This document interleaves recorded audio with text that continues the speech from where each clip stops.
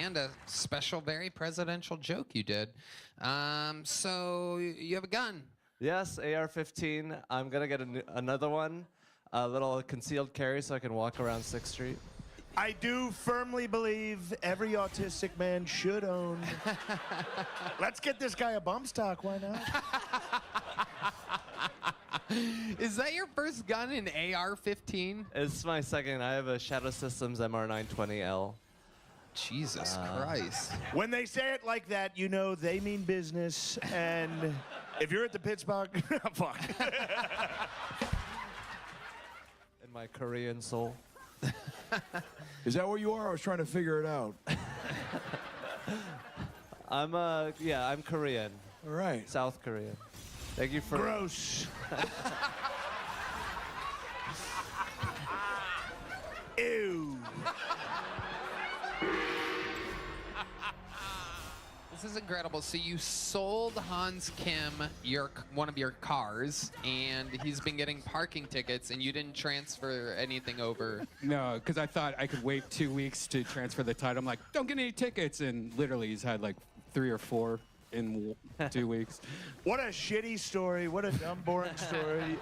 You brought us here. You're going to talk about parking tickets. Of course he's getting parking tickets. He is very Asian. It's a great point, President Trump. Do you always get a lot of parking tickets, Hans? Yes. Hey, let him finish. Let him finish. Yes. All right, Tony. Thank you.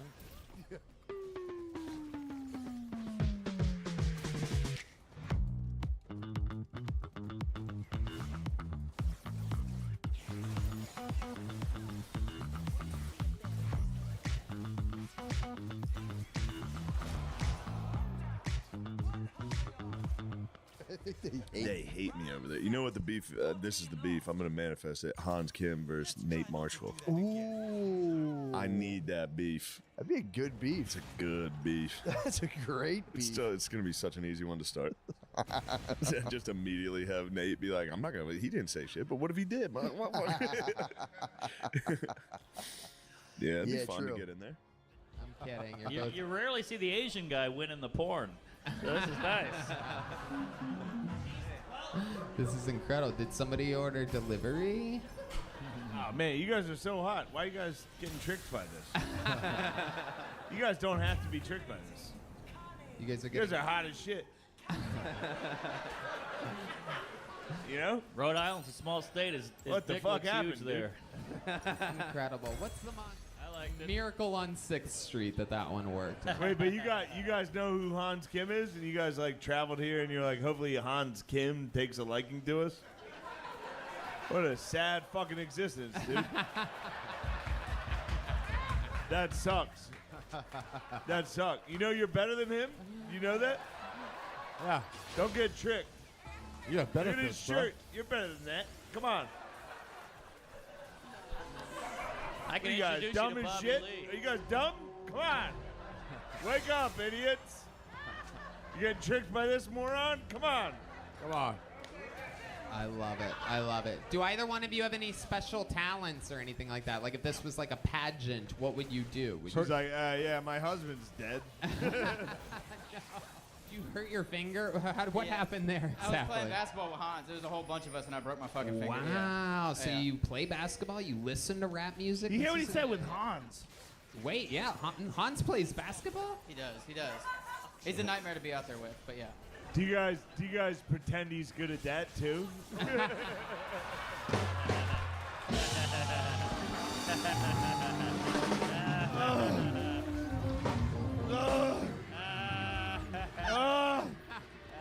Ruthless Shane Gillis. Oh my goodness. Hans really saving it there at the end. That was I getting know. close. We were in treacherous territories there. Yeah, they weren't feeling the temperature joke.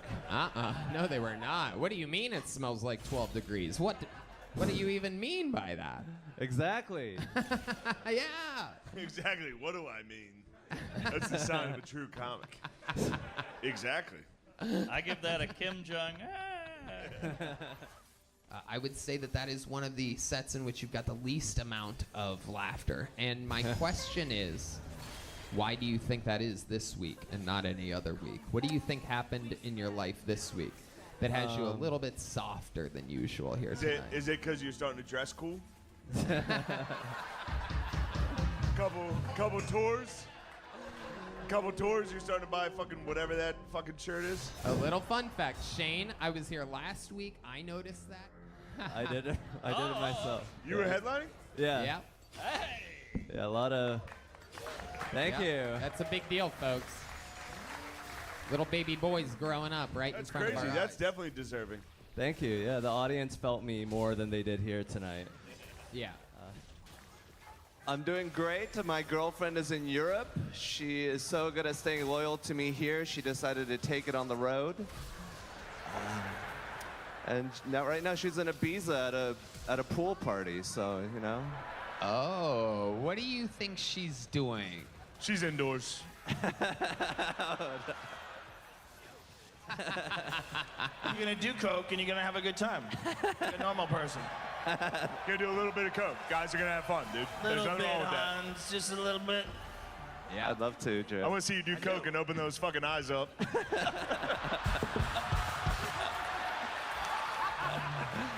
It's true. You can do whatever you want, Hans. And we know that you have a new girlfriend who's been distracting you a lot from the actual art form of writing and performing. You are not used to having a white girl giving you pussy anytime that you want. He brought her. She was in the green room this week, and I don't like it. I don't. She's pretty attractive, and I don't like it. I'm sorry, Shane. I was mad when I saw it. Yeah. He has a fucking Rolex and a hot white girlfriend. I was here a month ago, and it wasn't going this well. It's starting to fucking bother me. It is true. This is interesting. I didn't know this about this girl. Has this been like this the whole time? Yeah, she's really big into whippets. Oh my God. Wow. Okay. Sounds like a keeper. How often is she doing these type of illicit drugs? Every day. Every day? She does cocaine every day? She's on ketamine right now. Wow. Is she the fucking Wolf of 6th Street? Come on, guys. I got a good jawline. I'm pretty skinny. I'm like fun to be around sometimes. I try to make her be happy. You know, sometimes I'm like sad, but sometimes I'm not. So maybe she likes it when I'm not sad. I honestly don't know. Yo, is this actually how you talk? Is this a character or is this for real? Yeah, no, he's like this all Sometimes the time. I'm sad, sometimes I'm not. Yeah. Is this a Drake song? What does she do for work?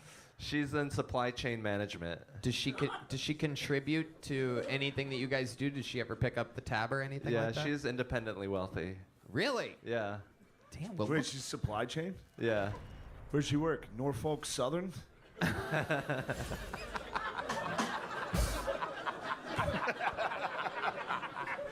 on, guys. Hans, Kim. Remember that? Remember what happened? Hans, you got the show started.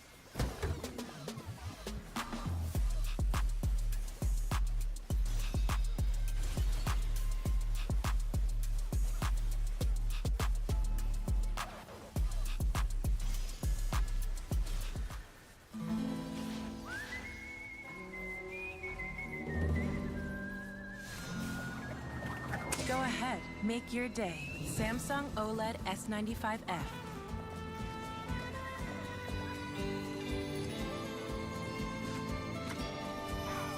With glare-free technology for no distracting reflections. Even smarter with SmartThings and Galaxy AI. It's a little bit of a hike. That was Hans Kim. Can you imagine passing out from a whippet and then waking up and Hans Kim is mounting you or licking your feet? Here he is, everybody. Unstoppable force. There's nothing other than you relapsing on pills and overdosing that can possibly stop the trajectory of your career. My question's this, because we're all going to watch you continuously. I mean, you know, we watched what Hans has done over the past couple years, and you are just a freak You of could be nature. the next Hans Kim. Keep working. But what I want to know is, at this stage right now, what's your living situation like? Because another incredible performance. Shane, this is your first time seeing Hans Kim. What are your thoughts on Hans? I can't believe how talented and impressive you are. I loved it. I loved every minute of it. You're my favorite guy I've ever seen. No, it was good. It was great. Lauren, help. I'm sorry, dude. Yeah, it was good. Thank you. Hans, though. Hans. You guys have probably covered that 1,000 times. No, we really haven't talked about how Hans Kim? What are you, the Axis? No, we have. That's a deep cut. All my World War II heads out there. What's Yeah. good? No, I like it. How did you end up with the name Hans? My parents were a year into America, and they didn't want kids to make fun of me for having an Asian name. Damn, dude. Oh, shit, That's dude. so funny. Your parents were so out of touch. They were like, what's the whitest fucking name we can think? Hans. That is Dude, I was about to do an Asian impression. I still got it. Hey. About 2 more Bud Lights away. The filter is strong. I still got a little Got a couple more Bud Lights coming. I've had more fun here, just partying and playing Catan, you know, getting to know comedy girls. He's and stuff. playing board games? Playing board games. Yeah, that's that rock star lifestyle. What the fuck are you talking about? It's like we play Catan every night, and it's like, you know, it's chill. It's not like so much loud music. It's just like people just communicating with each other. Wow. Yeah. I think you're talking about cocaine. You're talking about cocaine. That's what's Are you guys doing coke and playing Catan? Because that would be pretty fucking great. We should take acid and do Catan. And do cocaine. Cocaine, yeah, you just slip. Little No, Freudian don't do slip. acid. Do coke and play Settlers of Catan, dude. That'd be nuts. That'd be You go to war with me? You motherfucker!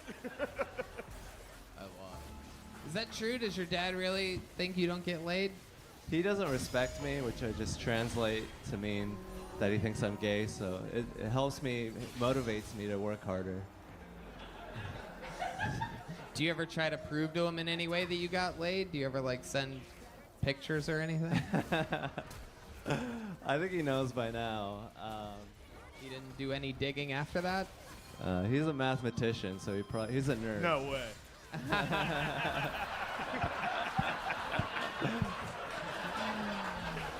Wow. What does your mom do for work? She works Also at a mathematician. She teaches kids math in school. Oh my God. Unbelievable. What else, Hans? You broke up with your date. You been with any other girls this week?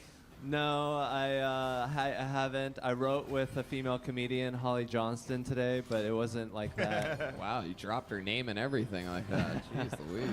She was on here. Yeah, she's a good friend, and You wrote with a. What are you doing? We wrote comedy together. Is that what your motive was? Was that your motive? Were you like, it's time for me to find the best comedic mind I can? Yeah. I know. A lady. There was nothing else behind that? There was definitely. There was no secret motive? Because it sucked. It was a tragedy, Hans. It was Sorry, a tragedy. guys. I mean, yeah, usually you're so funny. What the fuck just happened there? I don't know. I like those jokes. Maybe it's too. You've been getting some white pussy. Yeah. Yeah. You're getting soft, dude. I. Getting comfortable, content with that white pussy. Definitely nervous as fuck. Very good. Yeah, you see. Very good. You see it better than fucking Hans Kim? Yeah, fuck Hans Kim. Dude, he should challenge Hans Kim, dude. Way better than Hans Kim. Dude, fuck Hans Kim. This is the next guy. I don't know. Hans Kim. Fuck No Hans chance. Kim. No chance. No chance. Fuck Hans Kim. Okay, we got it, folks. Thank you. We don't have to like kill time on this podcast, guys. Asian hate. Are you this two-dimensional character, you little bitch? Be who you are. All these people are themselves. They're not a fucking European character. Sugar Sean giving Rick a chance to respond. Say it, brother. He's the referee. All right. Well, I mean, but that doesn't matter. It is whoever fucking wins.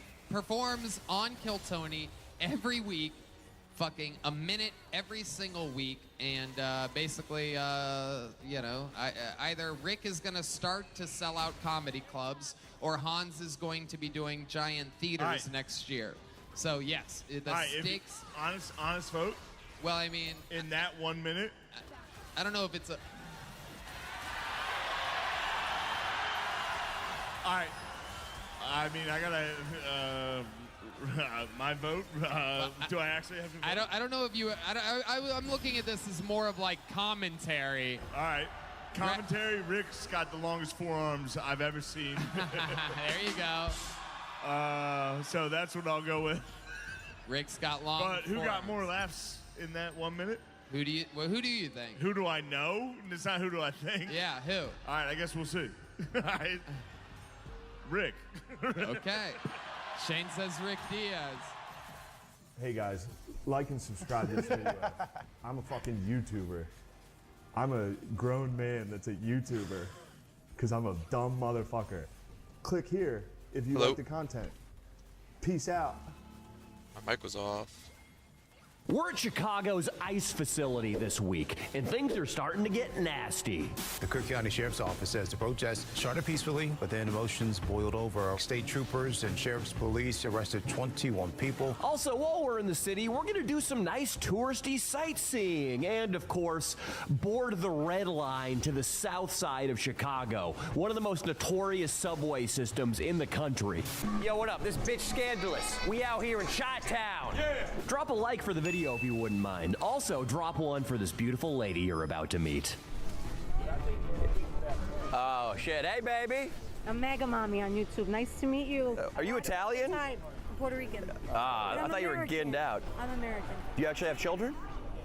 Yeah, one is 20, one is 26. Okay. You guys are such, what do you call that?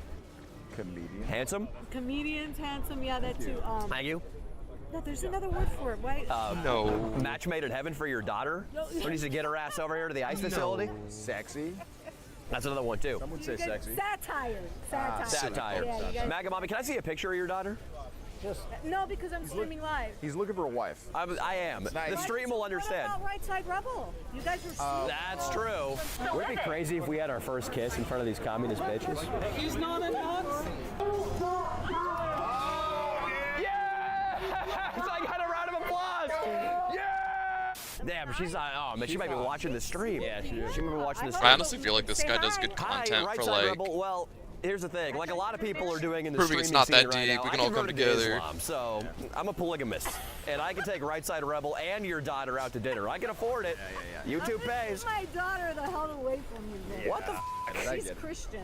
Okay. And so am I. Well, you know, we're both. Is it a dope flamingo coat, or is that just a... It's a flamingo coat, yeah. Okay. The underwing furs. I think it's about 14 flamingos. I'm the guy who's gonna have sex with her daughter soon. Man, you respect that, my man, huh? This guy respects it. This guy. Funny. One person approves at least here. We got one approval. Since you are a MAGA mommy, if you did marry her, would it be okay if you cheated just one time with a porn star and then paid her off? Straight in the balls. Okay. Well, come on. You're MAGA mommy. Titanium balls. The figurehead, old Donald Trump, did the same thing. Johnny boy, he did it, you know? I know, but he's moved on from that. He's evolved. And I don't think he's having sex with Erica Kirk. Like everybody says it online, and they kind of kissed. Yeah, that's true. Wouldn't be anything wrong with that if he did, though. You're not hot boy maxing anymore? No, what's maxing? Wow, you still are. have the same hairstyle. MAGA mommy, I think, forget your daughter. I think you're interested. So, what are they saying right now? How many people are watching MAGA Mama? I don't have the comments on right now. That's probably wise. I'm not on YouTube now either. I'm on X Live because they were playing music earlier. Oh, yeah? So you had to get off for the copyright purposes? Yeah. Wow, that's very smart. That's what they do around here, so they can cut off your streams. Yeah. See if you're on the other side. Yeah, they come over here, they cut off the stream. Yeah. Some people, some dirty women will even show their breasts. Yeah. You're holding your pepper spray. Oh, no, that's a vape. I thought she was about to pepper spray me. Show it to the camera real quick. I would never. Well, there's no nicotine in it. It's just an oral fixation right now. I'm trying to... I can help you with that. Yeah, I bet you. Yeah, what do you mean? I You don't have know if something you she can can suck handle on? an Yeah, watermelon Jolly I don't know Rancher. if you could handle an old woman like me. I think he could. He has some moves that are kind of old school. And I got abused by my high school teacher when I was a sophomore. It's a fetish now. It's a fetish now. Yeah. I think I just pissed my underwear. Nice. Was it piss or is it pre-cum? Yeah, I don't know. I don't It could be pre. It could be. You want to find out? Yeah, it could be pussy snot. Pussy It could be pussy snot, and I do Zero, that sometimes, no. Mega Mama. He carries around towels for that exact reason. He called me Mega Mama. Let me know if you want to make out behind this fence. Come and get me when you're ready. I'm ready right now, Mega Mama. You guys should kiss for the stream, though, for sure. What? You guys should kiss for the stream. One little peck. Yeah, one little peck. Damn, Leo. I'm really blowing up with the MAGA influencer women. You are, bro. What the f, dude? Hey, it's made out with MAGA mommy, baby. Tastes like yellow. Yeah. Did you just Gross. make some today? Do you want to, I'm hey, gross, bro. My lips got room for multiple. No, that's yucky. Come on, baby, it's cozy in here. That's not a liberal, because if she was a liberal, she'd be all over you. All over me sexually or all over me like, Yeah, the second one, the latter. yeah. Yeah, I think she got jealous. I think she got jealous too, man. All right, baby, I'll be back for more soon. Can I get a kiss too? No, I'm not gonna kiss two men in Why? one day. Why? No, I gotta keep his essence on my lips. I'm not gonna. Wow, Leo. How do you feel? Sorry, Leo. I MAGA Mama. don't kiss any ladies. Yeah, well. I can't kiss two men in one day. I'm not a whore. Well. How dare you, Leo? That wouldn't make you a whore at all. I'm sure you'll find somebody else. Leo, how dare you try to devalue her as a woman? I was not trying to devalue you. You came here November 4th for the comedy. Yeah, no, we're here. There's a show tonight. Hey, you're my special guest. You're coming up on stage if you come to the show tonight, baby. Oh, you're coming up on stage. Excuse me? Are you by any chance a little bit jealous that I just kissed her? Thank you. I don't really give You gotta be a little jealous, man. It was Zero. nice. Those things were luscious. Going down your rabbit hole. I'll go down your rabbit hole. I'll look for prostate cancer while I'm down there. He knows how to check. Hey guys, don't worry. What do you mean? We just want to make sure you're healthy. Oh, I'm healthy. Okay, good. Yeah. I'm very healthy. Yeah. No problem. I mean, we're almost at the age where we're gonna have to start getting screened. Yeah, and I'm actually next year. We'll do it pro bono. I'm getting a colonoscopy next year. A what? A colonoscopy? Oh, Yeah. speak with intelligence. Colonoscopy, yeah. You didn't say that. It's a good word. What did he say at first? What did I say first? I'm not going to repeat it. I think You fudged it up. Yeah, he said he was gonna get his stink hole fingered. I thought that was a little inappropriate too. That's another way. Is that what he said, sir? Did he say he was gonna get his stink hole fingered? That is not medical terminology. MAGA mommy though, that was nice. That was nice. See, I'm not going to give you content. Well, I mean, what's your makeout tally today, brother? None. Okay. Well, I've beaten I've been you. happily married for 40 years. Well, go kiss. You got to kiss her. I did. All right.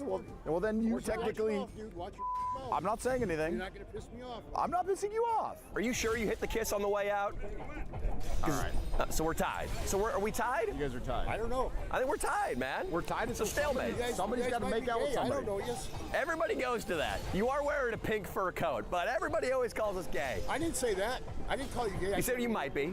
Yeah. So you're going to say something. I cannot sue you for slander. I didn't slander you. Yeah, I said I can't sue you because you said maybe. So what's the big deal when I said that? No, it's not a big deal. I'm just the intent. You're trying to intimidate me. I'm not trying to intimidate you. I would never sue you, but the implication is clearly you think we're two homosexuals. So, MAGA mommy, he still thinks I'm gay after we made out. I don't know what to do. I don't know what to tell. Some people can't be convinced. He's probably had more sex with women in 1 week than you had in 2 years. Oh, MAGA mommy! That is some good PR right there. Right here, my man. Everybody's got something to get for.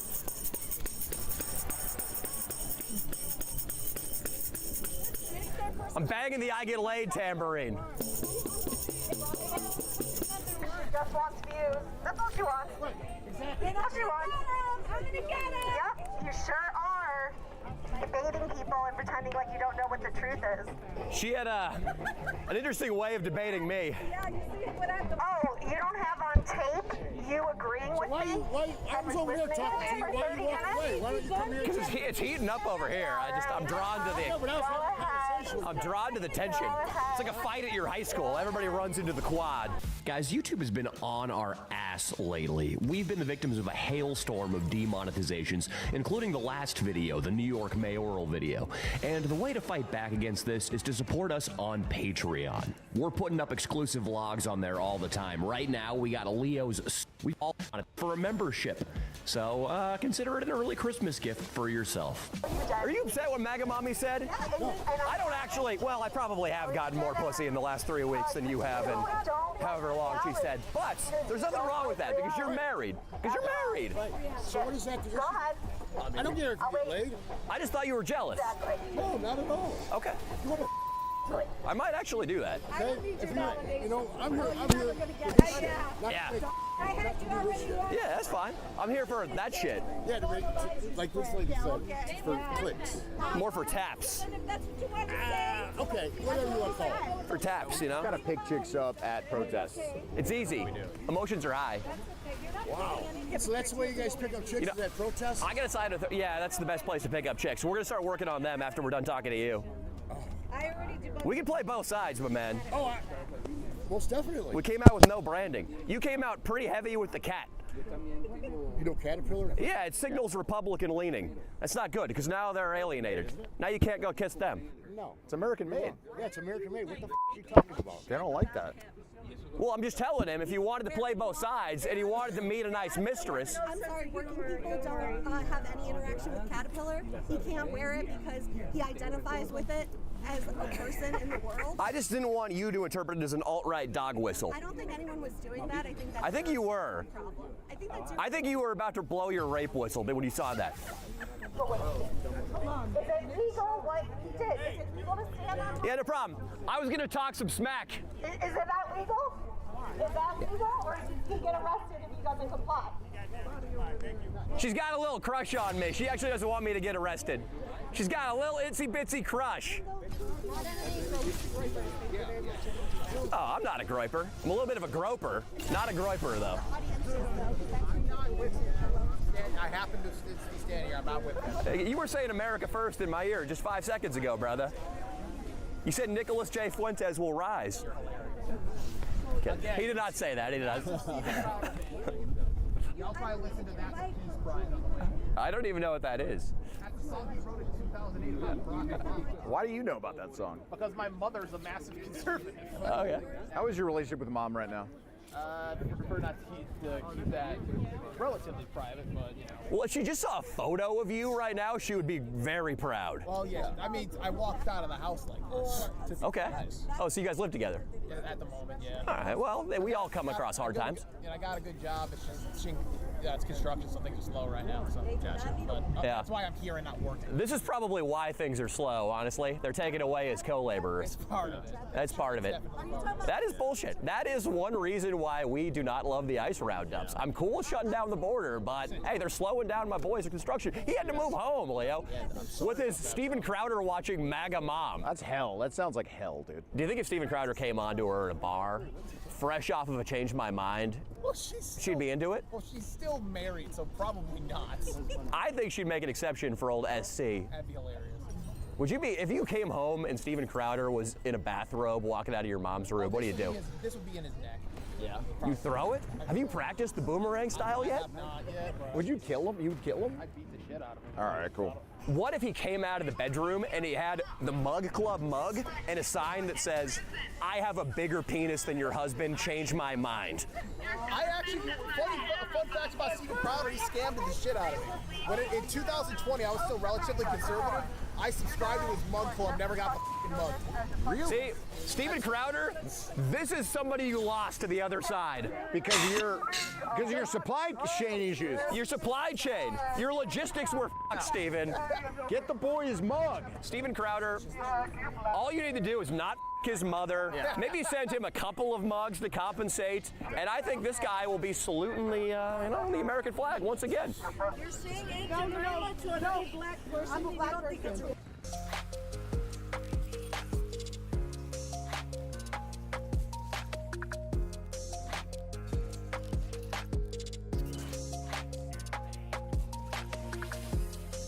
As As long as donuts were made into rings, middles were tossed for more popular things. But one day, when the air smelled like pine, a voice said, "Hey, this one's mine." Dunkin' Munchkins, so small, were suddenly the best bites of all. The holidays run on Dunkin' Munchkins. You tell her, MAGA mommy. I'm a black person. I'm a black person. Here we go, some conflict. I'm a black person. Wait, first of all, wait a second. Where's the cold on your lip? Why don't you worry about that? Why don't you worry about the herpes in your mouth? Why don't you worry about the herpes in your mouth? I've always been a bit of a risk taker. You think I have a... Oh, you got herpes too? Oh, yeah, Hey, bud, dude. I'd love to see that. Give it to me. Don't be a hater. Why are you kissing your son? Don't be a... Why are you kissing your son? Why are you kissing your son? Because we get down like that. Why are you kissing your son? Why are you kissing your son? Why are you kissing your son? I'm sexy, baby. Kiss me. No. Very sexy. No. Yeah, kiss him. Kiss me. I'm on the Epstein files. No. I'm on the Epstein There's the whistle. I knew a whistle was going to come out. I love to have my income come from children that I manipulate with my bullshit because I act like I'm 12 years old so I can get views. Hey, let me tell you. I don't give a shit. Christmas is coming up, and their parents are going to spend Jesus a lot on merch. Christ. They're just yelling bloody Spend a murder. lot on merch. Nothing you can say can make you look good. I feel like I'm back in the club. Can I give you a kiss? Can I give you a kiss? I just want to kiss you. Well, give her a kiss, Leo. Wow. That's why I don't go to fucking protests. Striking out. Half of it's just being annoying as fuck. Hey, I thought we were cool, man. Why are you talking smack? You don't want to kiss him. I think she secretly does. She'll come around. He plays the slow game. That's all you got to say. Pull your dick out then, mother. It's pretty big. Pull your dick out. Let's see it then. Let's see what you're working with. In fact, turn around. Let's see how your asshole is. You look like you want to get it stuffed. Whoa. One or two fingers. One or two. He does have a colonoscopy coming up. If I strike out with one more girl at this protest, I'm gonna kill myself. So we better. I need to make out. Leo, not everybody can be me, all right? I came in here on fire. Clearly, all these women here want to take me home and jump my bones. They all want to jump my bones. Nobody's Leo. interested in me. Nah, they want me. I was on The Bachelorette. I'm a handsome. So are you live streaming? No, it's not live. We'll get to edit so it. none of my shit I said you guys would be in it. No, probably. I doubt it. Yeah, probably. I mean, do you want it to be? If you think it's worthwhile. I think it was worthwhile. Because you and I, we kind of got into a heated debate about, like, you know, Nothing. who's getting more chicks. I wasn't inquiring about that. You kind of tried to raise up on me for a second. Because I've been married for 40 years. Yeah, but you were like, oh, I get so much on the side. My secretary, my neighbor. No, mother. No, I didn't say that shit. Yeah. All you're doing is trying to get me riled up, so I jacked the jaw, and I ain't gonna, and I might, but I'm not. You're not gonna jack my jaw? I could. You can jack it? I'm keeping an eye on that right hand for the rest of this conversation because I don't want to get my jaw jacked. People say I got a glass chin. I go down quick. The content's gonna grind to a halt if I'm asleep for 10 minutes. Would you be you wouldn't do anything to me while I was unconscious, would you? I might. Nothing sexual? I might. Oh. You're gonna do something sexual while I'm unconscious? Yeah, I'm gonna dingle my balls on your forehead. Damn, you're gonna teabag me? Yeah. I'm gonna be concussed and you're gonna teabag me outside the ice facility. Definitely. And all these people out here are gonna laugh their ass off. Put that in your video. You might get arrested for indecent exposure. I don't care. Oh, wow. It'll be worth it. Hey, it will be worth it, but you still won't be able to say you get more ass than me because I'm a guy and we're not counting dudes. You got to put your balls on a chick's forehead to one-up me today. Hey, it was nice meeting you, dude. You were fun. You were fun. Hopefully I don't get jaw-jacked in the subway. I probably will. They're doing this on purpose to agitate things. They're evil, dirty, disgusting, vile people. Hey, get ready to take a mental picture, my man. Get ready to take a mental picture. Hey, check this out. Check it out. Okay? So yeah, I'm gonna talk shit to these agitators because they need to get the hell out of here. Their purpose for coming here. The only thing getting agitated is my groin. We're in Chicago, in front of the American Writers Museum. Hey, my man, what can you tell us about the Writers Museum? What can I tell you about it? Yeah, you know any bullshit about this place? Truthfully, nah. I'm right here at the City Bank. I don't know nothing about this. Oh, shit. If you had to guess, would you say this is some horse shit? Yeah. You know Walt Whitman was gay. Truthfully, I don't know none of them. I ain't gonna lie to you, gang. You don't fuck with that gay shit, though, do you? That ain't got shit to do with me. I ain't finna sit here and say I don't with it, but hey, that's them shit. I don't care. Leo, you with Walt Whitman Leaves of Grass? Yeah. I don't really with it. And if that makes me the odd man out, I'll deal with it. I ain't finna sit here and say what it is, what it ain't. I really don't know. Yeah. So we're actually coming into the museum in a second. We were talking about Walt Whitman Leaves of Grass. We were trying to figure out if we were or weren't about that gay shit. Because Walt Whitman's a gay guy. He's gay, but I think we're about it. All right, man, we all about it? We about it. Yeah. Come on, dap us up. Come on, man, dap us up. Come on. Nah, come on, man. For real? I'm trying to do my job. We can't be about the gay? Oh, man. Damn. I hear you, Doug. He looks like Gandalf, and he's sucking dick and shit. Yeah, exactly. Zero. Other people sucking No. dick, nothing to do with you. They ain't sucking dick. So for the record, you're not co-signing it? Aye, man. Walt Whitman was sucking dick and shit, dog. Yeah, we were just trying to figure out what the deal with Walt Whitman is. Well, there was some controversy out on the sidewalk about that gay shit. Yeah. Well, the security guard next door, he didn't want to co-sign us, like, supporting Walt Whitman because he might be gay. Yeah. Yeah, so it doesn't kind of matter. Yeah, that's good. We should tell him that. We should tell him that. Walt Whitman's poetry taught Americans how to begin to think and speak democratically in a freer and looser idiom, in a more conversational and less formal tone. That's kind of what was going on out there on the sidewalk. Jack Kerouac, dude. Chicks love this guy. This guy is like a manlier you. He's got a pipe full of tobacco, a tumbler of whiskey, and he just got back from a road trip across the country where he was getting pussy at every stop. Sounds like a good time. He's a better you. On the Road became the defining work of the Beat Generation, a loose collaborative of artists and writers who rejected the mainstream in favor of experimental and spiritual. I think all his work, it's nothing compared to The Bachelorette that I was on. Here's the problem, Leo. After The Bachelorette, the Beat Generation became a pretty good description for the women you get with. On the Road also describes the only place Leo gets sucked. He likes those cars, remember? Excuse me, sir, do you know anything about Walt Whitman? Not really that much, I would say. There's some controversy between us and a security guard out front whether or not Walt was about that gay shit. Oh, I've heard that he was. I think so too. We're going to write the security guard a letter explaining that right now on a good old manual typewriter, an Olympic. I got, hello, security guard, you are a sweet gay boy. Walt Whitman said, you gay, big dog. What do you think about that? Is that, I think the only sensible thing to do is to deliver it to him in person.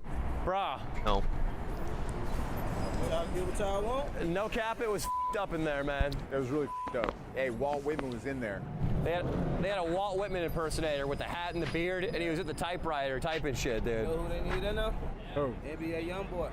NBA Youngboy, what would he do? Youngboy. Is he about that gay shit? He's an amazing writer. Well, dude, this is what Walt Whitman, there was a Walt Whitman impersonator. He typed this up. He said, hello, security guard. You are a sweet gay boy. Walt Whitman said, you gay, big dog. I guess Youngboy is with that gay shit because he made the songs with his. Yeah. There we go. This shit go hard too. Hell yeah. Damn, dude. So what we learned is Walt Whitman, an NBA Youngboy, and maybe you about that gay shit. Ain't got shit to do with me. We're setting up for a wedding right now. Oh. Yeah, you want us to go check in with the groom, make sure he's ready to commit? The groom's not getting cold feet or anything, is he? I hope not. I hope not either, because you look great. Thanks. Took him a long time to finally make up his mind. Oh, yeah? Do you know? Is he going to be your son-in-law? No, he is actually my nephew. Yeah. You ever want to jaw jack that little f***er? Many times. Oh, we are performing tonight, baby. We got a stand-up show soon. Yeah, we look like. With who? The wedding party? Oh, yeah, we're performing. We're here with the wedding party, yeah. I'm going to be performing in the bride's bedroom tonight. Hope the groom knows hear about it. Yeah. What is this, dude? Dude, what is... My man, did you slip me some acid? What is this? It's a description right there. We're about to sit down. correct me if I'm wrong, but you didn't trust us with the inflatable art, so you're trying to lead us away from it. Because you think we're going to dive on that shit. No, I'm trying to get you to see as much as you can before y'all have to set up. Yeah, because the only thing I'm going to see pretty soon is the inside of the bride's beef curtains. Come back, man. I'm going to see your beef curtains, man. No doubt, Danny, an Italian man did all this. This is Italian craftsmanship. Mosaics, you have to do these by hand. When your people aren't emitting body odor and stuffing pizza pie into your face, I guess you can do some pretty fine work. Oh. Since, as you said, your people did all the mosaic work in here. Yeah. You're going to go tell a member of the wedding party that you deserve prima noctis access to the bride. You know, my man, my people, I'm Italian. We laid these mosaics by hand. It's my father's father, my grandfather. Yeah. And on that note, you know, I got prima noctis with the guy's wife. Yeah. Okay, you are? Yeah. Okay. What's your Thank name? you. Leo. Leo, okay. Thank you for meeting. Nice to meet you, sweetheart. Oh, yeah, of course, baby. Yeah, yeah. But yeah, I get prima noctis. I actually got a first dibs on his wife last night.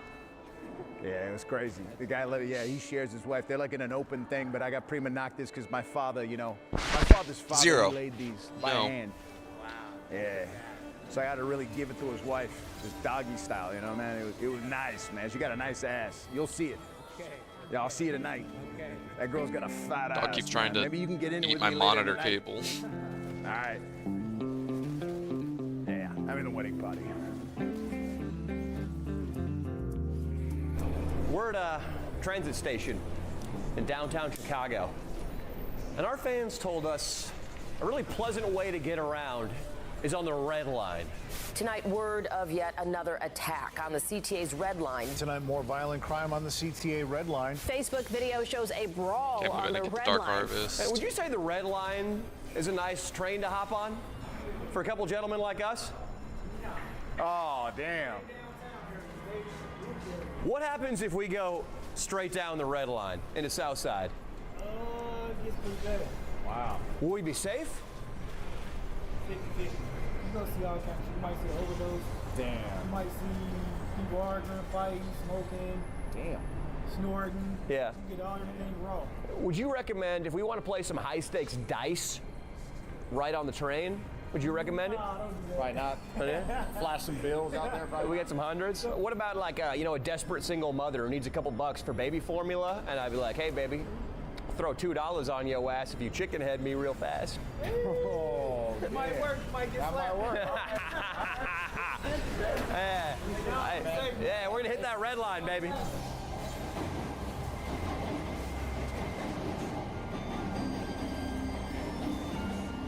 We're from LA, dude. We like this. What's up, Kelly? Yeah. Hey, spit us something dirty about getting your dick sucked by some bitches.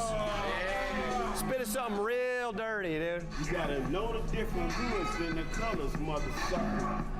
But in Chi-Town, we did it a long time ago. Now it's about the knowledge. Go ahead with the knowledge. Oh. Yo, what up? This bitch Scandalous. We out here in Chi-Town. Yeah. Repping for all the local homies. We from LA, we do it big. Yo, here I come. I'm on the subway, Zero. and I'm a good lay. I get Hey. some Henny in my system, make your mom's day. We in Chi-Town. I dress like a clown, but still I walk up and I'm gonna get Leo's mom down. On her knees, giving dome. That's how I do it. And then I go home. I don't even clean up the jizz off her chin. It's a loss for her. For me, it's a win. Yeah. His mom sucked my dick in that rhyme. I made his mom blow me in that rhyme, dude. That's right, dude. My train go by? Yeah. We'll start that shit over. It's too much noise. Yeah, I got you, brother. Let me do the bass levels. We're gonna make this shorter. Put this shit right. Yeah. Motion picture shit. You heard me? In 3D. We want his rhymes to come out in 3D and bite y'all. Like Jaws, you know. Every rhyme I say is gonna take you like Jaws. The police? Come on now, how you tripping? What you talking about, the police? You see police out here? I did. What the you talking about? You don't know what I'm talking about. Oh, for real? I don't know what you talking about. Bruised bitches. Maybe Me you too. don't know what you're talking about. Me too. I'm trying to beat that bitch up like it's new. Ignore him. Nah, I like what he's saying. Tell the people where y'all from and what y'all want. Yo, I'm from LA, son. What part? I'm from Southside LA, man. What is Southside I'm LA? from South Central. I'm from Compton. Okay, now we know I'm that. from Compton. He said Compton. Yeah. What? What's up, Shy? Y'all gonna show some love? Hey, y'all gonna show Compton some love? Show Compton some love. I all about Compton, man. All right, Compton. Gotta rap about what I know. Let's get it. Yeah. It's Compton. West Coast. Yeah, here we go. My man in the pink jacket, I f his mom. I f her so hard, some would say it's wrong, but I don't give a f. I'm gonna get my nut. Then I'm gonna spit on her. I'm gonna call her a slut. I'm gonna get dome from Leo's mom, and then I'm gonna go upside the head, hit her like a gong, cause I got no respect for women's, man. For real? Chi-town, and on my business I stand. Give me some fucking shit, dog. Yeah. We off on the train. You guys are the shit. I'm really sorry about that, man. I don't know what happened to me. Dude, they were getting me to like shout out Tom. I just lost my cool, dude. Bro, I wanted to blend in, man. Like, what else am I gonna rap about? I don't bang. I don't do drugs. You don't my mom either. Yeah, but I mean, I think about it a lot.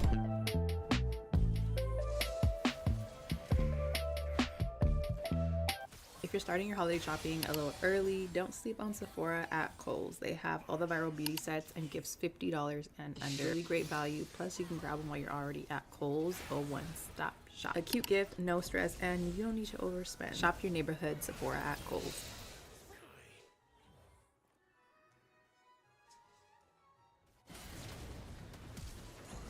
This could be the greatest opportunity of my life, and it comes with danger. Oh, I bet ain't nobody seen that coming.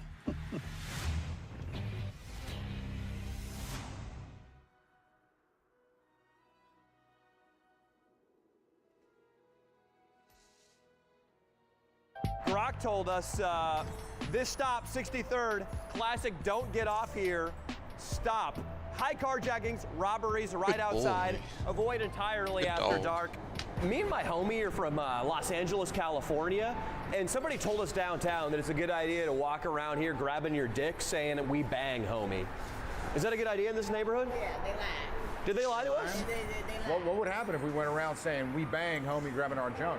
It'll be bad. Okay. I don't know how bad it is. Don't say it. So if I'm just like, what up, homie, you want to get a piece of it? I bang. That's I bang, son. Not the greatest idea. Okay. What if I start, I got pretty flexible fingers, so what if I go out there and I'm just like... Is that even a gang? I mean... I don't know what that is, but it's not a good idea to do. It's not a good idea? Good idea. All right, well, we're going to go check it out, miss. What do you mean we're going to go check it out? What do you mean? Why would... Man, what do you mean, dude? When they don't take care of escalators and they make that kind of noise, that's bad. That's the tip off the neighborhood's going to shit. When they don't got WD-40s, very cheap. Leo, there's a liquor store. No, I'm scared. Come on, let's go. I'm wearing a fucking fur coat and it's pink. Leo, just because there's a bottle of Hennessy on top of the liquor store doesn't mean it's catering to a certain audience. Actually, I'm pretty sure that does mean it's catering to, well, African Americans, because they love Hennessy. They're really staring us down. Hey, that coat's fire, huh? It's only $40. It's really cheap, Fashion Nova. What's up? Cheap. How you doing? White boy Rick. White boy Rick right there, man. We're new to the neighborhood. If we grab a bottle of Henny, you guys want some? Yeah, we want some. Hell yeah. We got you. Come in the store, man. Come in the store. Let's go in the store? All right. These my people right here. My Hell yeah. How you guys doing? How y'all visiting? Yeah. Y'all decided to come to Inglewood. Yeah. The wrong goddamn. Really? You think so? The wrong side of town, you think? Old block, everything. Oh, it's around here? Yeah. Oh, damn. This is my homie, White Boy Rick. Yeah. Easy, breezy, beautiful, colorful boy. They call me bitch scandalous. They call me... Hey, baby, can I get a bottle of Hennessy and then one Steel Reserve? I'm not asking for too much. Just one beer, please. Oh, I got you. You're going to have to work for this beer, baby. Okay, let's go. Come on. Yeah. She going to have to suck this thing. Yeah. you really want her to soak that polo top? If she down, I'm ready to get sucked, my man. You know? It's like, Get your stuff, man. Hey. I'm ready to take a shot Zero. and bust a nut. Thank you, baby. Appreciate you. Guys, thank you so much. Hey, baby. No problem. If you want to fuck me, I'm down there. I'll keep that, man. Yeah, I'll get to come by. I'll come by slanging dick. Come in here, T. Let me get one with the boys. Get your cup. Let me get one with the boys. Let me get one with the boys. Got you, big dog. Hey, shout out to the South Side. South Side, baby. That's right. Oh, shit. All right, y'all. Hey, you take care now. Doing good, man. Hey, that's love from LA right there, baby. That's love from LA, baby. Show tonight, Chicago, 2nd. Last night, sold out. Tonight, probably close. We're going in. Danny! What's up? Nice shirt, bro. Shit, dude. Whose face is that? Hey, Danny, bro. What's up, dude? You're a little guy, dude. Yeah, you got fucking better to you, dude. What are you, 6'6"? I'll still jaw jack you right now in front of all these people. I'll jaw jack you, dude. I'll tell my buddy Hockey from Betty. Yeah. What's his name? Hawk. Hawk? Yeah. That's the noise you make when you spit out your boyfriend's you fucking homosexual. Listen, I will jaw jack you and face you. Show you who the homo really is. Guys, we've been here for 3 hours, Danny, man. Oh, what's up, dude? That's where the good jokes come from. See that shit, dude? You can jump, Leo. You better not ever pull that crescent kick bullshit on me again. Switch kick. Oh, dude, you can make contact. Who said we can make contact? Listen, we have a quadriplegic, excuse me. He's got 2 limbs he can't use up here, too. Yeah. He's coming, so let's try to be respectful, okay? Because we got a guy. Yeah, you can't be throwing kicks and there's guys. Yeah, God damn. That's true. I could have paralyzed you. Get a catheter in, dude. Have some respect. Yeah, you're going to have one in, too, after I jaw jack you. You're not going to be able to control your bladder anymore. So Dude, thank you to that guy at the protest who taught me the phrase jaw jack. Follow us on Instagram so you can check out our show that comes to your hometown.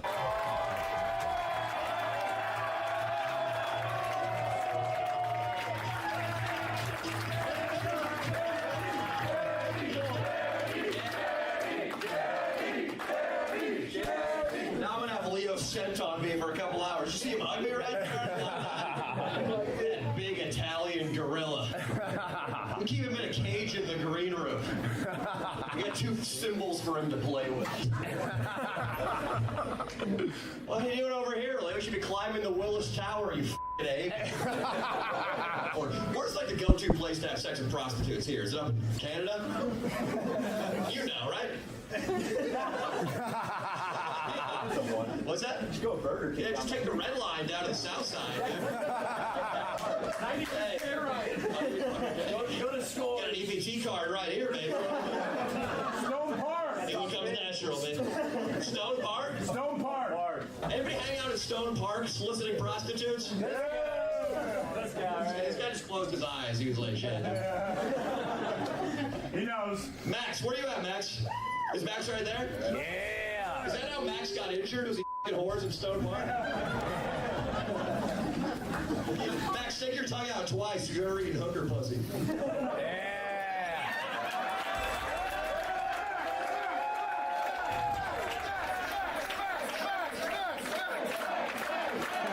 The accident was worth it. It was 1 African-American prostitute. A 12-foot half pipe and a pogo stick. That's how it all went down. Best day of his life. He almost died because he was eating out a girl in hooker and his bed came off. Is this a real story? Holy shit!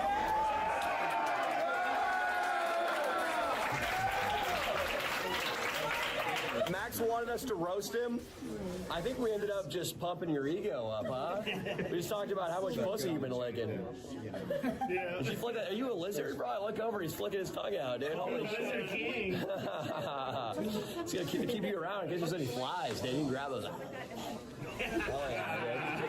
yeah, dude. We love you, Max. It's here, the Bobix Golf Black Friday sale event with special savings in every department. Save on select TaylorMade, Callaway, and Cobra clubs. Save 20% off green tag footwear, 20% off all apparel, and 20% off select golf bags. Shop in store or online at worldwidegolf.com during the Black Friday sale this Friday through Monday. Bobix Golf by Worldwide Golf. proudly serving golfers since 1972 and home of the legendary 90-day satisfaction guarantee. Get there.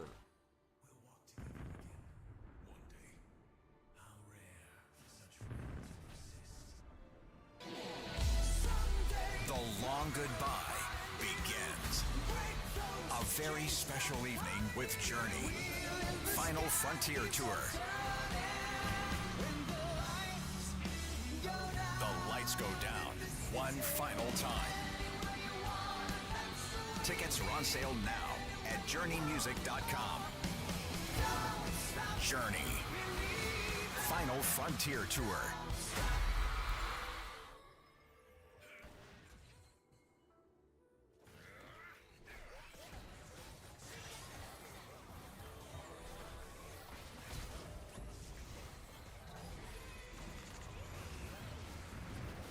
So I was going to try to have a light and friendly, hey, welcome to the Philip DeFranco show. There's no show tomorrow. A happy Thanksgiving. But now, horrifyingly, we're getting the breaking news that 2 members of the National Guard were shot near the White House.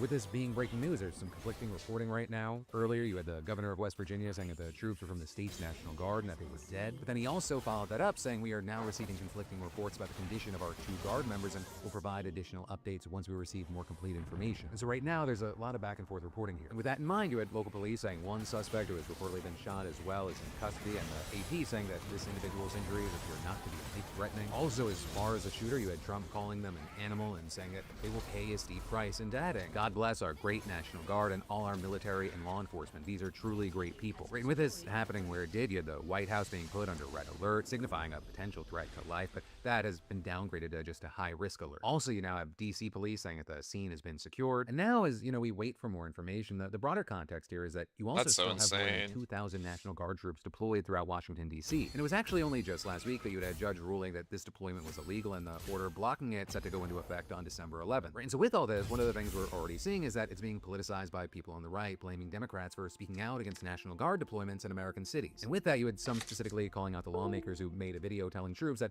they're allowed to reject illegal orders. But that also is you have many noting that their accusations, they come as we really don't know all that much. And at least as of recording, there is no official evidence right now that this was the motive behind it. And so this is something we're definitely going to have our eyes on, but for now, we'll have to wait to see what happens from here. And of course, in the meantime, thoughts, prayers, well wishes to the servicemen and their families. But then next up today, let's talk about Donald Trump's mental fitness. Right, in part because the New York Times called Trump mentally fatigued, and so Trump called one of their reporters ugly. But that was the apparent tit for tat started by an article that the paper published yesterday titled Shorter Days, Signs of Fatigue, Trump Faces Realities of Aging in Office. The piece was written by Katie Rogers and Dylan Friedman, and it said, with headline-grabbing posts on social media, combative interactions with reporters, and speeches full of partisan red meat, Mr. Trump can project round-the-clock energy, virility, and physical stamina. But then adding, the reality is more complicated. Mr. Trump, 79, is the oldest person to be elected to the presidency, and he is aging. With the men analyzing his schedule, noting that he has fewer public events than he did in his first term. Right, also noting that he has a shorter public working window, with most appearances only occurring between noon and 5 p.m. And it also said, when he is in public, occasionally his battery shows signs of wear. During an Oval Office event, Trump sat behind his desk for about 20 minutes as executives standing around him talked about weight loss drugs. At one point, Mr. Trump's eyelids drooped until his eyes were almost closed, and he appeared to doze on and off for several seconds. It then also detailed other instances where his age showed, like when he said that he got an MRI and he didn't even know what was being analyzed. They also pointed to more general trends like his pandering speeches and newfound obsession with the afterlife, as well as just general concerns about his health. And as far as Trump, he wasn't a fan of the article. And so in order to combat a report laying out concerns about his mental state, he then went on a nearly 300-word Truth Social rant insulting the journalists behind it, saying the creeps at the failing New York Times are at it again. He then repeated his talking points claiming he's solving wars and saving the economy, and then he added, to do this requires a lot of work and energy, and I have never worked so hard in my life. Yet despite all of this, the radical left lunatics and the soon-to-fold New York Times did a hit piece on me that I am perhaps losing my energy, despite facts that show the exact opposite. They know this is wrong, as is almost everything they write about me. This cheap rag is truly an enemy of the people. The writer of the story, Katie Rogers, who is assigned to write only bad things about me, is a third-rate reporter who is ugly, both inside and out. There will be a day when I run low on energy. It happens to everyone, but with a perfect physical exam and a comprehensive cognitive test that was ace, just recently taken, it certainly is not now. And this rant then took off with tons of people going, what the hell? Also, you had a group of people kind of outraged that he called the reporter ugly, noting that it comes not long after he already called a female reporter a piggy just for asking a question about Epstein. And It's because of that, and for other reasons, you had tons of people defending Katie Rogers, including the New York Times itself, with a spokesperson releasing a statement saying, "The Times reporting is accurate and built on first-hand reporting of the facts. Name-calling and personal insults don't change that, nor will our journalists hesitate to cover this administration in the face of intimidation tactics like this." Right, and again, this isn't just some outlier situation. This is happening as Trump's mental state has been a major talking point pretty much everywhere. I mean, after Trump accused a group of lawmakers of sedition and said that they could be subject to the death penalty, you had people like AOC saying, "The president's remarks are, I think, indicate a level of instability. It's not just shocking, it's not just offensive, it's bizarre, it is erratic, it's volatile, and I think it indicates a mental state that we should all be questioning." Why are the ads always so loud?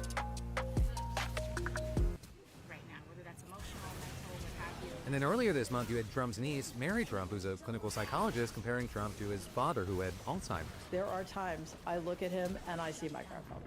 I see that same look of confusion. I see that he does not always seem to be oriented to time and place. His short-term memory seems to be deteriorating. You know, well, obviously she's not actually diagnosing him with anything, nor has a doctor officially diagnosed him with this kind of decline. She is far from the first person to speculate. But I mean, one of Gavin Newsom's primary attacks on Trump is his mental fitness. He even recently suggested that Trump has dementia and previously said he's incapable of even a train of thought. You know, this is a conversation that has left political circles. I mean, you're even seeing it pop up on things like Shane Gillis's podcast. Do you think he's getting dementia? I don't know. I don't think he just seems a little slower than usual. But he's definitely not. He's not at Pine Brains yet. No, not yet. But he's circling the drink. Yeah, because Quiet Piggy was crazy. Also, general polling showing growing concerns about Trump's age, with 49% of Americans thinking that he's just too old to be president, which is up from 43% when he first took office. So we wait to see how things continue, or depending on how you look at it, decline. I really would love to know your thoughts, opinions, and reactions to what we're seeing here. But then, next up today, we've got to talk about how a Campbell's exec allegedly went on a completely unhinged tirade about poor people, 3D printed meat, and Indian employees. Especially because apparently the guy who recorded it says he was fired for reporting it. So the employee in question is a man by the name of Robert Garza, who has worked as a cybersecurity analyst for the company. And Garza says that this recording was from a meeting that he had at a restaurant last November with Martin Bali. Martin Bali is a vice president and chief information security officer at Campbell. And specifically, Garza claims that he was expecting to just discuss his salary in this meeting with Bali, but instead, the executive launches into a lengthy rant that Garza secretly recorded. And in this hour-long recording, which Garza's lawyer sent to numerous outlets, the speaker, who Garza says is Bali, can be heard making a number of problematic comments about Campbell's products and customers. If you look at our pantry, we have poor people. Right? We have that's for poor people. Who buys it? I don't buy Campbell's products barely anymore. It's unhealthy. Now that I know what the in it, even in a can of soup, I look at it, look at meat, bioengineered meat. I don't want to eat a piece of chicken that came from a 3D printer. You? Then also beyond that, another standout from the lengthy rant were these comments about Indian employees. They couldn't think for the other dumb. Right, and those were just two of the most controversial comments from the recording, which were also outlined in the lawsuit. So you've got the court filings also alleging that Bali said that he often came to work high on weed edibles. But, you know, really the meat, and pun intended there, of Garza's lawsuit, it centers around what happened after those alleged comments. Because Garza claims that he brought his concerns about Bali to his manager, who is also a defendant in this lawsuit, but the higher-up didn't encourage him to report the incident to HR or tell him how he should proceed. And then, according to the complaint, 2 weeks later, Garza was abruptly terminated, with a lawsuit alleging that he was fired in retaliation for reporting the matter to his boss and accusing the company of fostering a racially hostile environment. And you also had Garza's lawyer telling reporters that his client's termination was especially shocking because Bali had praised his work during this meeting, and he claimed that he had never faced any disciplinary action or write-ups for work performance. Now, with all that said, as far as how Campbell's has responded, the company issued a series of statements, saying in one, it has not been able to verify the validity of the recording and has not been provided with a copy either. But they then also said in a separate press release that if the comments were indeed made by Bali, they are unacceptable and and added, "Such language does not reflect our values and the culture of our company. We do not tolerate that kind of language under any circumstances." And then noting that Bali's been temporarily placed on leave while they investigate this. Also, beyond that, Campbell's has fervently denied the claims made in the recording about the meat that it uses, recalling those remarks inaccurate and patently absurd, claiming that they use 100% real chicken meat that comes from long, trusted USDA-approved U.S. suppliers and meets high-quality standards, and asserting that any claims to the contrary are completely false. And with that, adding the person alleged to be speaking on the recording works in IT and has nothing to do with how we make our food. And then, as far as Garza's firing, you had Campbell saying that it can't comment on personal matters, but claimed that he was terminated for good reason. And so, for now, we're gonna have to see how the lawsuit plays out, but it's also not the only challenge that the company's facing right now. Because after the news of the lawsuit broke, Florida's Attorney General announced that the state's Consumer Protection Division would be launching an investigation into Campbell's. And that because, Florida has a ban on lab-grown meat. And so this is gonna be an interesting one to watch for a few different reasons. And then we're gonna dive into even more in just a minute, but first let me say, we gotta be honest. Most shoes, they can't handle a still drink, let alone actual winter weather. But the Vessi Stormburst, different story, right? Vessi, today's sponsor, makes sneakers that don't immediately fold the second that the world gets wet. I've been wearing the Stormburst nonstop. They're waterproof, warm, comfortable, and they're still lightweight enough that it doesn't feel like I'm lugging bricks on my feet. Right? And their Dymatex waterproof tech, it keeps your socks dry through rain, slush, sleet, and those ambush puddles that appear out of nowhere. They're perfect for errands, dog walks, airport days, or those quick trips that somehow become 10,000 plus steps. Cleanup's also easy. You just wipe, rinse, done. And we also got to talk about the Vessi Coastal Jacket, because wearing waterproof shoes with a non-waterproof jacket, it's like putting a sunroof on a submarine. And this thing, it's fully waterproof, breathable, and lightweight. It's ideal for cold, rainy days without the marshmallow punch. And Vessi's biggest sale of the year is right now with 25% off site-wide and up to 55% off select styles. And that includes the Stormburst and the Coastal Jacket. You'll also get free shipping on orders over $110, 30-day returns, and a 1-year warranty. So hey, upgrade your winter setup while everything's discounted at least 25% and up to 55% off. Just scan that QR code or go to Vessi.com and grab the Stormburst and the Coastal Jacket before they sell out. But then, next up in the news, we've got to talk about how ICE now wants to offer an almost unlimited amount of money to contractors to track down undocumented people. This shit's so insane. It's like actually like a 10x increase or some shit. This plan is actually a revision of a version that had a much more limited scope, because the previous version had a total cap of $180 million that the agency could pay out to these de facto bounty hunters. So we're talking about $180 million total, certainly a sizable amount of money and a massive program, but nothing compared to this new plan. Right? Because ICE now wants to set a $200 million cap per contractor, which heavily expands the scope of the proposal. And in general, you see the firms behind this will actually be private surveillance companies who will rely on data that's actually given to them from ICE. Now, initially, the plan was to allow them to have access to ICE databases that have mountains of information on 2.5 allegedly illegal aliens. But apparently, there were very serious concerns about giving private companies that much access, so apparently, ICE is going to package up that information and hand companies little dossiers on target. ICE also wants to give these private surveillance companies a big incentive to actually take on the work, and they're offering minimum contracts of $7.5 million. Right, and all of this suggests that, ICE isn't wanting this to be an experiment, but rather the start of a new expansive surveillance system that should be taken seriously. And a big important thing is this is just one of a few ideas that ICE has to bring in private companies to help with its mission. Over in Texas, for example, they're experimenting with private armed companies to transport detainees 24/7. They're also looking for companies that can staff a program to monitor social media sites like X, TikTok, you name it, 24/7. Finally, ICE is trying to get a vendor to take over a call center that reportedly gets 7,000 calls and tips a day. And all in all, you're seeing that ICE is taking its mandate from Trump to hit 1 million deportations a year extremely seriously. So much so that they're not really focusing on criminal deportations, which is something that past administrations have done. Instead, they're just going after anyone here illegally, with non-criminal deportations skyrocketing a shocking 2,000%, and they're now the biggest category of people that ICE detains. And actually, in total, DHS claimed back in October that more than 500,000 people were deported. So, one, we're gonna have to see what happens, but also two, however bad you think ICE is right now, imagine what the enforcement's gonna look like moving forward with this. But then next up in the news, we've got to talk about America First pricing, because national parks now have this new America First pricing that means that foreign tourists will have to pay many times the price of U.S. residents to visit some of the country's most popular destinations. Because, currently, visitors to around 100 national parks, no matter their nationality, they pay fees ranging from $10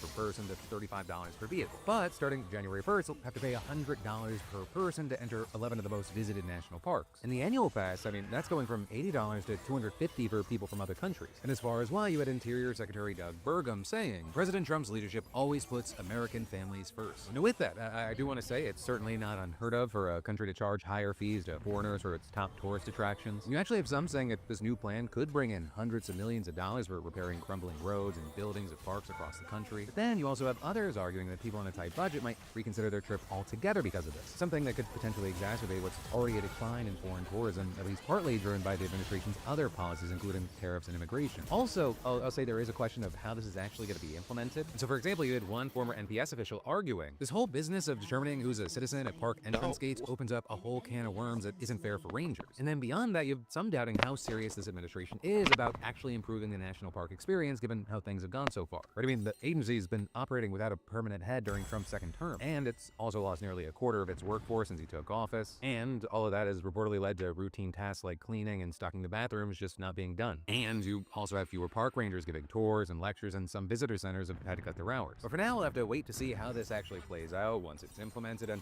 you know, if you live in the US, but especially if you don't and you were thinking about visiting, I'd especially love to know your thoughts here. But then, next up in the news, we've got to talk about how Indiana could be the next state to redraw its congressional maps to favor Republicans after a top Republican leader did a complete 180 and caved to Trump's demands. Because, as we've talked about before, late last month, Indiana's Republican governor, Mike Braun, announced that he was kicking off a special session in December to redraw the state map after continuous pressure from Trump. Now, with that, it was unclear whether the Republicans would try to gain one or both of the 2 congressional seats in the state that still remain blue. But then, a few weeks later, President Pro Tem of the Indiana Senate, Roderick Bray, rejected the push, saying that there just weren't enough votes for it to pass, and as a result, he... Are you a hot sleeper? Do you find yourself waking up in the middle of the night overheated and drenched in sweat? Something I did not know until I did more research is that if the body is too hot, it simply will not fall into the deeper levels of sleep. This could be the reason why you feel like you get plenty of hours of sleep, but still are exhausted in the morning. However, I have the solution. Introducing Rest Evercool Comforter, and trust me, it has totally changed my life. Stick around and I'll tell you everything I know about this magical lightweight comforter. Let's take a look at what big publications have to say about this comforter. Taking it out of the box, it is cool to touch. Cooler than any other cooling comforter I've ever used. The luxurious, silky smooth touch helps reduce cortisol, the stress hormone, so you can enjoy a deeper sleep. The filling in it is high performance, which makes it ultra breathable and absorbs moisture 3 times more than other cooling comforters. Its hypoallergenic and skin-sensitive nature makes it best suited for everyone. Don't believe what I say? Hear what other customers have to say about it. This feels like you just got it out of the refrigerator. It's both warm and cool at the same time. You're all warm and cozy, but your blanket's like the cool side of the pillow all night long. This blanket, it's freezing cold. I'm loving it. I'm amazed at the technology, absolutely astonished, and the fact that my quality of sleep went through the roof. I cannot recommend it enough. And that's not even the best part about it. It's pet hair resistant, and it's so good that even your pet will love sleeping on it. And finally, we're reaching the end, but wouldn't be convening the upper chamber to work on the matter. Right, and just a few days after that, a majority of state senators appeared to back that decision, voting to reconvene in January and effectively shutting down the possibility of this December redistricting session. But now, less than 2 weeks later, you have Bray reversing course entirely. We're saying yesterday that the Senate would meet on December 8th and, quote, make a final decision that week on any redistricting proposals sent from the House, and adding the issue of redrawing Indiana's congressional maps mid-cycle has received a lot of attention and is causing strife here in our state. Now, notably here and probably regarding the strife comment, this announcement comes right after Trump dramatically increased the pressure on Indiana Republicans, making multiple posts on Truth Social slamming Republican leader. Right, Trump calling Bray a rhino, saying that he was weak and pathetic, and threatening to back primary challengers to any Republicans who didn't obey his orders. Trump also implied that Braun wasn't doing enough to get the votes, while also claiming that he himself was the only reason the governor won his election. Now, Braun, for his part, responded by echoing Trump's calls, demanding that lawmakers get in line with their big daddy, and threatened that he too would back primary challengers for those who didn't. Right, and this, even as the governor said that numerous Republican lawmakers, including himself, had been the target of swatting attempts, bomb threats, intimidation tactics, and other threats of violence over this heavily politicized gerrymandering battle. So, you know, here we are today, and apparently strong-arming, bullying, and inciting political violence are effective tools in whatever fucking hellscape iteration of America this is. Now, with all this said, you know, Bray's reversal, it does not necessarily mean that he magically has the votes to pass the new congressional maps. It just at least means that the Senate is going to try.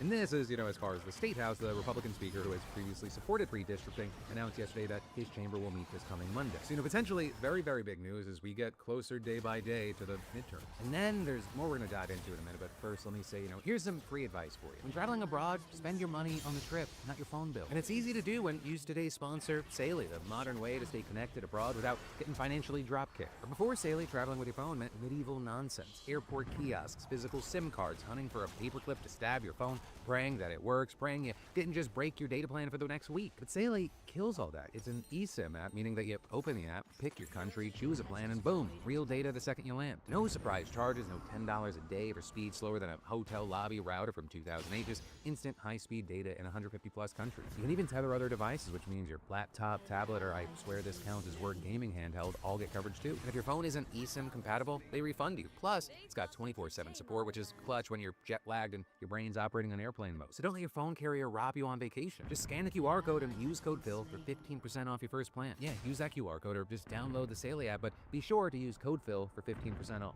But then next up today, we should talk about how Trump is going to get away with it again. Where prosecutors in Georgia have now unexpectedly and abruptly dropped their election interference case against the president. It marks a sudden end to what was an already tumultuous legal battle. It was the last case against Trump stemming from the 2020 election, and also some drama after Fani Willis was pulled from the case because she had a former relationship with a special prosecutor on the case. All of which led to what was called an appearance of impropriety, which was a no. And that's when Pete Skandalakis, who's the director of the nonpartisan agency Prosecuting Attorneys Council of Georgia, appointed himself to run the case. And in a statement, he said, as a former elected official who ran as both a Democrat and a Republican and now is the executive director of a nonpartisan agency, this decision is not guided by a desire to advance an agenda, but is based on my beliefs and understanding of the law. And then with that, you had President Trump's attorney on the case praising the move, saying, political persecution of President Trump by disqualified DA Fani Willis is finally over, saying this case should have never been brought. And just as I was recording today's show, Trump put out his own statement. It's massive, and the short version is that he insults Democrats for this witch hunt. He even goes as far as to say the deranged Democrats did all they could to viciously attack me, my supporters, and our MAGA movement for telling the truth. The 2020 election was rigged and stolen, and they committed crime after crime as they weaponize our law enforcement and justice system against honest and loving Americans. But also, you have many saying that claiming that it shouldn't have been brought is probably going too far. Hey, the prosecution Zero. did manage to secure some convictions against 4 out of the 18 co-conspirators who pleaded guilty. And we even have legal experts a bit shocked about Skandalakis' reasoning for dropping the case, saying it seemed to give a lot of leeway to the president and take his version of events at face value, despite at least some evidence to the contrary. Things like urging Raffensperger to find more votes. But even with that, they're not surprised that the massive racketeering case was dropped, because that's already a hard charge to prove, and it was made even harder after the judge tossed out several charges last year. There was also, I'll say, the practicality of it, with one professor at Georgia State College of Law pointing out that Skandalakis probably just didn't have the budget and man hours to actually go through with the case. All in all, I think anyone that's been kind of watching Trump over the past 10 years, this is the most shocking, not shocking news. And if anything, since he became president again, it felt like this was kind of just going to be an eventuality. And of course, that's regardless of if it should have been. But then, as we wind down today's show, let's end on a very, very different note. Because this morning in this divorced dad-looking ass room, I shot another episode of my podcast with Alex Perlman, Crashing Out. And we crashed out on a number of things, and you can watch the full thing with the link down below. At least for the Philip DeFranco show, wanted to share one of the weirdest and maybe important, but also ridiculous segments. And it has to do with everyone's favorite. Let's chat about another AI trend for 2025, multimodal AI. It's like AI is finally graduating from kindergarten, where it could only recognize letters and numbers, to like a university. HHS Secretary Ryan has released behind a paywall on his Substack a part 2. In part 1, he detailed about how Olivia Nuzzi had an affair with Mark Sanford, who was then another presidential contender in 2020. And then in part 2, he began to talk about her affair with RFK Jr., including the fact that he found a note. And on this note, there was a poem, according to Olivia, he writes, through this time from the candidate to her. And this is what the candidate wrote to her. I will do as best I can an impersonation. To anyone who is in their car listening to this on Bluetooth with family while driving to Thanksgiving, my apologies. Your open mouth awaiting my harvest. Drink from me, love. I mean to squeeze your cheeks to force open your mouth. I'll hold your nose as you look up to me to encourage you to swallow. Don't spill a drop. I am a river. You are my canyon. I mean to flow through you. I mean subdue and tame you, my love. He then said, Ryan Lizard then wrote, thanks to Bobby, I am now aware of something called felching. Have fun. Yeah. Anyway. It doesn't pay as well anymore. Hey, is that poem coming from someone else? Beautiful? It was, I mean, I'm stuck on the line. I am a river, you are my canyon. I will say, like, there's lots of good bits. Your open mouth awaiting my harvest is one of the my dog just loves most messing with my wild headphones. lines I've ever ruined heard. fall for me. He ruined fall. Then, my friends, it brings us to the end of this video, but you've got more just a click away. Or you can and definitely should check out the full new Crashing Out episode. I've got you covered here or in the links below. And or if you missed it, you've got last night's Philip DeFranco show right here. But hey, no matter what you do, let me just say thank you for watching. I love yo faces, and I'll see you right back here on Monday because I'm going to be off for Thanksgiving. So I also hope you have a fantastic Thanksgiving and a fantastic weekend.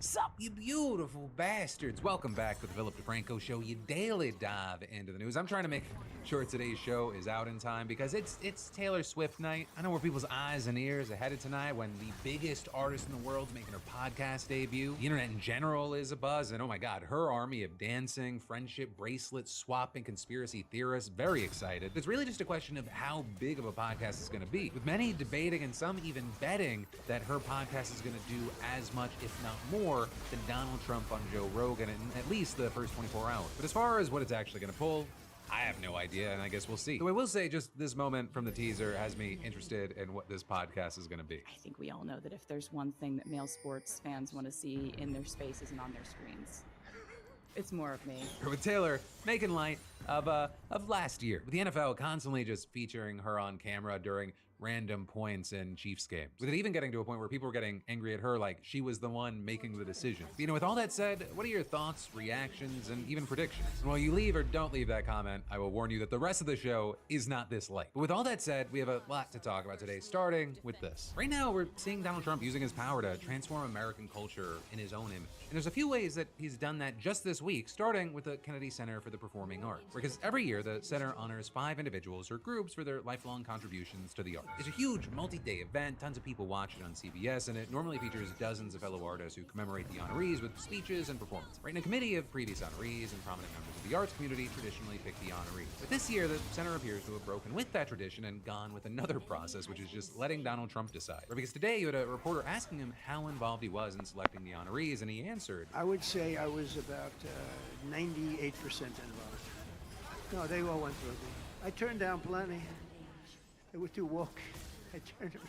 I had a couple of wokesters. And that after he said at a Kennedy Center board meeting back in March, we'll go slightly more conservative if you don't mind, with some of the people in the past. I mean, these are radical left lunatics that have been chosen. I didn't like it, I couldn't watch it, and the host was always terrible. And Trump, notably, did not attend the honors during his first term. In fact, he was the only president in the center's 45-year existence not to go. And that because in 2017, Norman Lear skipped the ceremony that takes place at the White House. I feel like my mic's coming off so Now, quiet. this way, you have Trump making sure that the event goes his way. With Trump back in February firing Biden's trustees and replacing them with his own, appointing a new director and making himself chairman. Within all of that, bringing us to yesterday, where he posted on Truth Social that he would reveal great nominees for the Trump Kennedy Center, Kennedy Center Award. And while that may sound like a joke, it also isn't. Right? Because last month, the Republican-led House Appropriations Committee actually voted to approve an amendment that calls to rename the Kennedy Center Opera House after Melania Trump. But then the next day, Representative Bob Onder introducing a bill to rename the entire Arts Center the Donald J. Trump Center for Performing Arts. And so today, you had Trump holding a press conference where he revealed the honorees, and he tried to play it off like he accepted the burden of hosting very begrudgingly. I've been asked to host. I said, I'm the president of the United States. Are you fools asking me to do that? Sir, you'll get much higher ratings. I said, I don't care. I'm president of the United States. I won't do it. The idea of people saying he's not getting slow. Please.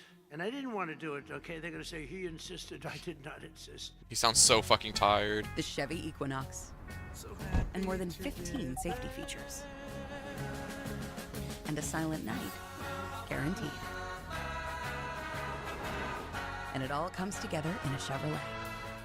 Airwick's cordless essential mist diffuser's perfectly portable fragrance is great for inviting friends too. It has a range of quick change scents for game day to With Trump then announcing the honorees, starting with country music legend George Strait. Good-looking guy. Hope he still looks like that. Michael Crawford is being honored. One of my favorite talents. I think he's one of the greatest talents I've ever actually seen. Sylvester Stallone, three-time Oscar nominee, Golden Globe Award winner, an action movie icon, and a friend of mine. Gloria Gaynor, I Will Survive, is an unbelievable song. And finally, we'll be honoring one of the greatest rock bands of all time, Kiss. It's an honor to present Kiss. Thank you very much. It's a big news for all of them, especially Stallone, who in the past compared Donald Trump to a second George Washington, which on the note of our 47th president, the second George Washington, he even suggested that someday he might honor himself. I wanted one, I was never able to get one. This year, it's true actually. And I said, the hell with it, I'll become chairman.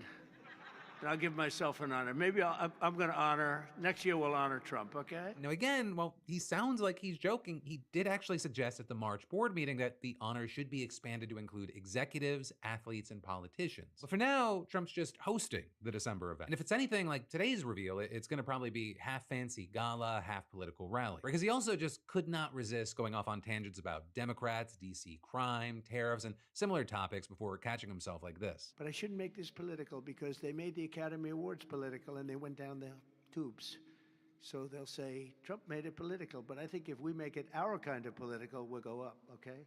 Let's see if I'm right about that. But all of that, it's just one way that Donald Trump is reforming American cultural institutions and his image. Because the White House just announced that it would be conducting what it called a comprehensive internal review of the Smithsonian to bring it in line with an executive order from March titled Restoring Truth and Sanity to American History. An order that accused the Smithsonian of coming under the influence of a divisive race-centered ideology and promoting narratives that portray American and Western values as inherently harmful and oppressive, as well as the view that race is not a biological reality but a social construct. And so the White House says that this review aims to ensure alignment with the president's directive to celebrate American exceptionalism, remove divisive and partisan narratives, and restore confidence in our shared cultural institutions. Right, and then adding, within 120 days, museums should begin implementing content corrections where necessary, replacing divisive or ideologically driven language with unifying, historically accurate, and constructive descriptions. And to make sure that that gets done, Trump's people are going to be sticking their nose in everything. Right, they'll be looking at all public-facing materials, including placards, wall didactics, digital displays, social media content, pretty much anything that says anything. They're also requesting everything from grant-related documentation, budgets, and schedules to inventories of permanent holdings, staff manuals, and organizational charts. And then finally, they'll conduct on-site observations and interview curators and senior staff to, quote, better understand how they decide what to exhibit. And according to the White House, all of this is just phase 1, covering 8 of the Smithsonian's 21 museums. And then later on, phase 2 will expand the review to other museums as well. Now, with all that, the Trump administration's barnstorming may give off the impression that it has the authority over the Smithsonian, but it actually doesn't, at least not officially. Right? The Institute's day-to-day operations are run by a secretary who is appointed by an independent board of regents that broadly governs policy. And in June, the board said that it's committed to ensuring that it remains free from political or partisan influence. But not only did Trump's March executive order tie future federal funding to compliance, it said that Vice President J.D. Vance, who sits on the Smithsonian's board, would work with Congress to appoint new board members who were broadly in agreement with the order. Which is then when weird shit started happening. Right? Like in May, Trump announced on Truth Social that he was firing the director of the National Portrait Gallery, saying she is a highly partisan person and a strong supporter of DEI, which is totally inappropriate for her position. But with that, Trump didn't actually have the authority to fire her, though it didn't matter in the end because she ended up resigning. Then in July, the artist Amy Sherald canceled her upcoming exhibition at the same gallery after a dispute over one particular painting of a trans woman with pink hair and a blue gown holding a torch, Statue of Liberty style, with her saying, while no single person is to blame, it's clear that institutional fear shaped by a broader climate of political hostility towards trans lives played a role. And then most recently, we found out that the National Museum of American History removed references to Trump's first-term impeachments following a review. And now the latest review also directs the Smithsonian to submit its plans to commemorate the country's 250th anniversary within the next 30 days. With that event scheduled for the next 4th of July, and we're already beginning to see how Trump's making a mark on that, because it's now been confirmed that the White House will host a UFC cage fight to mark the occasion, though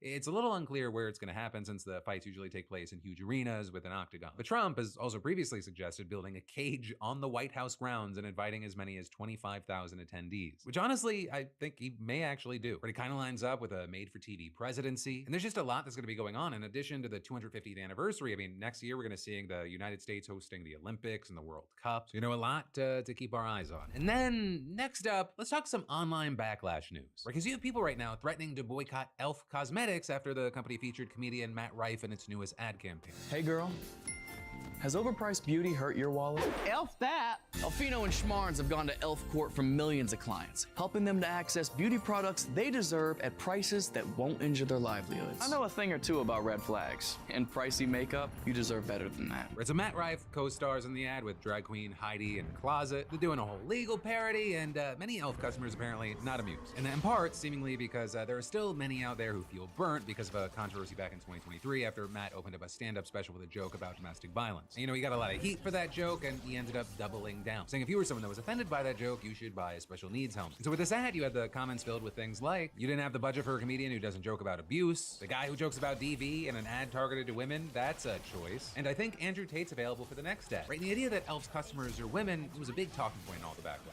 Especially because when Matt was coming up, he was kind of known as being very popular among women. And we had things like that DV joke turning a lot of women off. I mean, even he himself tried to distance himself from his female fans. With him at one point telling Variety, I don't pander my career to women. I would argue this special is way more for guys. And so now with this new ad, you have people posting videos of them tossing out their e.l.f. products, as well as videos like this one that have over 600,000 likes. For a campaign of this size, it would have had to pass through so many hands. The amount of checks and balances and approvals that would have had to happen for this campaign to go live.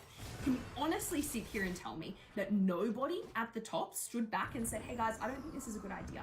I don't think that as a multi-billion-dollar business in the beauty industry with a customer base that is 90% women, we should have the face of our campaign be a man who openly jokes about violence against women. And then in addition to that, you had people calling out the brand for pairing him with Heidi, writing things like, e.l.f., I'm gonna hold your hand when I say this. Just because you got a drag queen in the mix does not mean it's a green light for Matt Rife. Somebody said we have to have somebody from the conservative spectrum and somebody from the gay spectrum, so that way we appeal to everyone. But also, something I will say is, depending on where you go on the internet, there's not a universal reaction here. Because while you have tons of people saying they're no longer gonna be buying e.l.f. and they're gonna be switching to other products, Matt Rife, he's not without supporters. Where you go to some areas of the internet, people are mocking the fact that there's any backlash here, and if you go to the comments on his Instagram post with the ad, there are tons of people praising it. But ultimately, we'll have to wait to see if there's a long-standing impact here or it's just a blip. And then I've got more news for you in a second, but do you ever wonder how many subscriptions you're actually paying for? Because if you're like me, it's more than you think. Right, and thanks to today's sponsor, Rocket Money, I found subscriptions I totally forgot about, like the random app I hadn't touched in months. And Rocket Money, it's the personal finance app that helps find and cancel your unwanted subscriptions, monitors your spending, and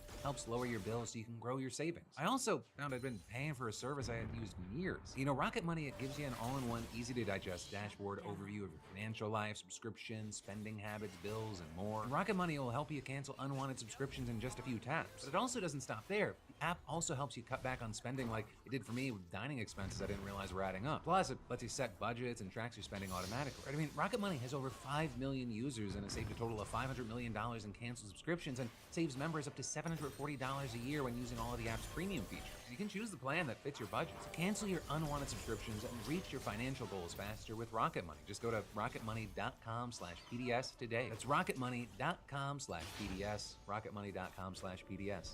This Black Friday gift cleans your retainer at the touch of a button. No more brushing or tablets. Over 4 years ago, our team of engineers knew there had to be a quicker, easier, and more effective way to deep clean oral appliances. After scouring through the research, they discovered the hidden crisis. With the worldwide rise of oral appliance usage, unhygienic appliances had become an epidemic, with acid-producing bacteria eroding enamel and damaging teeth over time, causing serious harm to your oral health. Outdated cleaning methods have dominated our routines for far too long, compromising on either scrubbing power or proper sterilization. They're also manual, messy, and mundane. The latest studies show brushing is ineffective at the microscopic level, and those tablets.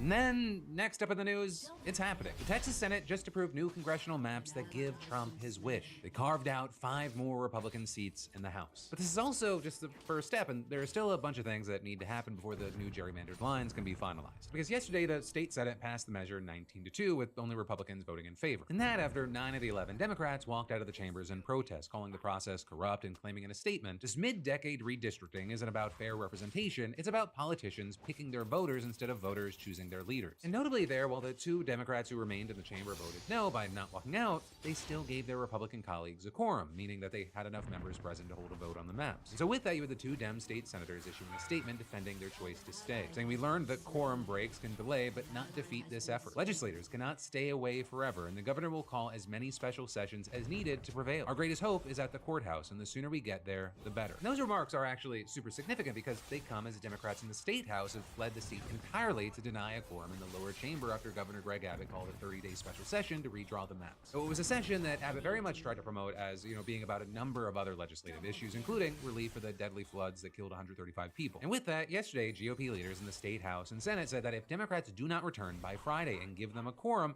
they would end the special session several days early, paving the way for Abbott to start a whole new one. With then Abbott issuing a statement saying that he would start a second special session immediately after the first one ends. With him claiming that Special Session 2, Election Stealeroo, will have the exact same agenda with the potential to add more items critical to Texans, saying there will be no reprieve for the derelict Democrats who fled the state and abandoned their duty to the people who elected them, saying, "I will continue to call special session after special session until we get this Texas First agenda passed." And that last part, it echoes comments that he made to Fox. How is it Texas First if it's literally just fucking with the demographics in Texas, I'm authorized to favor call a special session conservatives every 30 days. It lasts 30 days. And as soon as this one is over, I'm going to call another one, then another one, then another one, then another one. If they show back up in the state of Texas, they will be arrested and taken to the Capitol. If they want to evade that arrest, they're going to have to stay outside of the state of Texas for literally years. So essentially, by restarting a new session, Republicans are effectively pressuring the missing Dems to return in the next few days or decide if they're going to stay out of the state for another 4 weeks. And Republicans making it abundantly clear that if the Democrats do decide to remain out of the state, the cycle will just continue. With that, not only blocking votes on the new maps, but also holding up other important legislative items like flood relief, a fact that Republicans have eagerly weaponized, accusing Dems of withholding aid to victims. There you had Democrats hitting back, saying that it was the Republicans who politicized the aid in the first place by tying it to the redistricting plans and forcing the legislature to vote on the maps before considering the relief package. But all of this is many see that by remaining out of the state, the Democrats are essentially just postponing the inevitable, which is why we're now seeing reports that the Democrats are now weighing whether to return to the state. And there you actually have ABC News and one of its local affiliates even reporting that the missing members have already decided to return to Texas. This reportedly, according to multiple sources who said that the leaders feel accomplished in their mission of ending the first special session and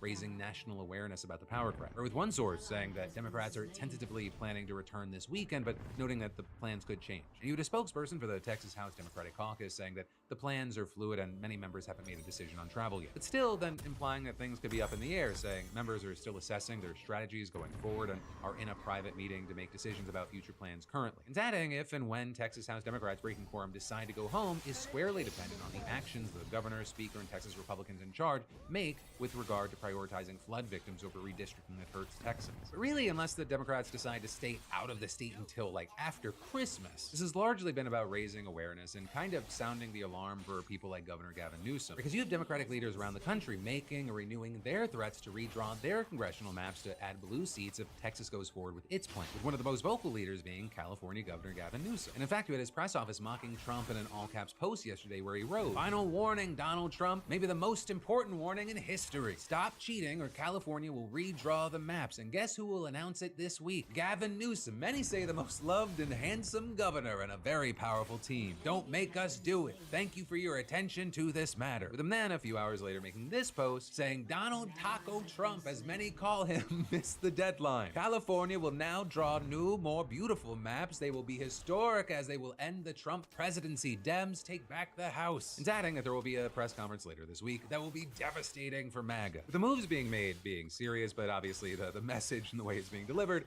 being kind of a mockery of Trump who posts like that. And with that, I'll say, as of recording, Newsom has not provided any specific details, but for a few weeks now, the governor has been pushing California state lawmakers to approve a bill that would ultimately allow Democrats to pass a map that benefits them. And specifically there, the legislation sets up a special election on November 4th for voters to consider a ballot measure that would let Dems bypass the state's independent redistricting commission and enact their own maps ahead of the midterm. So also, very notably, Newsom called on state lawmakers to set up a trigger mechanism, right, which would make it so that the new maps only take effect if Texas or other GOP-controlled states move forward with their power grabs. And you had him writing a letter to Trump on Monday saying, he would only move forward with a redistricting effort if Trump refused to back down. Writing, if the other states call off their redistricting efforts, we will happily do the same, and American democracy will be better for it. And generally speaking, it does appear like many Democrats and people critical of Trump have been supportive of this move. There are many noting that in an ideal world, an ideal country, you're not doing this. That in an ideal world, you pass a federal law about having independent commissions and make it so that, you know, it's fair. But noting there that the Democrats have tried that and it's been killed by Republicans. And so at a time where you have Donald Trump saying, get me 5 more seats, do whatever you need to do, Democrats can't just be a hall monitor saying, hey, look at that, that's not good.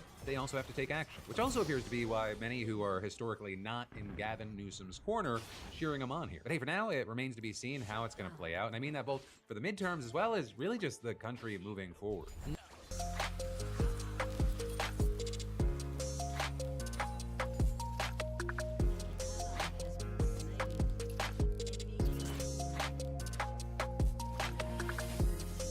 Fall is right around the corner. I feel like we're all going through so many changes, just like the seasons. I always feel my best when the weather starts getting cold, it starts getting cozy, but I also want to make sure that I'm keeping up on my mental health. It's helped me so much over the years, but more so recently. Therapy really is for everybody, no matter what you're going through. Therapists will listen, ask questions, and help you see things from a new perspective. They're there to give you advice for bettering your life or making positive changes. Thank you so much to BetterHelp. They are on a mission to start making therapy easier. All you need to do is fill out a quick questionnaire and they will match you with a therapist. It can take as little as a couple days. It's really easy to switch therapists if they're not a right fit. With over 7,000 reviews on Trustpilot and a 4.3 star rating, BetterHelp is something that I trust and I've used in my personal life, and I think it's something that you guys can trust as well. If you guys want to change with the seasons with me, go ahead and check it out.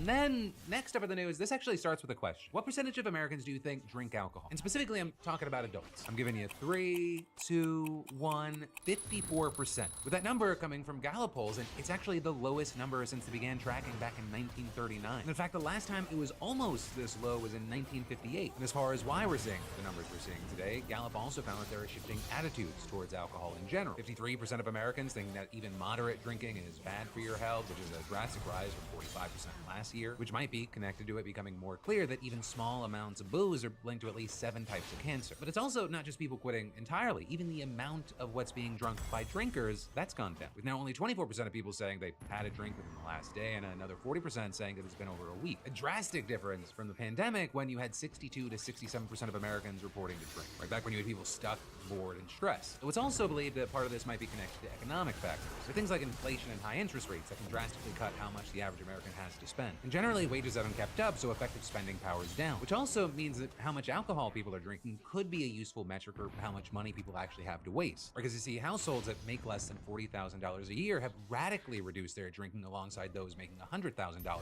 more a year. There's also interesting trends among voters, because while Democrats have almost not changed their drinking habits at all, there was a 20-point dip as far as Republicans drinking. And a decrease in alcohol consumption is likely to continue, especially with young people. Where the amount of young people who drink, that is just continuing to fall, and it sits at like 50%. It's outpacing the drop that we're seeing with other age groups. And while you might think, oh, they're just replacing alcohol with something else, that doesn't actually appear to be the case. Marijuana use has gone up, but it's been at a consistent rate. And so actually, with this news, I'm very interested in your personal situation. Do you drink? Yes or no? Has the amount that you've drank changed? And then I've got more news you need to know in just a minute, but fun fact, my brain, it shuts down when a restaurant menu is more than 12 items. And so when today's sponsor, ZipRecruiter, said that they'd help cut through the hiring overload, I was like, yes, please. Because hiring shouldn't feel like you're drowning in resumes from people who clearly didn't read the job description. In ZipRecruiter's innovative resume database, it flips the script. You don't wait for applicants, you go find the good ones yourself instantly. And you can try for free right now at ZipRecruiter.com/DeFranco. And using their advanced filtering, you can filter by skills, experience, location, whatever you need, and boom, you're staring at a short list instead of a stress pile.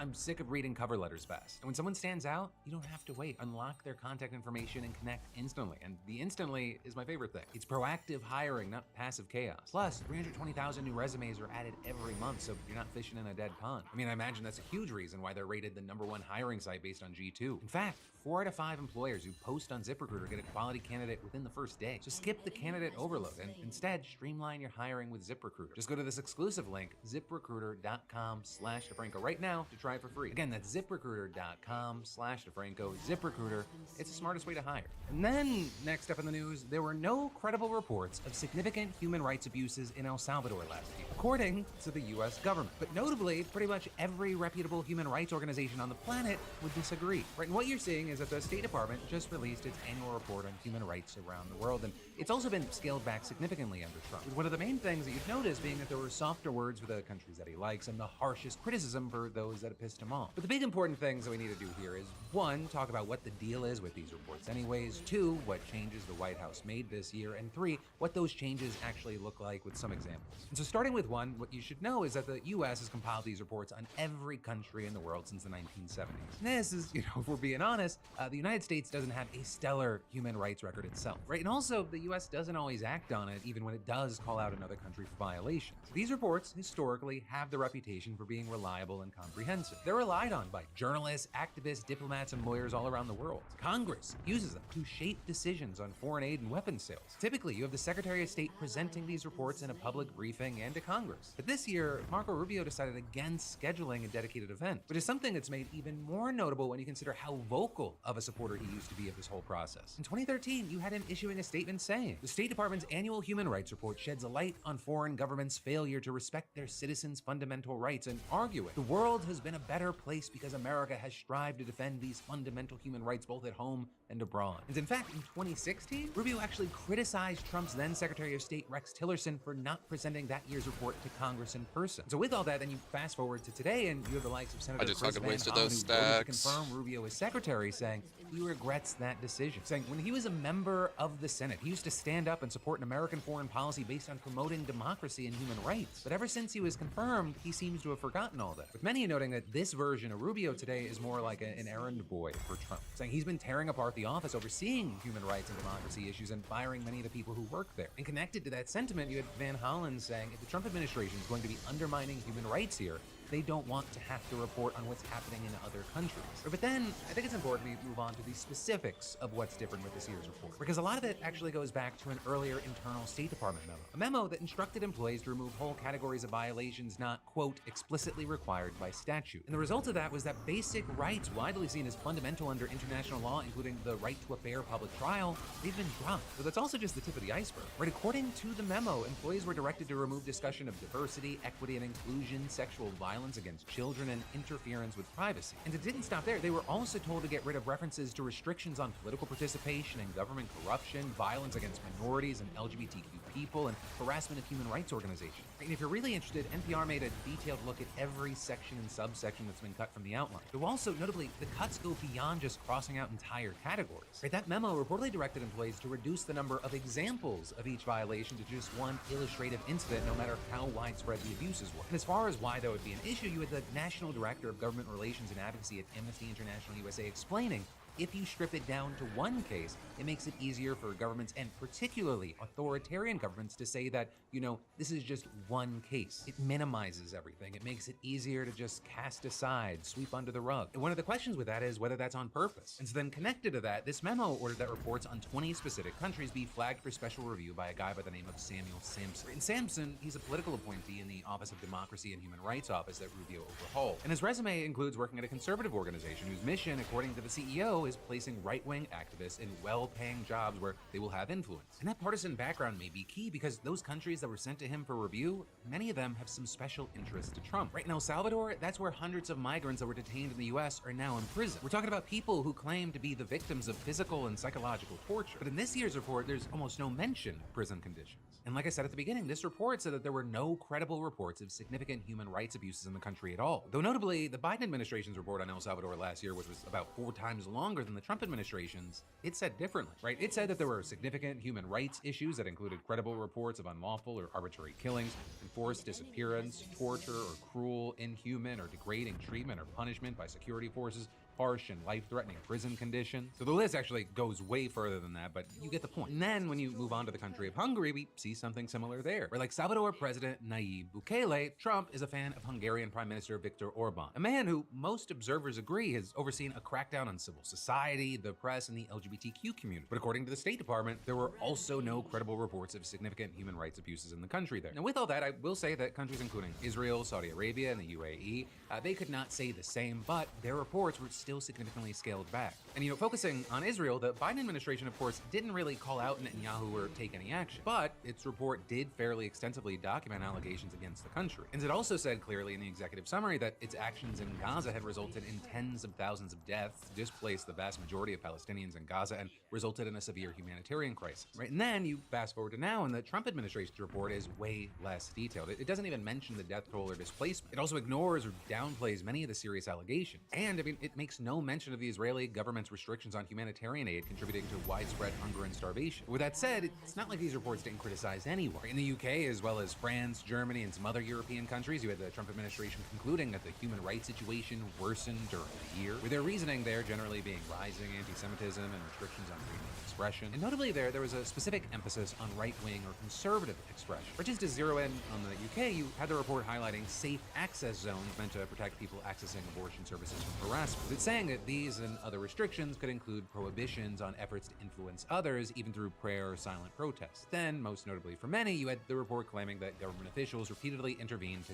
chill speech online after the 2024 Southport stabbing, referring there to efforts to control hate speech and misinformation in connection to that attack that helped spur huge riots across the country. Then the report also claiming there's a two-tier system, with the censorship of ordinary Britons becoming increasingly routine. And there, it kind of sounded like right-wing leaders such as Nigel Farage, who have called British Prime Minister Keir Starmer two-tier Keir. But then also, according to the Trump administration in this report, the human rights situation has deteriorated in Brazil last year. And there, as we've talked about, Trump's imposed massive tariffs and sanctioned a Supreme Court justice in response to the government's efforts to tackle online misinformation and its case against ex-President Jair Bolsonaro, who is accused of plotting to assassinate his rivals to stay in power after losing an election in 2022. So you have this human rights report hitting the same notes, even alluding to the country's short-lived ban on X over Elon Musk's refusal to comply with court orders. And it specifically accuses the government of disproportionately suppressing the speech of supporters of former President Jair Bolsonaro, as well as journalists and elected politicians. Then finally, the State Department finding that the human rights situation had significantly worsened in South Africa, which is another country that Trump has repeatedly criticized since he returned to office, while also making baseless claims tied to the myth of a white genocide. Falsehoods that he also used as the basis for his welcoming dozens of Afrikaner refugees to the United States. And so with that, you have the country's report claiming the government did not take credible steps to investigate, prosecute, and punish officials who committed human rights abuses, including inflammatory racial rhetoric against Afrikaners and other racial minorities, or violence against racial minorities, which is arguably a very interesting argument to make when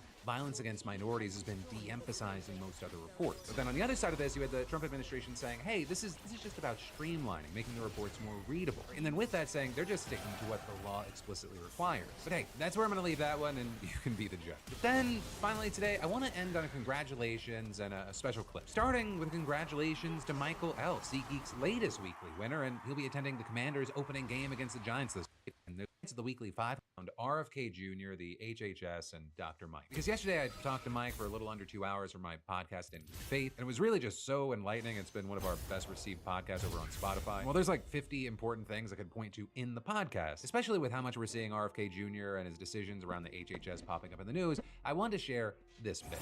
In what ways are we screwed, do you think? The biggest way, and the way that people probably don't feel yet, is we're screwed on our innovation front, especially healthcare innovation. Because with this administration, they have come in raising all of these flags on issues that are important, that have been discussed, that have not been neglected, but they're complex issues that require time to solve, like the chronic health issues that face America, the obesity epidemic that faces America. But instead of actually solving those problems, they just talk about them and then actually cut all the research funding and the labs that are evaluating the problem and trying to find unique solutions for those problems. They talk about cancer rates going up, and then they cut $500 million worth of research for mRNA vaccines, which can potentially be used to prevent cancer. So all the innovation that we could be having as a country in order to prolong our lives, improve the quality of our lives,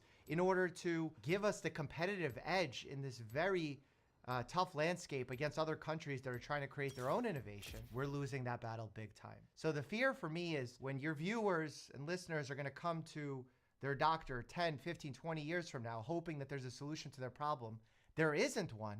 We could all look back at this moment and understand why. That's the thing that I always wonder is, will people actually look back, right? Because there's a number of times where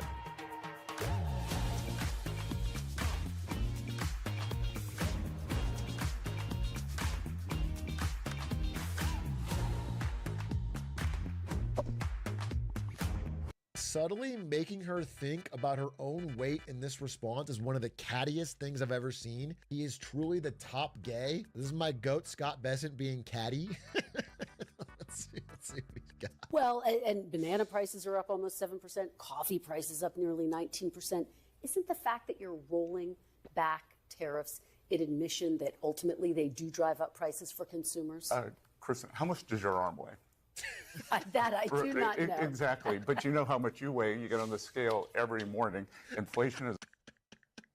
That is so Maybe eat fewer bananas, awkward. Kristen. Maybe if the price is up so much, you can cut back on some bananas. It's a composite number, and we look at everything. So we try to push down the things we can control. And as I said, that we are working on the energy prices are down, and everything flows from that. And I think we're going to see these other prices come down. And again, many of these goods were part of trade deals with countries that have been in the works for months. Sure, very quickly, come down in a matter of weeks, months? Sorry? Weeks or months? You said the prices will come down in weeks or months? Some are going to come down in weeks, some are going to come down in months. We just had in terms of affordability, we just had the best month in the housing market due to affordability, due to increased supply in October. Best October in 3 years, best month since February. No, I don't know if that's a lie. The housing is starting to come down, but because of a housing crash that's brewing. I think just today, for the first time in my lifetime, the cost of a new house is now below that of an old house. Because all the old houses are owned by boomers who have low interest rate mortgages. They can't flip, they can't sell, they can't get rid of it. And then new houses have been built, at least in areas like Texas and Florida, by companies that can't sell them. So they're desperately trying to unload it. We're having some weird distortions. Again, it's still frozen, like no one's buying or selling, but that's teetering towards a real drop. But if you're young, you don't care. You want it to drop. But it's funny for him to point that out because the thing about Scott Bessent is I've just resigned myself to the fact that he believes that the only way he can have this job is to 100% glizzy glaze Trump and follow the party line at every moment. Because he knows that when he's saying that about the housing market. He knows this. He's still, God is my witness, whatever you see of him, whatever clip, he's better than Howard Lutnick, I promise you. I promise you. Maybe you guys don't know enough about Howard Lutnick. I promise you Howard Lutnick in this role would be, oh God, so much worse. And what's crazy, I have a clip here for you about Scott Bessent, is that even with all the glazing he's doing and all him and Rubio are doing to run around and try to do at least a little bit of adult in the room, Trump still might fire Scott Bessent, if you can believe it. Despite doing everything Trump asked and running cover for him on interviews 24/7, Trump still might fire him because Scott Bessent is the only guy that talked him out of firing Jerome Powell in the middle of his term. Known as the Fed. Because the Fed, the rates are too high, Scott. And if you don't get it fixed fast, I'm going to fire your ass, okay? Mortgage rates are down despite the Fed. Scott, you got to work on this guy. He's got some real mental problems. No, there's something wrong with him. I'll be honest, I'd love to fire his ass. He should be fired. Guy's grossly incompetent. And he should be sued for spending $4 billion to... a little explanation here is, but if you fire a sitting Fed chairman in the middle of their term, it completely, banana republic undermines the faith in the U.S. Treasury, which is the bedrock of the global financial system. That's what all other countries take their excess dollars and put them into. Kind of gold now, actually, in some ways, but some of it is U.S. Treasuries. And so if you're firing a sitting Federal Reserve chair in the middle of their term and then installing a puppet to cut rates, it's a disaster. Your borrowing costs will go through the roof. And Scott Bessent knows this as the adult in the room, even if he's fucking completely compromised. And so he has talked Trump out, he says here, of firing Jerome Powell. But he is so pig-headed on this, he might fire Bessent in order to fire Powell, who only has 3 months left on his term. I can't tell you, Scott, sir, don't fire him. Sir, please don't fire him. He's got 3 months to go. Don't fire him. I want to get him out, Scott. Please. He's a voice of reason. You're very lucky you have him, I'll tell you that. I think Howard's a little bit more for firing him. Right, Howard? I think Howard would say, get him the hell out of there. So I promise you, you don't want Howard Lutnick, bro. That's all all I'm saying. That's all I've said from the beginning, bro. Whatever you think about Scott Bessent, I promise you, it's a million times better than fucking Howard Norman. Bessent will write a book in 2 years that'll go crazy.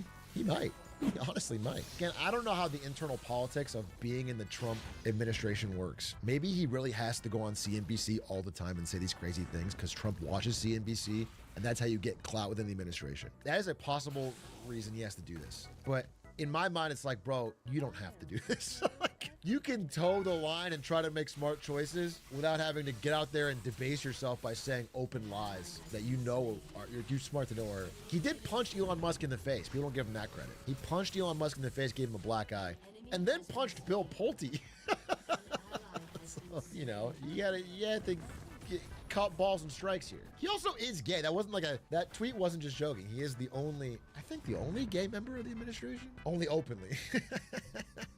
There's people with their feet under stalls, but they don't talk about it. A gay Republican finance guy sounds terrifying.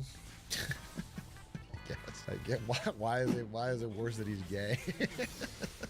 This is the fastest I've seen someone support base lose support. Oh yeah, dude, check this out. Wait, check this out. Not only is he starting to lose Republicans, I mean, I saw Fox News poll that was asking Republicans only who is to blame for the economy, and it was 51% said Biden.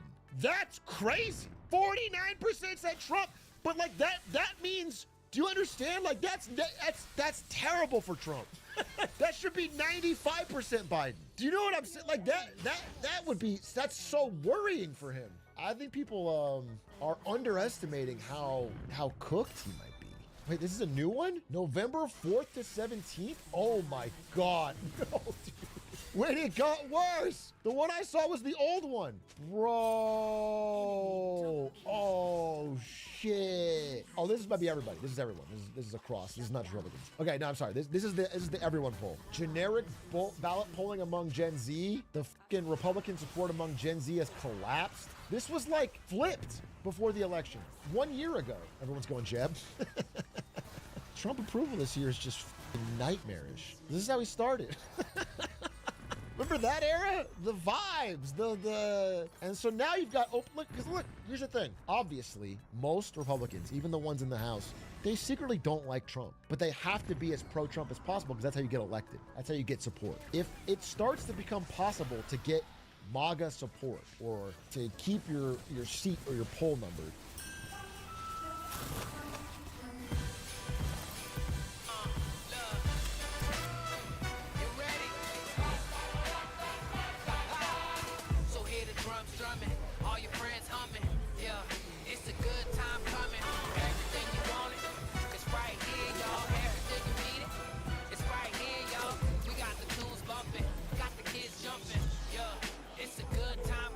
I could have played that so much better. While disagreeing with Trump or shunning him or going away from him, his entire support base collapses. So I think this MTG thing was a big harbinger. I think it was a powerful moment. They want Trump's clout. Yeah, they kind of need it. And if Trump ever turns against them, he can kill their chances at keeping their seat if he ever doesn't endorse them. But I think his stranglehold is slipping. Again, you know, the whole thing was tariffs for manufacturing jobs. Well, we got the tariff prices and we lost manufacturing jobs. None of it has worked, bro. It's all been a disaster. Hitting quickly, hitting and compounding quickly. It's all chaotic. Dude, on Fox Business, they're talking about. Now remember, if you do want to do another protein like beef, the price is still up. It's about, I believe, 5 times the price that it was last year. So just keep that in mind. Maybe you're hitting the groceries. Bro, how can you watch that if you're a Fox News viewer and not be like, fuck, dude? And then when he's telling you we're in a golden age, everything's good. Of course they're gonna flip on him. Of course. I think his support among independents has completely collapsed. November 21st, 3 days ago.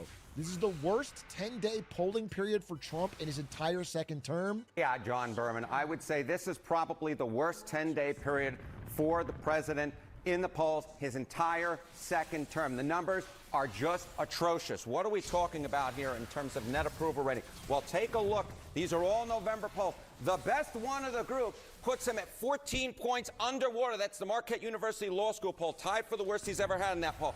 Fox, 17 points underwater. Marist, 17 points underwater. The Reuters Ipsos poll, 22 points underwater. And then taking the cake, the AP North poll, 26 points underwater. When your best poll has you still 14 points underwater, you know it's truly bad, and it's as bad as 26 points underwater. We're talking about an average well underwater with the deep blue sea, swimming with the fishes. Why don't we take a look at independence? Trump's net approval rating with independence. Christ! Back in January, he was close to even. He was at -4 points. Not great, but not terrible.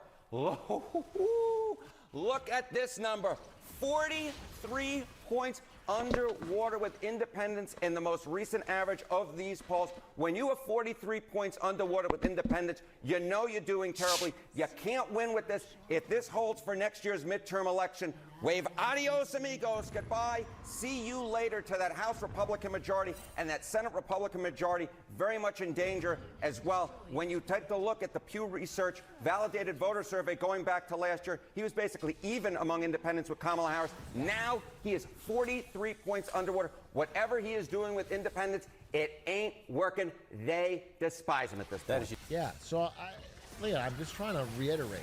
You never know. Someone with authoritarian tendencies could always do something crazy. But they need support. They need support to be able to pull these things off. And the people that give support in the political establishment are always very risk averse. They don't want to give support and then later things change and then they're punished for giving that support. They don't want to do that. This is like a historical reality across all different countries. And so the odds of him being able to pull off anything like that are actually lower and lower because there's a deep risk aversion as the support has evaporated even among the base. Independents completely out, but then also the base. He seems more cooked than I've ever seen him. And it's primarily, I think, the double whammy of Epstein and affordability. It's mainly affordability. You're lecturing me. I'm sorry, wait. You're lecturing me? You're correcting me? You think I don't focus enough on affordability? You think old Age Rock needs to tell people that actually affordability is the key issue in America? Shut the fuck up! Shut the fuck up, literally. I talk about it all the time. For years and years and years. That's all I talk about. Yes, I'm aware that Americans are mad about affordability more than anything. It's the deep driver. And in fact, as I said, when the election happened, day one, right afterwards, they will flip right back if they don't solve the affordability problem. They're going to keep ping-ponging back and forth until they either have a civil war, riot, or get the affordability fixed. That is the fucking driving issue. Okay? I don't know if I can be clear enough with that.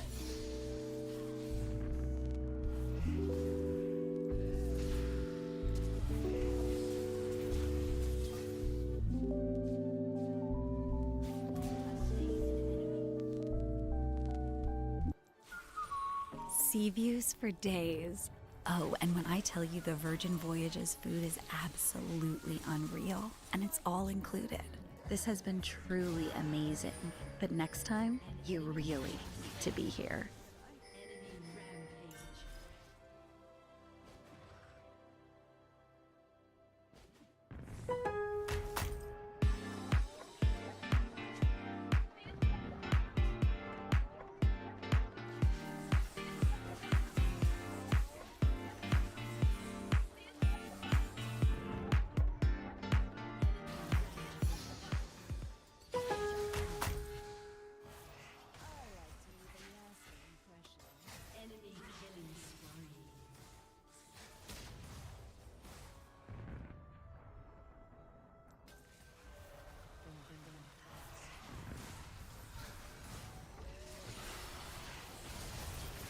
We watch CoffeeZilla? Yeah, I think we should. CoffeeZilla has a new video where he covers, there's been all this AI bubble talk from a variety of sorts. I gotta say this. Okay, you know what? Honestly, this is how it's felt lately. Because people keep linking me to these videos like it's right up your alley. I feel like there's like this converging between like how money works and CoffeeZilla and me. And we're all reading the same stuff. Like we used to have our own little niches, and now it's all converging. And it's also at the same time as like a lot of other people are getting into like the Gen Z affordability crisis and the AI, like Hank Green's in here somewhere. Like everyone's covering the, Hank Green made a video called like, why are all presidents born in the same year? Which is like, Trump is 79. He's younger than Biden is now, but older than Biden was at this time in his term. He's the oldest president ever inaugurated, which is Trump now. Do you know how old Bill Clinton is? Bill Clinton's like now, like 80, right now. 83, 84? I don't know. He seems pretty old. 79, same age. Oh my God. Do you know how old George W. Bush is? 85. 79, same age. It's the same. So like, we're just all converging, dude. We're all converging on the same topics. I'm not actually worried about it, but I've thought about it today. I was like, well, I gotta start thinking about things that'll be interesting in 18 months. I feel like the things I've been talking about are now hitting, everyone's talking about it. However, it is interesting hearing other people's takes on these things, even if we're coming from similar sources, because they bring unique things to the table. I actually really want to know what Coffee thinks about this, but the idea is that because of all this AI bubble stuff that's going around, NVIDIA, instead of ignoring it, has been sending reports to sell-side analysts who kind of rate the stock and basically making an argument that they're not Enron, that there is no AI bubble, and they go point by point and explain like why they think that's the case. The real response is to like Michael Burry. Michael Burry launched a Substack, which I've been reading. It's a little pricey. I'm gonna be honest with you, I gotta stop real quick. Michael Burry, it's a little pricey, your Substack. You are a millionaire. This Substack is $379. $379 a year. I bought it because it's a business expense. He's been leading the charge on the NVIDIA overvalued thing, and now NVIDIA's pushing back. Maybe Coffee's always gonna say the exact same thing I just said, but maybe he will add some other analysis. What I'd love to know is if he has any thoughts. Like, what does he think on whether or not NVIDIA is overvalued? All of the world's biggest companies, with the exception of Apple, have been spending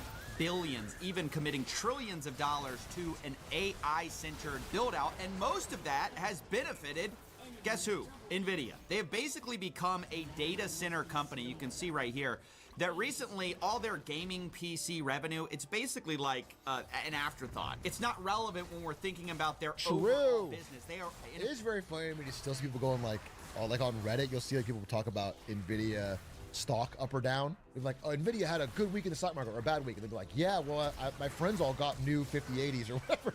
Or like the new card is so overpriced, that's why. Like they talk about.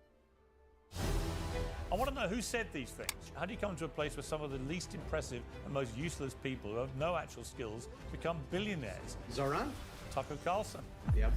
October the 7th in Israel was horrific, and all hostages must be returned. But so is the genocide. I assume it's a Democrat that said that. Could it be Zoran? No, it's Marjorie Taylor Greene again. Get out of here! What you're seeing here is what they call the horseshoe effect, where you have the left and the right basically converging together. We couldn't even last 45 see them on social media. Riley, the only reason that anybody knows who you are is because of culture war and gender politics. I think there are few things more sinister than for someone to suggest that we stop talking about children who are getting healthy body parts cut off of their body. That's literally not what I said, Riley, and that's what you do. You twist other people's words so that you can make money on the internet. To me, you're embarrassing yourself. We'll let the American people decide who embarrasses themselves. One is a communist, the other a fascist. At least that's what each says about the other. But last week's Oval Office bromance between President Trump and New York Mayor Zoran Mamdani showed that left and right have quite a lot in common these days. The president said it himself. Would you feel comfortable living in New York City under a Mamdani administration? Yeah, I would. I really would. Especially after the meeting. Absolutely. What makes you comfortable? We agree on a lot more than I would have thought. Their supporters may shudder to think about it, but Trump and Mamdani are really not so very different. Both men defied the establishment and defied the odds with a populist election campaign turbocharged by social media, which promised to swing a wrecking ball into the failing status quo. Both men said their opponents were boring, failing, and corrupt. Both men argued that the economy has left working-class Americans behind. Both men seem exceedingly relaxed about national debt and the idea that big government intervention is necessary to get what they want. As for the name-calling, well, it's all just part of the game. Are you affirming that you think President Trump is a fascist? I've spoken about... That's okay, you can just say yes. Okay. That's easier. It's easier than explaining it. I don't mind.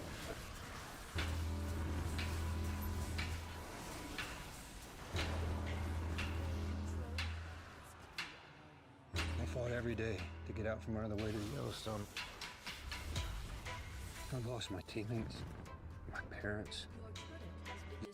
Well, Trump and Mamdani do, of course, propose very different treatments for the problems they've diagnosed, but the big picture point remains the same. All of the experts, all of the pundits and all the pollsters will always argue that both sides need to move to the centre. Well, voters are clearly a bit sick of it, and maybe the new centre is actually where right and left meet in the middle. Well, joining me to discuss all this is Riley Gaines, host of Gaines for Girls on Outkick, Dean Obeidallah, the host of the Dean Obeidallah Show on SiriusXM, Mike Nellis, host of Endless Urgency, and former senior advisor to Kamala Harris, and Jack Posobiec, the senior editor at Human Events, who was actually in the room when that was all going down. Let me go to Riley. Riley, welcome back to Uncensored, first of all. Great to see you. It was a pretty jaw-dropping meeting, wasn't it, in the Oval Office? I don't think anyone expected these two, who had been branding each other communists and fascists, to come out like they were, you know, walk-on parts in Brokeback Mountain. What was going on? Yeah, you're right. I think this was a shock to me. But truthfully, after watching the encounter, watching the press conference, taking some time to think about this, honestly, Piers, I think this is where Trump is best. One-on-one negotiations, he's done it his whole life. He knows exactly what he's doing. And so I'll say this, I trust President Trump. Again, he knows exactly what he's doing. He knows exactly who he's dealing with. He could deal with Mamdani, I believe, in his sleep. So I didn't really view this necessarily as Trump getting soft or changing. I more so view this as the Democratic Party continuing to unravel. Despite Mamdani's big and decisive win, I think Mamdani is smart enough to realize that his party as a whole has abandoned common sense voters on law enforcement, on border, on crime, on immigration, on gender insanity, on economic security. So I think he used this, Mamdani, I think he used this as a photo op that works in his favor, really to both sides. On one hand, it makes Mamdani appear as if he's reaching across the aisle, but I believe on the other hand, to his fringe radical base, they view this as him like owning President Trump, if you will. So I'm giving Mamdani like approximately 0 credit because despite his efforts to rub elbows with the president, he is still a freaking communist. Well, Mike Nellis, here's my question really.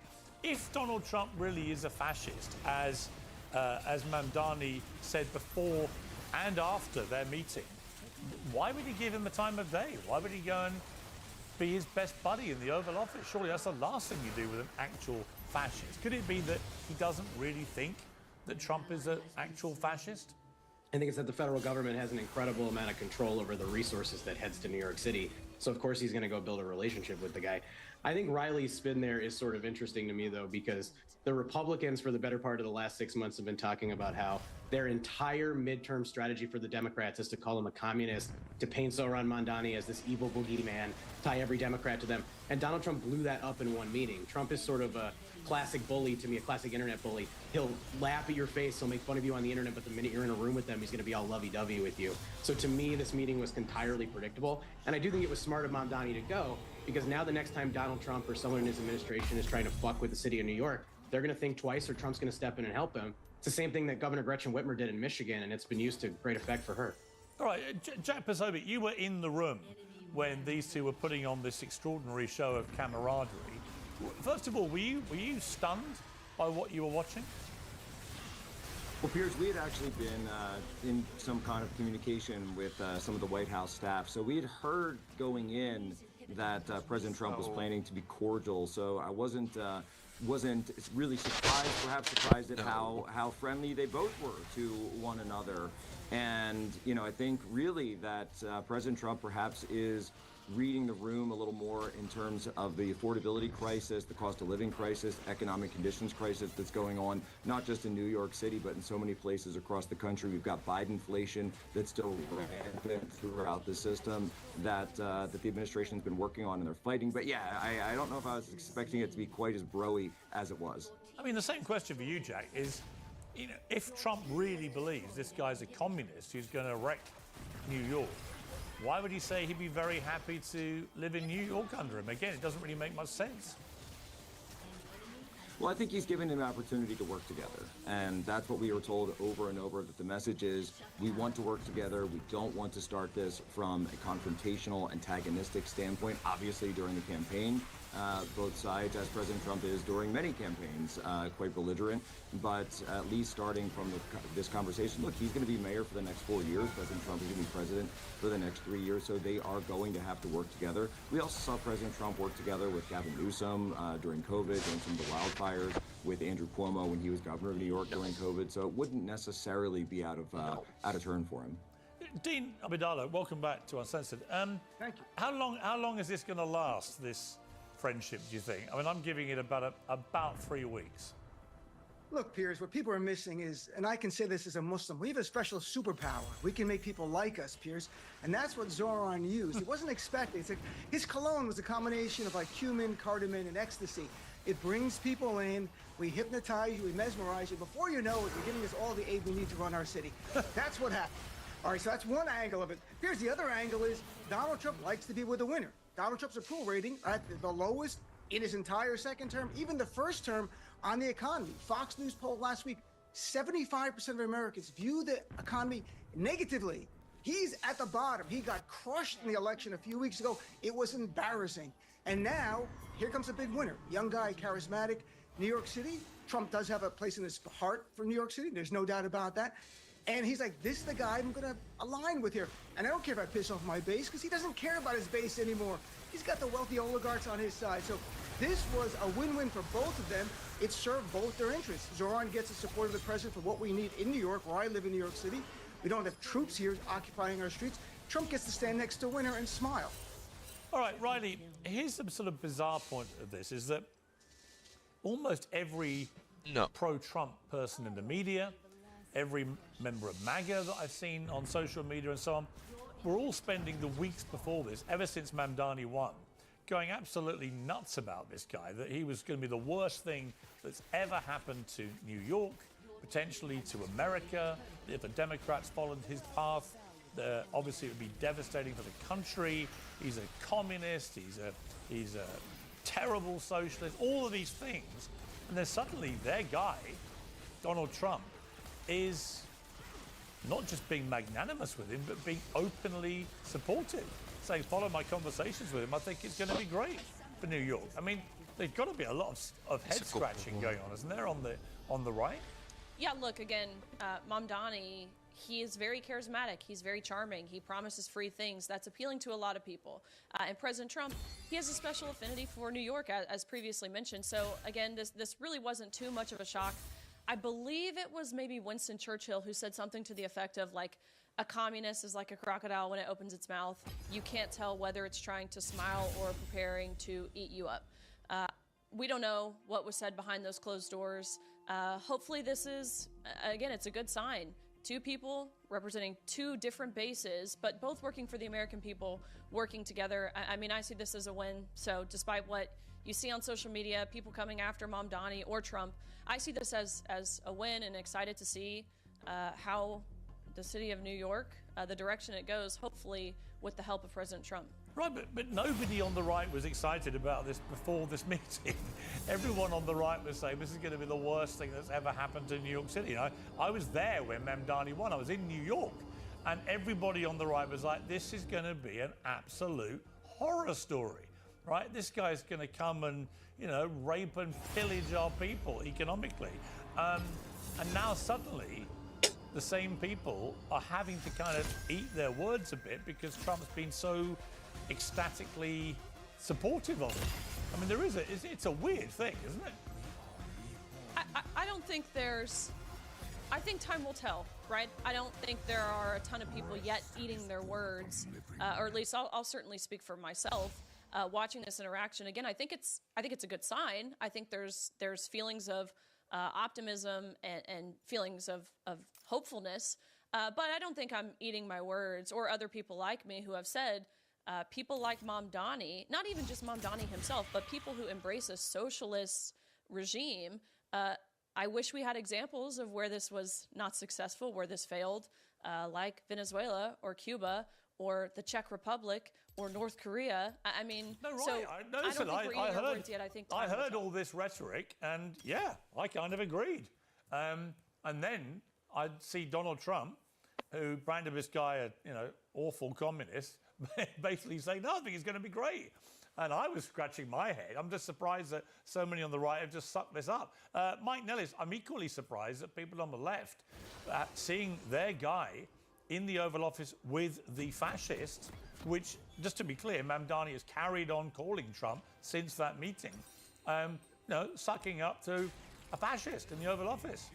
Again, I find it totally perplexing.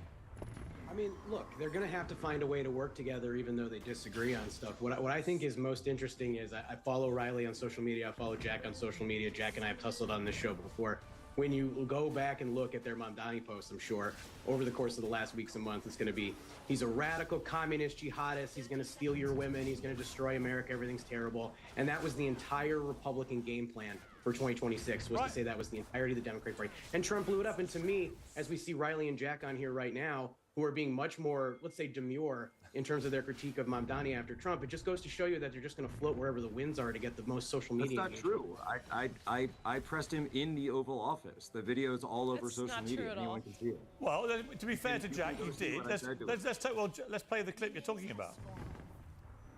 But to be clear, you're continuing this idea of race-based property taxes. No, to be very clear, no, the use of the term was a description of neighborhoods, not a description of intent.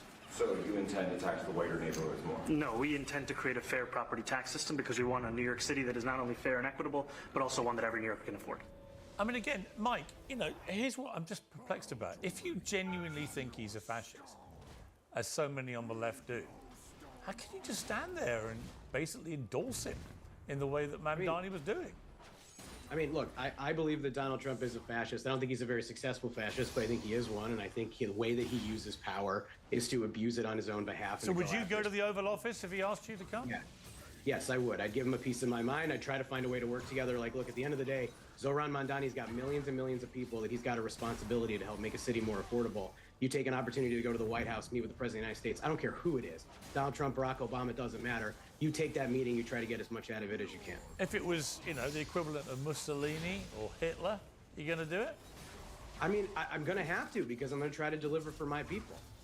Really? That's the job. You as would an go and executive. stand there if that was Adolf Hitler or someone with that mentality standing in the Oval Office? I mean, I'd give him a piece of my mind.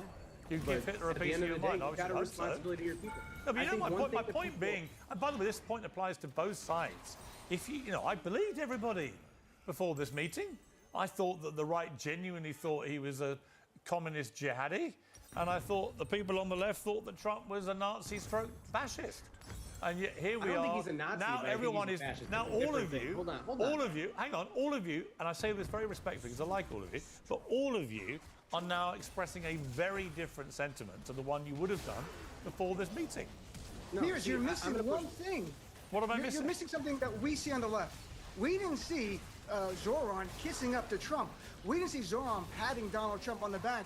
We didn't say, I think he's going to do a great job. I think he'll do a better job in America. I can sleep better now. We saw Trump do that. We saw Trump look at Zohran the way we want everyone we're in love with to look at us. It's like a buddy cop movie. Like, I heard Trump wants a new Rush Hour. It's Trump. I didn't hear Zohran Mamdani call him a fascist in the Oval Office. Well, that's because Trump told him he did. Right, but if he genuinely believes it, I mean, afterwards he did. So why didn't he have the balls in the moment to go, actually, Mr. President, you are a fascist? He didn't. He bottled it. He bottled it. You played the clip where he said he was going to say it, and Trump said, don't say it. He didn't say Trump it. Said to say yes. Trump just played him. It's fine. The reason we're not upset on the left is that we view Trump as being played. People on the right, you can go through your mental machinations whatever you want to justify this. I thought Jack's question was perfect. It showed how the obsession with the right, with race and identity, which is a losing proposition. That's not my obsession, Dean. It's what he said. That's what it was. That is your obsession, Jack.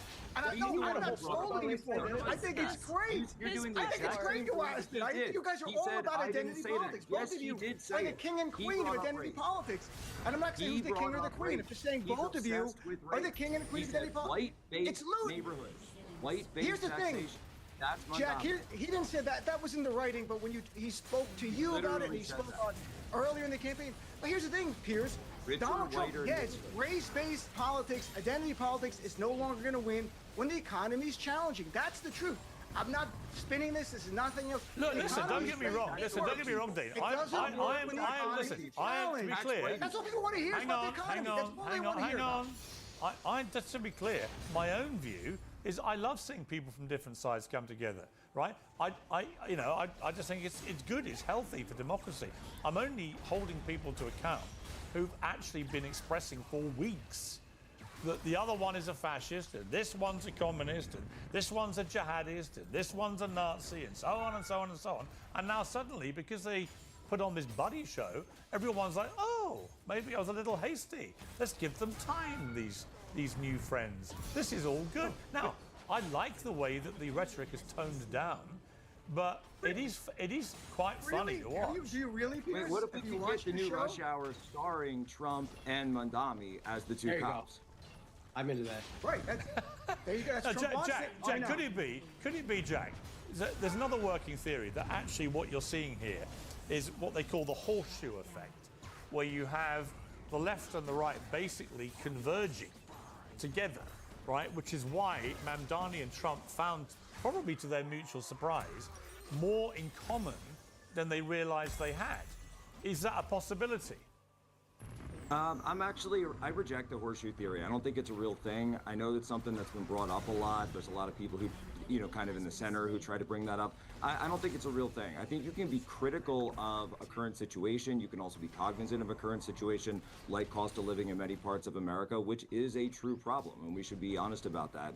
But I don't think the prescriptions necessarily are the same at all. I think the way people come to politics is differently. So I know there can be sometimes optically where it may look like people are on similar sides on a certain issue, but I just don't think horseshoe theory in the end really carries weight. ExpressVPN is the simple way to protect your privacy online. In the US, internet providers record your online activity and can sell your data. In many countries, they've even legally required to store your information for years. Along with millions of others, I use ExpressVPN to stop the tracking. It hides your IP address and it routes all your activity through encrypted servers to keep advertisers and scammers from accessing your data.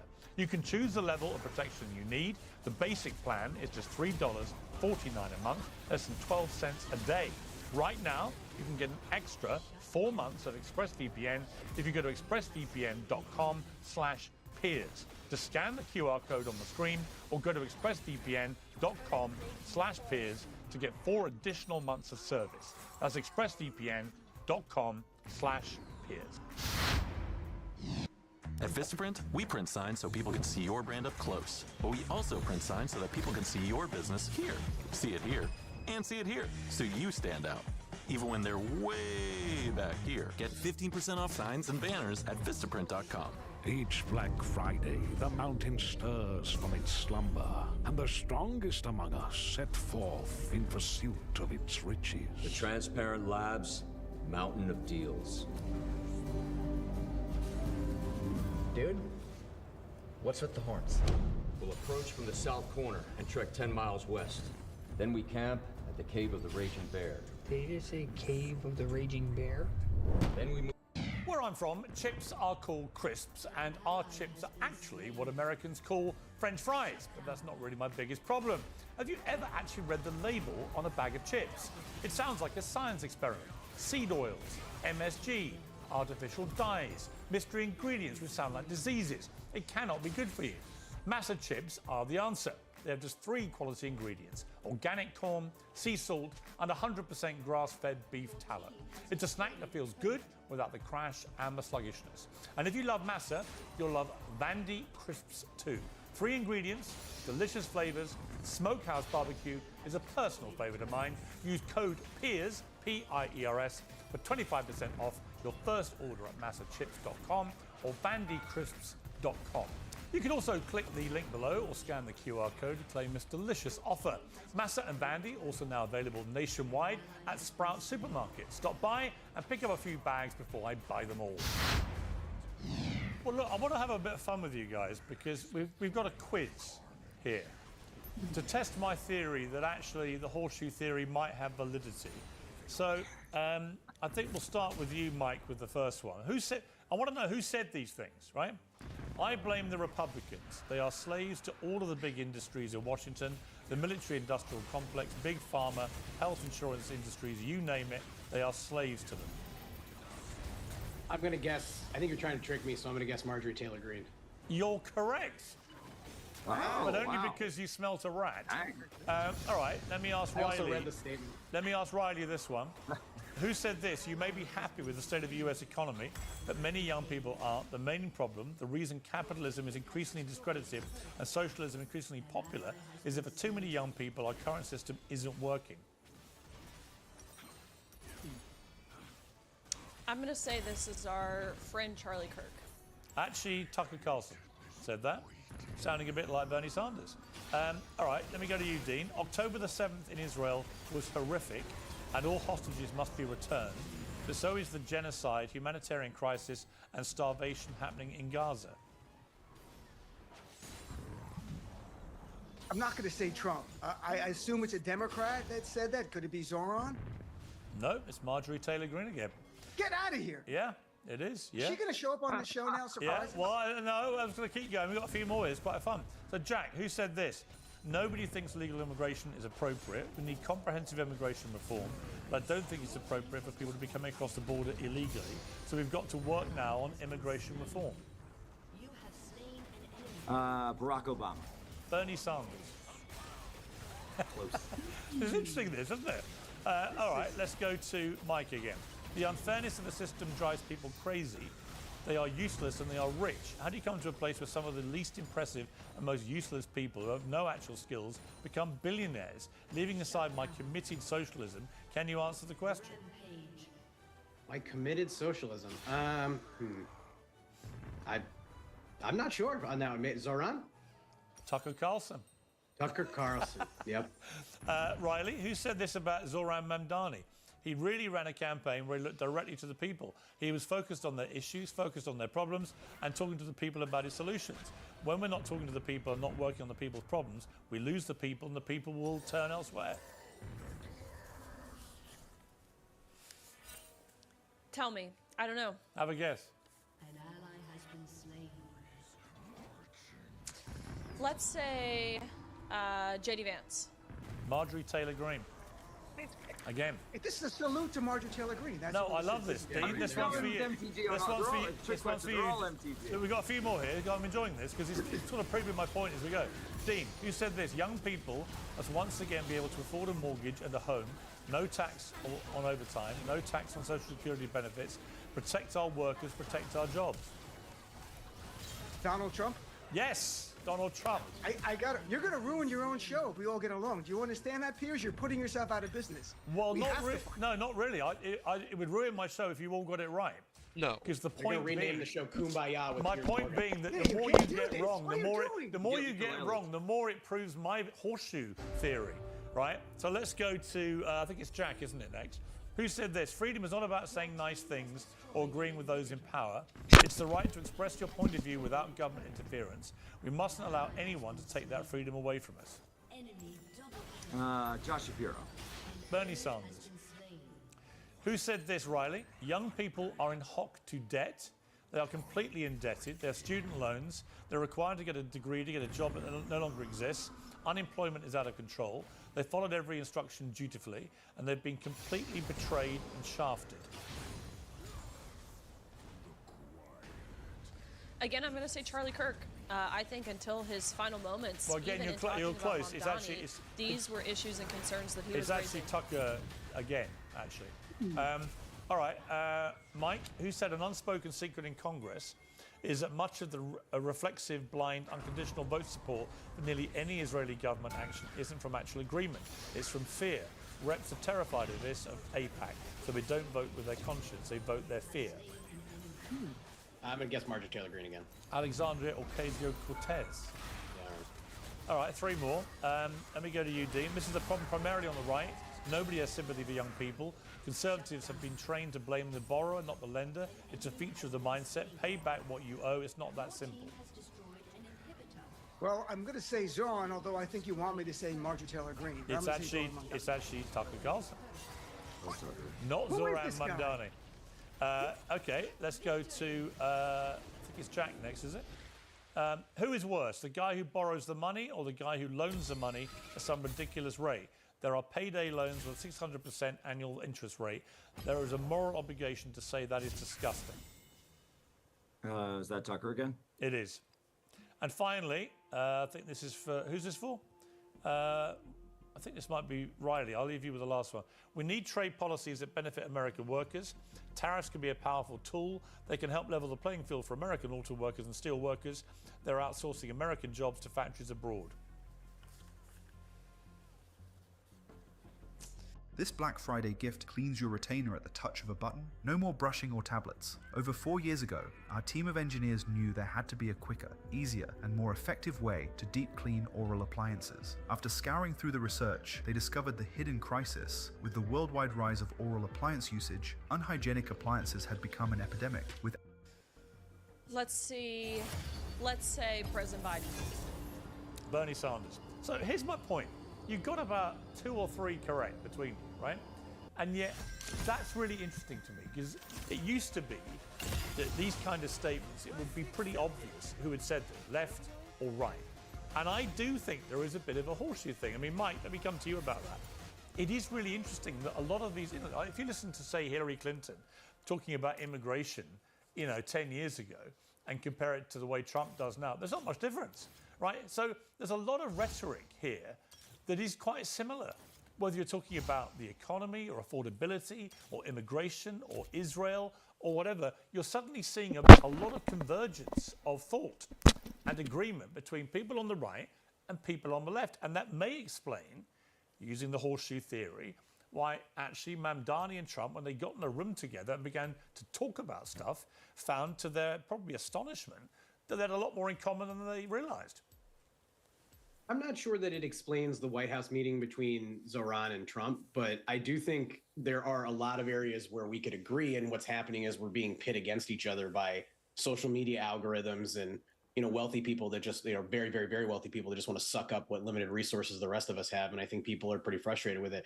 The other thing, too, is I think the way our politics and our media apparatus are set up is to kind of dehumanize one another. My guess would be if you locked me in a room with Jack or you locked me in a room with Riley and we had to solve 10 of America's biggest problems, we'd probably walk away with some real solutions. The problem is you've got, 500-600 members of Congress that don't want to fix anything because their rich donors don't want to help them. I mean, I think that AOC quote about AIPAC is really true, is that people don't fight for Israel because they genuinely believe in the cause of the Israelites. It's because they're afraid of super PAC spending in their primary. Yeah, but I would say it's not just the fault of Congress. When I do these panels, invariably, people take quite a tribal position. And they don't like to deviate particularly, and they certainly don't like to reach across the aisle, or in this case, across a screen, and say, you know what, I totally agree with you. And when I hear it, it's so refreshing, because I do think political rhetoric whipped up by social media has become overly tribal and toxic. And actually, you're right. If you were in a room together, say you went and had dinner together or whatever, any of them, right, from left and right, I reckon you'd find a lot of things you have in common, things you might agree with you weren't expecting, and so on. But it would be a much more civilized encounter. The problem with all political discourse in America right now is all of it is designed to be confrontational. And people accuse me of doing that on this show, but in a way, I'm trying to be the antidote. I'm trying to bring people to a point where they will actually reach points of agreement. I think it would be really empowering and refreshing if it happened. So can I add one thing to that, though? Sorry? Is that I think... the new show you're doing now? Well, no, I just look. I don't. If people want to disagree, if people disagree with each other, it's fine. But actually, being passionate in a disagreement doesn't mean I hate the person I'm disagreeing with, unless they're bigoted, right? And look, even before this, Piers, look at polling. How many Americans support taking big money out of politics? Talking 80-85%. How many Americans support the idea of expanding Medicare to give our seniors hearing, dental, vision? 85%. We have a bunch of things like that, but we have people in Congress who will have to answer to their donors that prevent us from getting along. We're still going to fight on other issues, and we should. This is America. I don't want to agree with Jack on most things, frankly. But on certain things, it's called populism. And that every quote you read, Piers, was populism, economic, not MAGA populism, down the middle populism. And that's where we're going forward. And you might find some common ground on certain issues because people are struggling. It's a real issue. Even Jack admitted it. Prices going up. Trump doesn't admit it. This populism is the winner for the near term until something else becomes But I'd love us to get along on populist issues, to fight for the working class, the working poor, for all of us. We watch the wealthy get wealthier every single day, and we struggle to make ends meet. And I speak for everyone else who calls my radio show. That's exactly how they feel. So if it's someone on the right or the left, giving them an answer that's going to change their lives, really, not cultural bullshit, but really, like freezing the rent or giving free childcare with the second biggest expense in New York, they're going to gravitate and vote for that person. That's why Zoran won 70% of people under 45. That's unheard of. Black, white, brown, 70% of them want a better life in the city. But the problem is, Jack, it becomes a Jack of that. The problem is, I still don't believe that Mamdani has got a cat and hell's chance of affording, ironically, all these affordability manoeuvres, right? He says he wants to get affordability, but the cost of doing that, as has been proven time and again in places where they've tried actual socialism, is you can't afford it. We've got the same issue in the UK now. We've got a left-wing government that made all sorts of grandiose promises not to raise taxes, not to do this, to do that, and all they've done is chuck huge millions and billions at extra public spending, and now they're just going to go and tax all the wealthier people and make them pay for it. It's the old, poverty tax of envy and so on. And I don't like any of that kind of politics. But, I mean, take, for example, here, Marjorie Taylor Greene, who we've got me quoted a few times. She's now said she's not going to run for president. She's third favourite with the bookmakers to potentially be the next president. She said she doesn't want to do it. I never take people at face value when they say that. But she's split from Trump over some fundamental policy issues that she disagrees with them about. Are we seeing the inevitable fracturing of the MAGA movement as we head towards Trump being inevitably a lame duck president? Well, Piers, I wouldn't say that Trump is necessarily a lame duck at this point. Well, he will be after the midterms, right? I mean, that's just the automatic thing.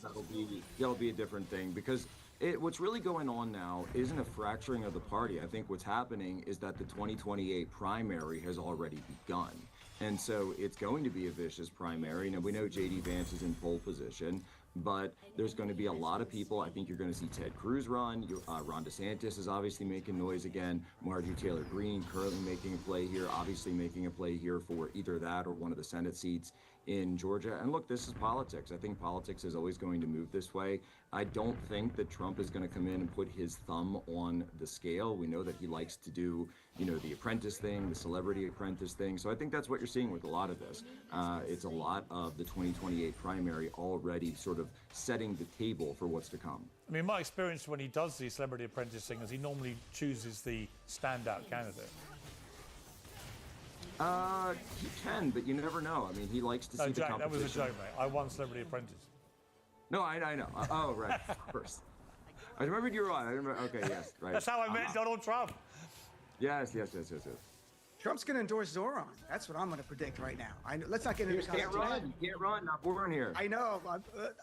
Let's not putting the Constitution aside. He likes that guy. I mean, let's be honest. He knows a winner.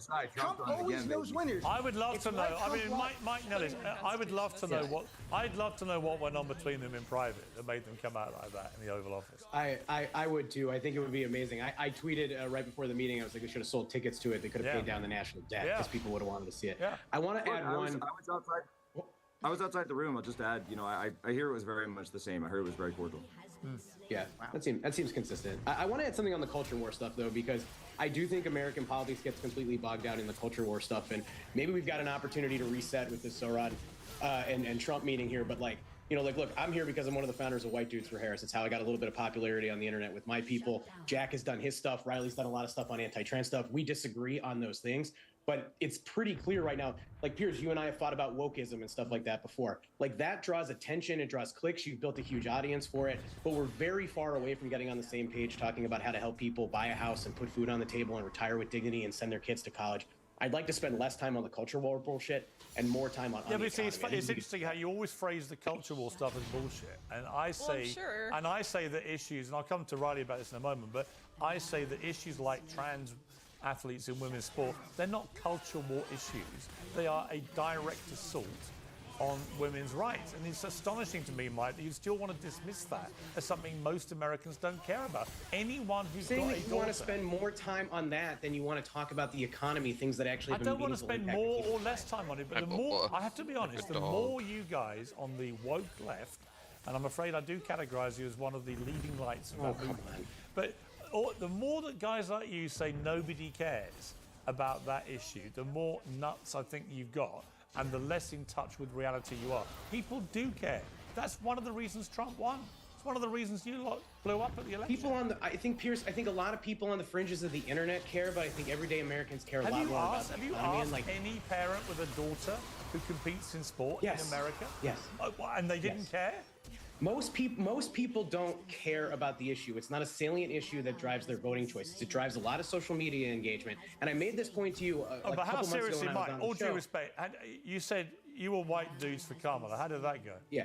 Got work I mean, we raised a lot of money. It's not bad. Yeah, but they didn't We actually. didn't win. She did. Hey, White listen, dudes you might not didn't like it. She actually did go to marginally Kamala, better did with they? white men in the last You were about the election only than Joe white Biden dude who thought Kamala should be president in the end, it turned out. Well, no, she won 41% of white guys, but all right. Right, but does it suggest to you Right, maybe but- your political antennae for these things? Well, let me No, get. I mean, I would do away with that kind of identity politics. I don't like it. I'm not going to disavow the work You that we literally did. had a group called White Dudes for Kamala.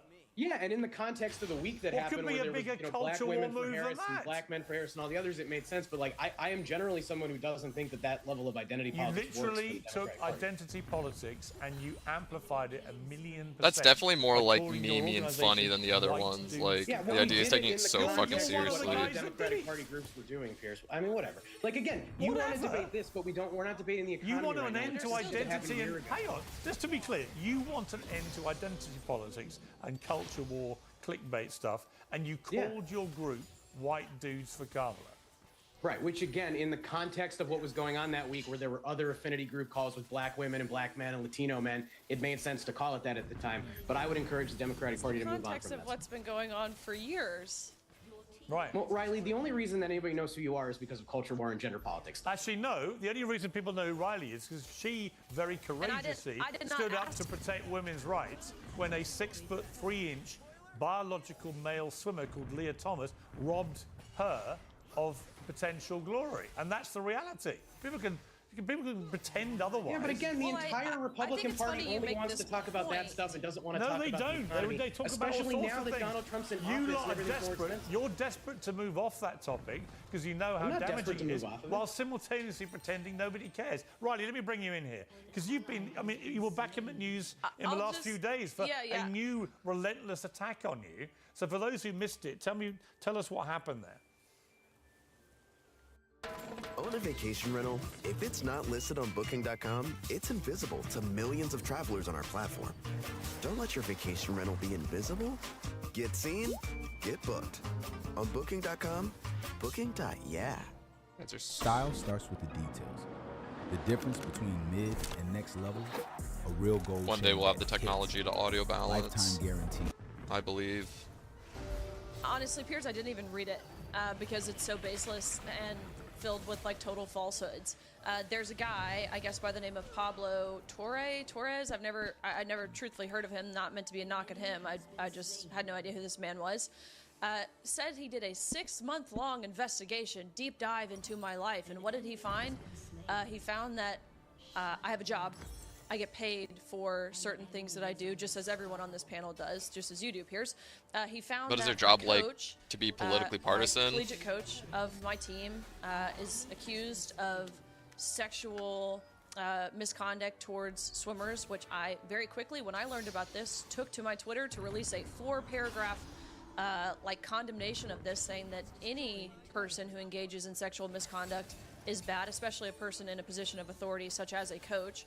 So again, a total nothing sandwich is what this man found. But nonetheless, I just want to make a very quick point. You say that people don't care about this cultural stuff by also telling me that the only way that people know who I am is because of this issue. Don't you realize the irony in that? I did not ask to be where I am. Quite frankly, this isn't where I want to be, even still. I was in dental school prior to all of this. I think I would have lived a very fine life, happily married, pursuing dentistry, okay? I did not ask to be where I am, but people cared. People cared enough, even still, to continue to, listen to what I have to say. Lord knows why, right? So I think it's disingenuous to say that, in one hand, no one would know who I am without this issue, but on the other hand, people don't really care about this stuff. I have millions of followers. I think 1.6 or 1.7 on X, 1.5 on TikTok, over 1.2 on Instagram. It's not because I'm posting constantly.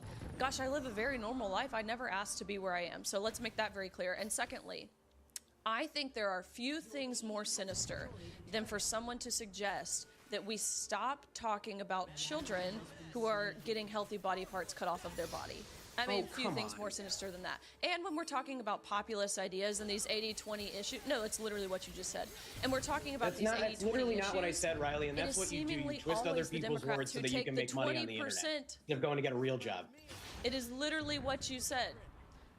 It's not what I said. It's not literally or figuratively what I said. This is crazy to me. Maybe you're having some audio issues over there. This is why you guys, resounding... I didn't hear what that last part was. Say it again. Well, to me, you're embarrassing yourself. Like, what you do is you twist other people's words. You're claiming I said something that I didn't. And what you'll do is you'll crop this later for social media and it'll look good for your audience. We'll let the American people decide who embarrasses themselves. I guess. The point that I was making, just Riley, about his common sense standard default position on virtually everything.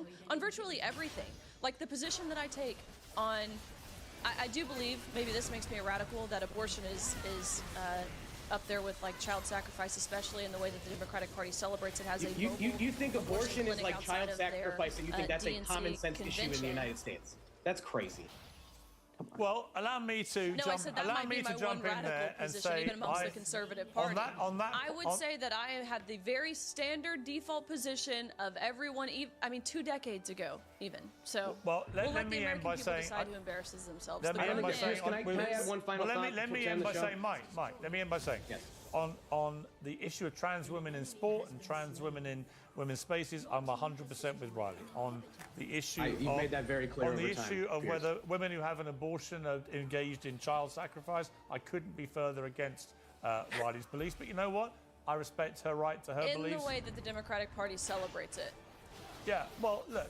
Celebrates it. Like, nobody celebrates abortion in the Democratic Party. Like, you celebrate women having a right. Let's not have a whole abortion debate. They were boasting of the numbers they got. The point being, about the number of abortions. I agree and disagree. I'm not having an abortion debate, but I agree and disagree with all of you about various things. We're all getting along, you see? And the thing is, we were all getting along great. And now look at it. That's why we need this show, Piers. Now look at it. Now you're back. Now you're a bit like Al Pacino in Godfather 3. You've sucked me back in. Right, there was me trying to find a nice, happy, we're all friends together, Mamdani Trump kind of vibe. And look at us. Look at us. We couldn't even last 45 minutes. See them on social media. Anyway, the battle goes on to find points of agreement. Thank you all very much. I appreciate it. Thank you. Thank you, Piers.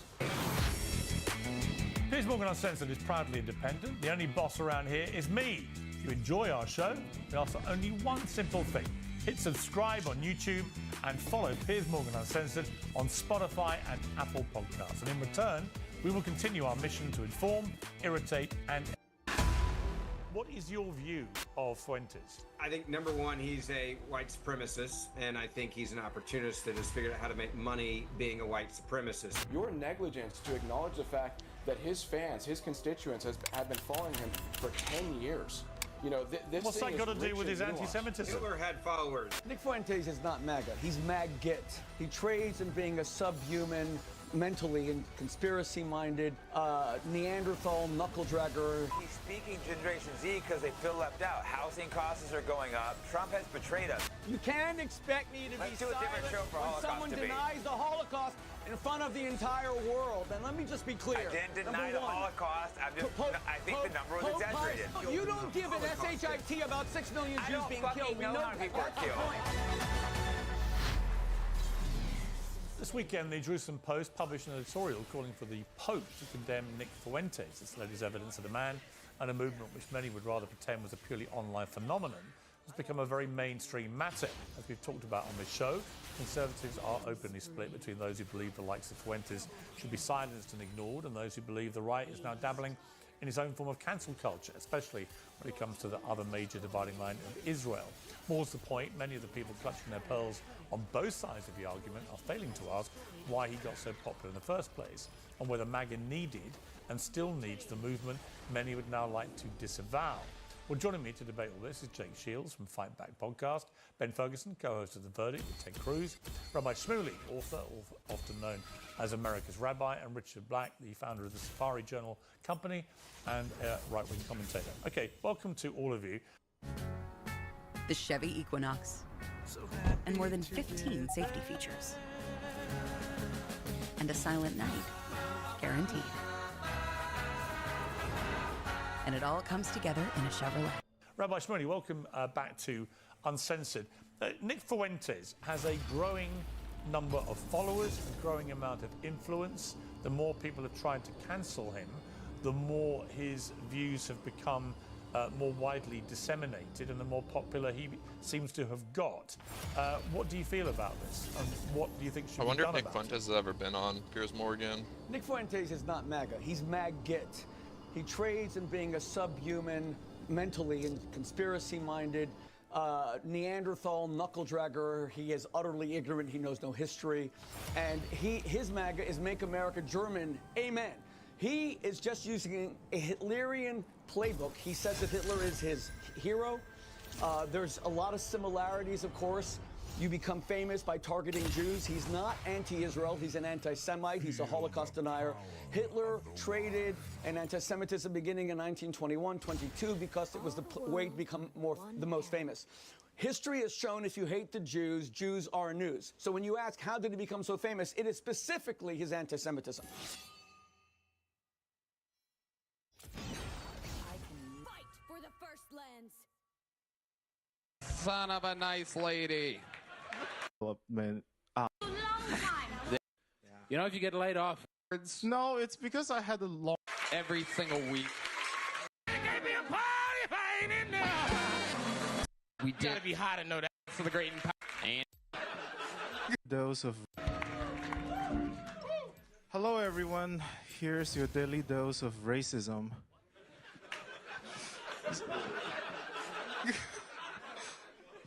Sometimes I wonder if Jews wear tiny hats, it's because they miss having a tip again. And sometimes I wonder if, if hip-hop artists like to hit women because they love to beatbox. But that's the thing with racism, isn't it? It's like, why does it always have to be something for evil? Like, why can't it be something good? Like, recently I gave a white guy a ukulele, and now he can't stop playing it. But that being said, you know, that being said, racism is a two-way street. I just wish I'm driving on the right side of it. Thank you. Charlie Shee, welcome back to the show, Charlie. I messed up and used my real name, so. Okay. But it's fine. What's your other name? Oh, Chen. You know me. Yes, I know you. Okay. Yeah, you've been on the show multiple times. Yeah, about a year ago, 3 times. Okay. Very good. So how's life been going? It's been doing better. Okay, red band, we get it. They're Asian. Maybe Native American.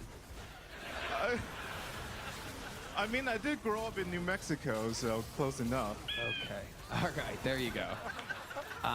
So, Charlie, what's going on in life? I got laid off for 5 months, and then I was able to find a job about 3 weeks ago. Where did you get laid off from? Oh, I was working for a bank in Canada, and then the tariffs happened, and then U.S. employees are considered to be risks, so yeah. So now where do you work? I work for a particular university here in town. You work for what? A university. A university? Yeah. Okay, what do you do at the university? I fix computers. You fix computers, okay. Yeah. All right. How's life been going, Charlie? Are you still... Well, yes, I'm still trans. It's just that... Yeah, but... Yeah, I mean, you wrote down Charlie today. What are we going... Are we going backwards? No, it's because I had a long day at work. I was on the phone for 4 hours. You worked on... Hold on a second here. This is breaking trans news. Yeah. Hold on. I didn't know this was possible. But it turns out if you're trans and you work too hard, you go back to the human that you were before. This is the first time we've seen this before. We're always learning about the trans community here. This is interesting. You went from a Pocahontas to Pocahontas real quick.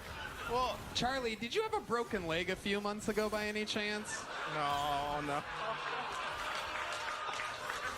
Yeah, the third leg is alive and well now. Oh, wow. Okay, Charlie. All right. So you worked so hard that you signed up as Charlie. That's what you're saying? I guess I wasn't all here when I signed up. I'm sorry.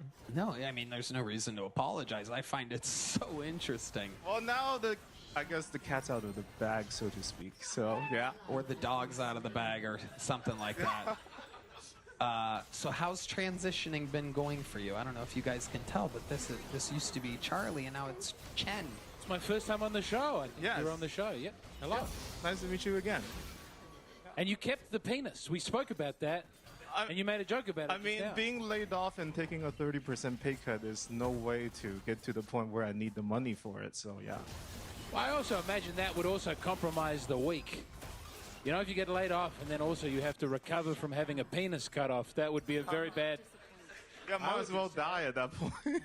Well, no, I mean... No. No. Are you sure they didn't give you a pay cut because you were transitioning into being a woman? Well, when I told my... And women can get paid less? No, because when I told my parents about it, that's the first reaction from my stepfather, but... That's what he said too? Yeah, but it wasn't it, because... What ethnicity is your stepfather? White. And what does he think about all this? He's fine with it, but my mom's angry because he's fine with it. Tell us exactly how your mom, who's very Asian... Very, very Asian. Yes. Tell us exactly what she says to you about you transitioning into a woman. She visited about a week or two ago, and she pretty much just says that I'm on the wrong path in life, and I should reconsider, especially with the current government pressure and everything. Wait, what exactly? What is the government pressure exactly? You know, the whole talking point about cracking down on DEI or whatever. But the thing is, I never relied on DEI to be who I am today, so it just felt weird that she's like talking like that to me. James, it's okay. I mean, Asian mothers traditionally really do prefer having sons, so it might be. I don't know if you've seen the statistics on that, but it's very good that you were born as a man, because otherwise you might not be here with us tonight doing stand up. And do people not know about that? I'm sorry, I won't make a joke about that. But that's you don't need DEI. Yeah, I don't rely on DEIT, maybe. No, I'm sorry. I thought that was okay. I'm fat. I'm a fat person. Do you think your mom loves you, though? He loved you long time. There you go. He finally got it off clean, ladies and Not gentlemen. in that way, but I know that despite her limited capabilities, she's doing her best. You guys are kind of dressed the same tonight. I gotta say, if you look really closely, you can't tell which one's which. To be mad at her, you know? So red band and yellow band up here. This is incredible. Well, people call me yellow band because I do soundboard too, but yeah. Where do you do soundboard at? Shakespeare's. Right after this show, we have an open mic there. Oh, I'm sure these people want another 4 hours of bullshit open mic after this. Okay, so can I call you Charlie? Sure. What have you been doing with your personal life, Charlie? Tell us more about what you do when you're not performing comedy. So when I'm not performing comedy, I've been oh, I picked up new instruments like bass and things like that. Although I'm better with a piano, and then I also joined a group where we perform every Friday night. And then I played a lot of video games, and then I also look into video game development such as Unreal 5. I think you're an Asian man. Yeah. Everything that you say sounds like you're an Asian man. Because I'm the bass guitar, like an Asian woman plays the violin. Oh, okay. Well, you don't know about this? I mean, I guess those Asian bass player ladies are not ladies anymore. No, they're really hot actually. When you Charlie, what are you fucking nowadays? What's your sex life like? Like I said, I'm in a long distance relationship, so I'm essentially celibate until he visits like 3 times a year, and that's it. Okay, when's the last time you saw him? Actually, maybe summer break? Summer break. Yeah, before I got laid off. So Okay, maybe Jeff Dye. I don't think that's called celibate. That's called monogamous. Yeah. But yeah, you're not just yeah. I'm just not going. I'm nitpicking. I don't know. Yeah, I'm not just going around fucking everything I see. Good for you. Yeah, you're a good man or lady or whatever the fuck's going on. No, you're honorable. I like this about you. You're very nice to your mom about it. You might be the most reasonable trans person I've ever met. Yeah, we have a few of those on fucking this show. Only very reasonable trans people sign up for this show. We're yet to have an unreasonable trans, which is crazy because anytime I'm out there, it's almost always an unreasonable trans. In here, for some reason, very reasonable trans. You're the second Asian up here tonight that loves raw men, by the way. Little fun fact. I mean, luckily, I'm not going to have to try yours. Because my butt hurts.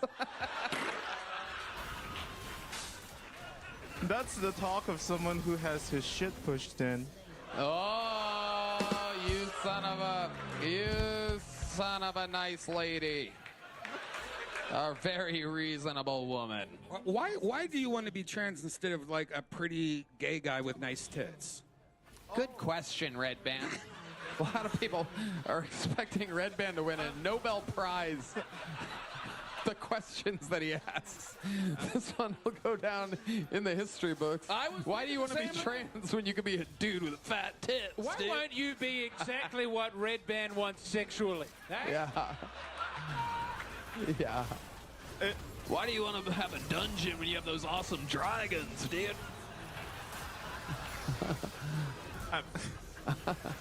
It's a good question. What makes you feel like a woman?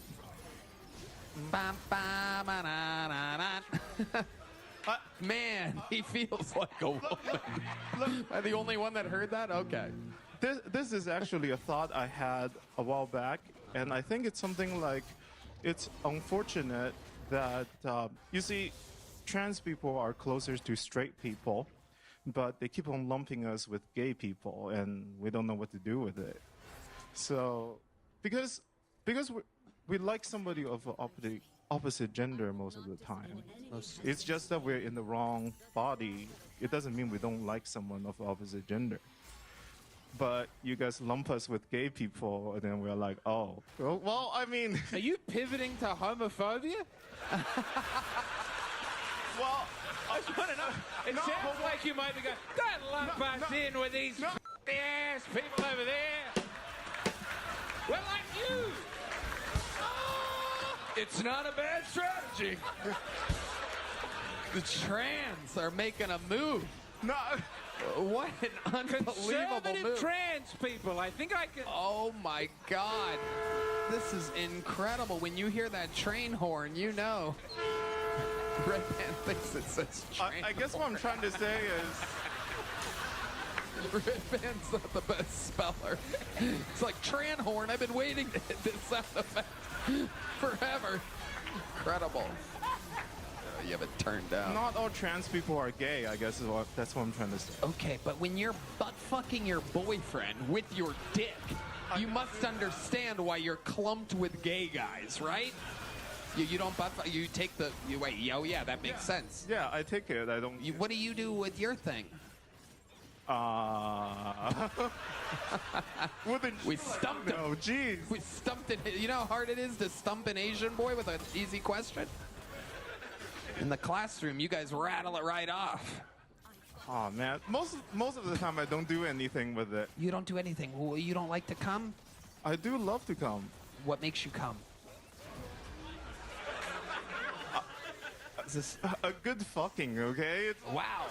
I like the kind of good fucking where the hips meets the butt. It feels like he's slapping me while he's thrusting, okay? It's great. Yeah, I don't know why people clump you with the gays. There's nothing I love more than getting butt so hard that it feels like the dude's beating me up during it. Anyway, not gay at all. Totally just Charlie getting butt by a dude. Why do you clump me with the gays? America's come a long way since Johnny Carson. You know what I'm saying? Johnny Carson used to sit in a suit and tie and have a nice conversation with a movie star. Charlie.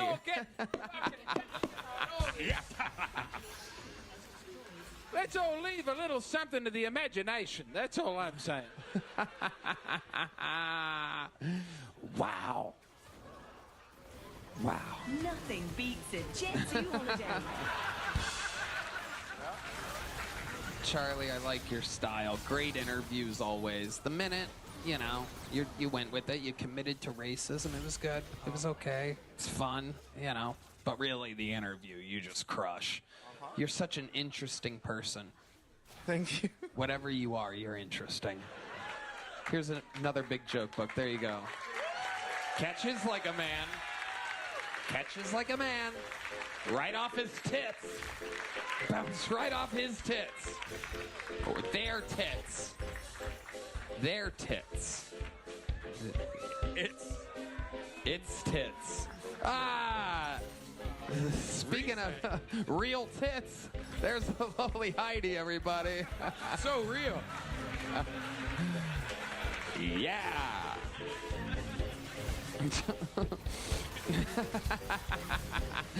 Old real tits Heidi, ladies and gentlemen. All right. Your next bucket pool goes by the name of Asher Casson, ladies and gentlemen. Make some noise for Asher Casson.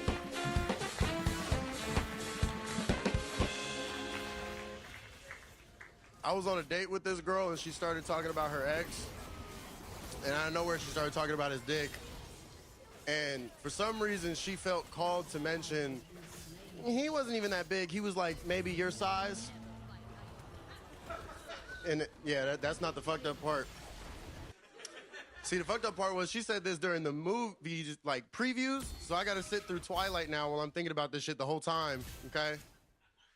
It's fucked up so much for the hole I cut in the bottom of this popcorn bucket. You know what I mean? I guess we're not using that anymore. I got to walk down from aisle J, just trickling little kernels the whole fucking way down, pissed off. Okay. I ended that date. And I went home and I did the old-fashioned confidence booster, fellas, you know, where you measure it up against the TV remote. This is like 2012, though, okay? So it's like the big-ass Comcast remotes. I don't even reach the guide button. I start fluffing it, trying to get every inch I can. Next thing I know, Disney Channel's on. I got my wiener out. It's not good. Kids these days are lucky, though. They got Roku remotes. Roku remote, have you feeling real confident? I'm Asher Casson. Thank you guys very much. Asher Casson. Welcome, Asher. Thank you. How long you been doing stand-up? Just about a year. Just about a year. Where at? L.A. All of it in L.A. that you still live there? Yep, 100%. I drove out for this. So. You're born and raised in L.A.? I was born in Seattle, but lived in L.A. my whole life. Perfect. Yeah. Amazing. What do you do for work? I just got fired, actually. From what job? I worked at a place called NutriShop. I like sell protein powders, vitamins, stuff like that. Why'd they fire you? Because of this, actually. I flew out the first time. I called the time off. I didn't make it back in time, and they said, you know, we're firing you. But that was 2 weeks ago. Okay. Yeah. How many times have you signed up for this show? Just twice. This is my second time. Nice. Okay. Yeah. So, Asher, I'm going to ask the question that everybody wants to know here. Yes. How big is that dick? I mean, you know, every good joke's got a little bit of truth to it, small bit, but, you know, it's a solid 6, I think. Solid 6. Heidi, you have a tape measure over there? No, I'm kidding. I'm kidding. Okay. And this was your ex-girlfriend? Or is it? No, it was just a girl I was talking to at the time. You have a girlfriend now? I do. What does she do? Are you making her up as I ask you questions? Well, I'm in a transition. Okay, so was the last comedian. Yeah, no. My last girlfriend just left me. Yeah. You hit the Tran horn button. Your last girlfriend left you. Why'd she leave you? It was because I had a porn addiction. Oh, okay. Yeah. What types of porn are you watching? Black. Okay. Black porn, for sure. What is it about black porn that you love? This like they talk during sex. I didn't know as a Caucasian I was allowed to do that. What are some of the things that they say that that you like? Just give them a little spotlight here, Kino. Tell me this Draymond's pussy. I like that one. Oh, okay. Okay, give us another one. You can take all of it, quit running. Oh, shit. Yeah. All right. I like that. Okay. I haven't had a chance to use it myself, but... Wow. I have some that I use, though. What do you use? Someone called PETA because I'm killing this pussy. PETA. PETA, but... PETA, like the... Oh, like a cat. Got it. Like freestyling during the sex intercourse now? Yeah. Yes. Whatever happened to a good old-fashioned kiss on the cheek and I love you, baby? Yeah. That's gay. Wow, yeah. Gay? Yeah. That's really gay. And don't run away. You can take all this dick. That's not gay at all. Yeah, but you're the one saying it and you sound like that. You see what I'm saying? When a black dude says it, it hits different. Yeah, come on, say this. How dare you come here and question how black I am? Don't you know this is Draymond's pussy?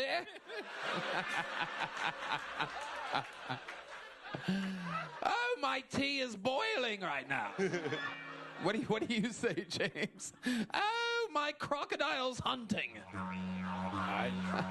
Oh, I want to didgeridoo you all night.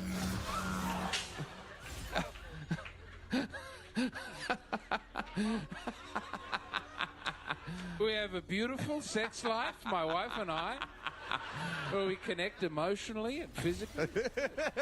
You should try it. You should just try it. I'm not going to go home and jump on top of my wife and start giving her one-liners from black pornography. We don't need that. We have 3 children. We're just happy to get any time together at all. We don't need to spruce it up with some open mic comedy. If you want to make a 4th, tell her that it's Draymond's pussy. Fun fact, if you tell her it's Draymond's pussy, when you make the 4th child, you're allowed to leave. Draymond ain't sticking around to raise the child. Yeah. Wow. Is there anything else other than the talking that you find intriguing about black porn? I mean, you know, the size is pretty cool. That's interesting. Yeah. Of the penis. Yeah. Yeah. Yeah. Want to clarify. Yeah. No doubt about it. No doubt about it. So, Asher, you lost your job. You're now unemployed. What's your big plan? I just recently applied to Vans at the mall. Just something to keep me, you know. Yeah.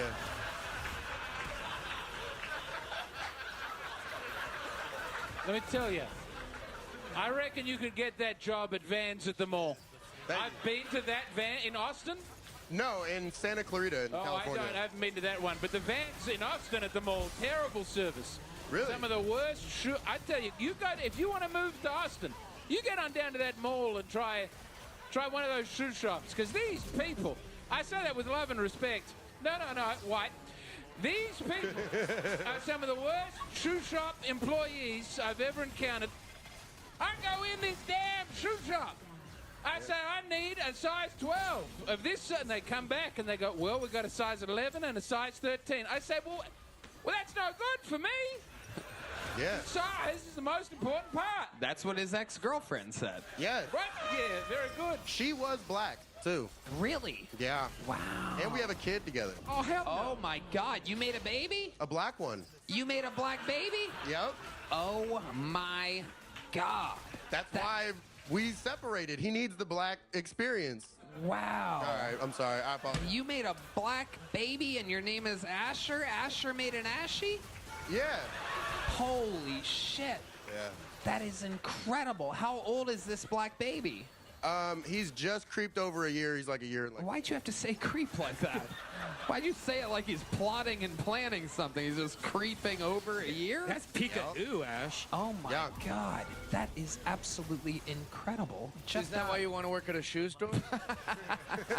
No, well, my actual job is I produce a comedy show at the Ice House, but that's, once a month and it's not sustainable all the time. Of course. So how often do you get to see this little black baby? I mean, is that a picture of him on your shirt? This is Darth Vader. I know it's Darth Vader. I'm making a joke about having a black. It's black. Darth Vader's black. Yeah. For those of you that don't know. Yeah. I am your father, and I'm leaving now. Yeah. All right. Yeah. Okay. It did happen in Star Wars. Yeah. Huh? He did abandon his child. And Luke turned out great. Yes, he did. It is true. It is true. And he... okay. I mean, it didn't turn out great for Darth Vader, I'll be honest, but...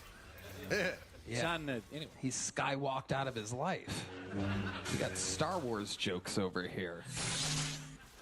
All right. Yeah. Do you only hook up with black women? Are you? No, my current girlfriend's white. Oh wow. Yep. What made you make the change? She's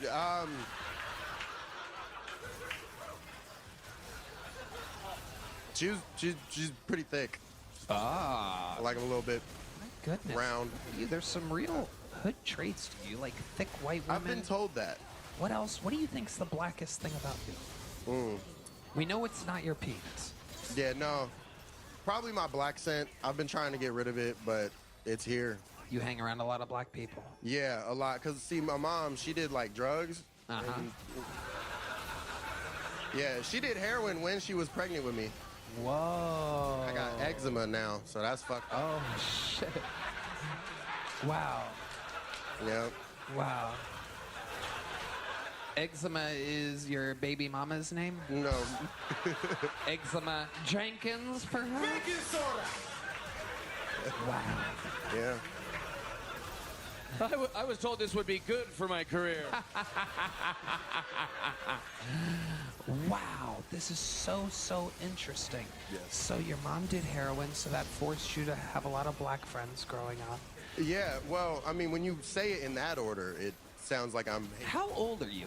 I am 23. 23. Yeah. My goodness, one of the oldest people to ever apply for a job at a Vans store. This is incredible. If the Vans doesn't hire you, what is your next maneuver? I was gonna full dive into comedy. That's the reason why I started producing, is actually because your advice to people is produce a show, control your own Right. stage time. So I was gonna just dive full on into that. Well, as much as you've hung around black people, I wouldn't recommend diving into much of anything. You might find yourself drowning. There might need to be a lifeguard there. Yes. Can you swim?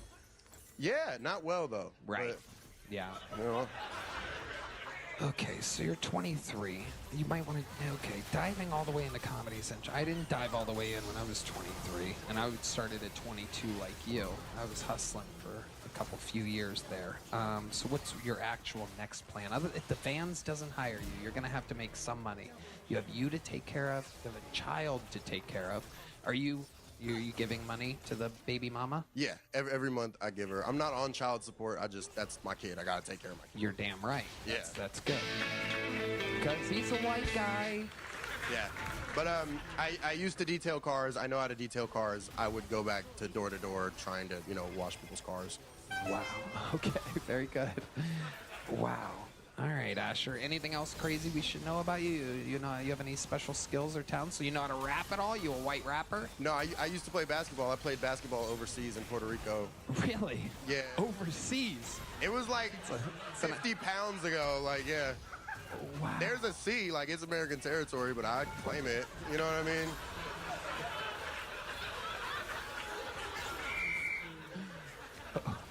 Overseas. Water. Yeah. So what was your basketball career like in Puerto Rico? Oh, it wasn't good. I was the only white. Yeah, but I was there. My name was on the roster. Wow. I had one good game out of like 30, but yeah. You had 30 points? No, I had one good game out of 30. I had like 8 points. Gotcha. But I was throwing those assists. Right. Yeah. Right. Yes, absolutely. Yeah. Anything else other than basketball, comedy? I mean, gambling.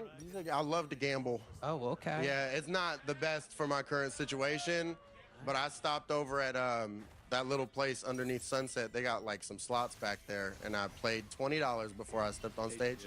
Yeah, you didn't know that? Yeah, there's slot machines underneath your comedy club. Yeah. Yeah. They're right next to the bathroom of Main Chicks. I spent 20 and I won like up to 30, and then I blew it all, lost it all. Yep. But I only played 20. That's good. Never play with more than you're willing to lose. That's right. James McCann. Ashley, you're saying a lot of things that are making me scared for your future and the future of your child. But I believe in you. You've got a good energy. Thank you. Absolutely. Asher. I wasn't going to say anything, but you asked me, and you got to hang in. Look, comedy takes a long time to get going. Yeah. And kids are expensive really quickly. Oh, yeah, I know. What's the most expensive thing that your kid has contributed so far? Like that you've had to pay for? Anything It's crazy? really just the buildup of diapers and the food and everything. No one item is that expensive. What does your baby like to eat? What is he eating? I mean, baby food. What flavor? What flavor baby food? Exactly? I'm not that much in his life. I have no idea. You don't know what type of food he eats? No, I just give her the money and she buys it. You don't ever see the kid? All the time. I don't feed him. Wow. She feeds him. You've never had the urge to... D Madness is loving this right now. I think he just tried to choke you there for a second. I think he tried to reach out. I've seen him get fed. Uh-huh. I've been there. My goodness. I love my son. You paid me out to be a villain, but me and my son. Did you give him a white name or a black name? I named him after my grandpa. What's your good? Demetrius?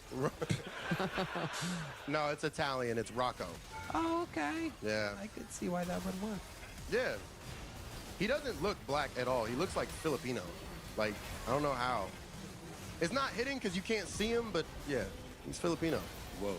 Have you talked to your wife about this? Does your wife know that you consider your son Filipino? I don't have a wife, but... Right, your baby mama. Yeah, no, yeah, and she hates it. She's like, stop talking about our son like that. And I'm like, he looks fucking Filipino. You know, if they ever bring that Maury Povich show, that could be a good way to get some money. Yeah. I can see you doing the dance. Who's Maury Povich, though? I don't know. It was a little bit before your time. Oh, I'm sorry. It was a little bit before your time. 6-7 years ago. You kids don't know. Oh, the crowd's turning on him quick, folks. This is a very pro-Maury crowd here. Asher Casson, congratulations. Fun times. There he goes, Asher Casson. Thank you. Let's get one last bucket pull up here. We're having fun tonight. You guys having fun out there? All right, let's see what happens here. Make some noise for your next bucket pull. It's Josh Canada, everybody. Here comes Josh Canada. All right, thanks. I'm having a great month right now. I actually, this is odd timing, but I just celebrated 2 years of marriage, so that was fucking dope. Oh, thank you. Thank you guys. It's a weird time in our marriage because we were talking. I wanted to go see the new Superman movie. It just came out on HBO, and I was explaining it's really interesting because they changed directors, like revamping the universe. And she asked me, "How long do you want me to pretend to care about this?" So that's a new level of honesty I didn't know that I didn't want. You know what I'm saying? But I did see the new Superman. It was pretty good. If you want to see it, I'm hearing a lot of weird stuff about it. People are like, there's one nation, right, that's like oppressing another nation, and it's an analogy for like Israel-Palestine. But if you want to see the movie, that's not at all true. It's not. And I know that because in the movie, Lois Lane is a reporter, and she lived the whole time. So... all right. Thanks. That's my time. Appreciate it. All right, Josh Canada. All right, Josh. How long you been doing comedy? Coming up on 2 years. 2 years. Okay. And where at? Colorado mostly. Colorado. Yeah. Okay. How's it going there in Colorado? Is it better than it just went here? Yeah. I moved here in March, and yeah, usually, yeah. Okay. What do you do for work?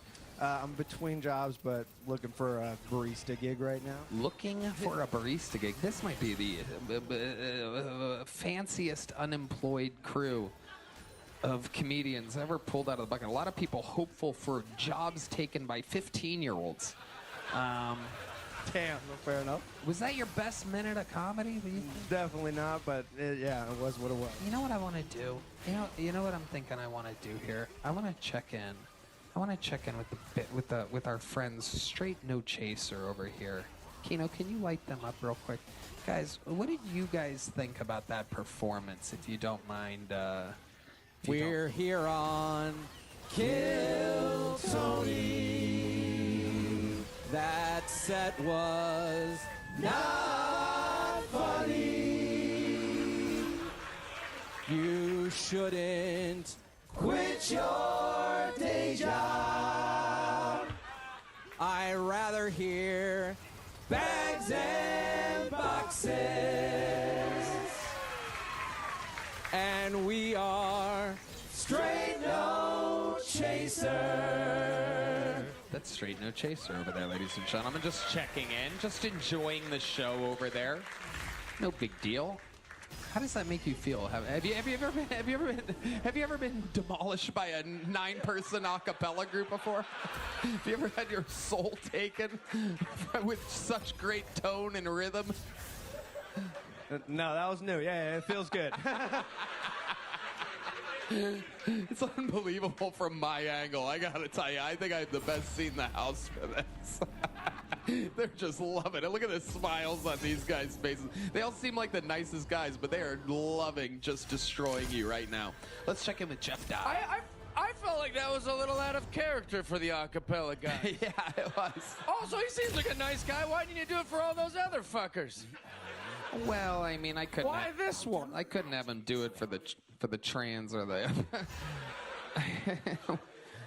Yeah, I missed it on Frank. You guys remember Frank? Frank was rough, but it was Frank's second time, and this guy's been doing it 2 years, so it really works for you because you've really had a lot of time to practice. This means more to you than it did for Frank.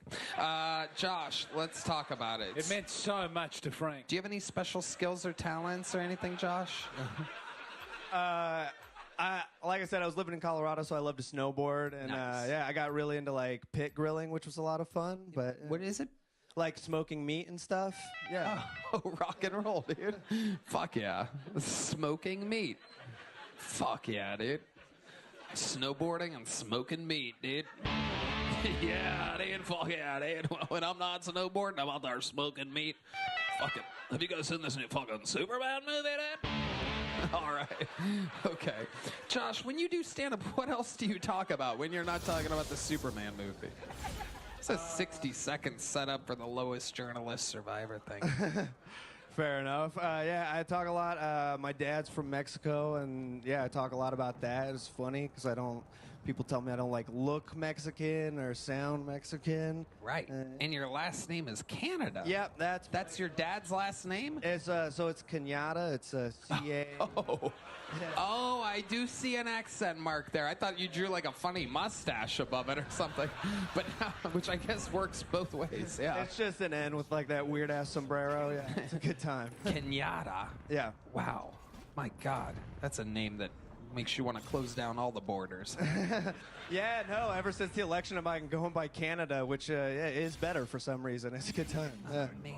Amazing, Josh. Okay, so let's try this again. You've been doing it 2 years. I don't want you to, there was something, I didn't think the a cappella group was going to light you up quite that hard. I feel kind of bad. Even me, a writer of like 13 Comedy Central roasts, right? I mean, I do this every week. There's something about being told, you're not funny, in which I'm like, oh God, that is as icy cold as it gets. Just 9 guys hitting different notes and making it sound beautifully perfect. So I'm gonna give you one chance here to redeem yourself. 2 years in the game, I want you to do your best joke right now. Like a little quick, fast little like ba-boom.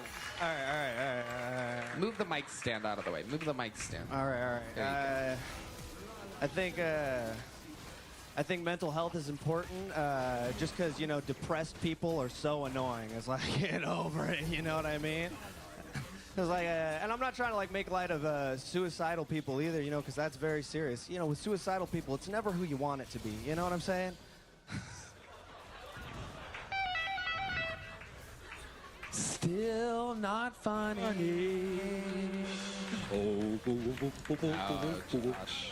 My sweet, sweet Josh. Do you have any other special skills or talents other than snowboarding and smoking meats? Jeez, man. Fucking asshole.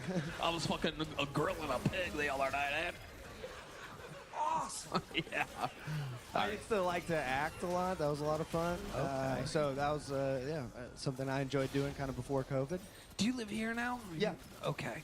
Well, Josh, we need you to sign up again sometime, Josh. Okay. In the meanwhile, what do you got there? What are you taking out? Here's a little joke book. It wasn't a great day, Josh. It gets better. Sometimes the story, sometimes people grow on this. Appreciate you, man. Thank you.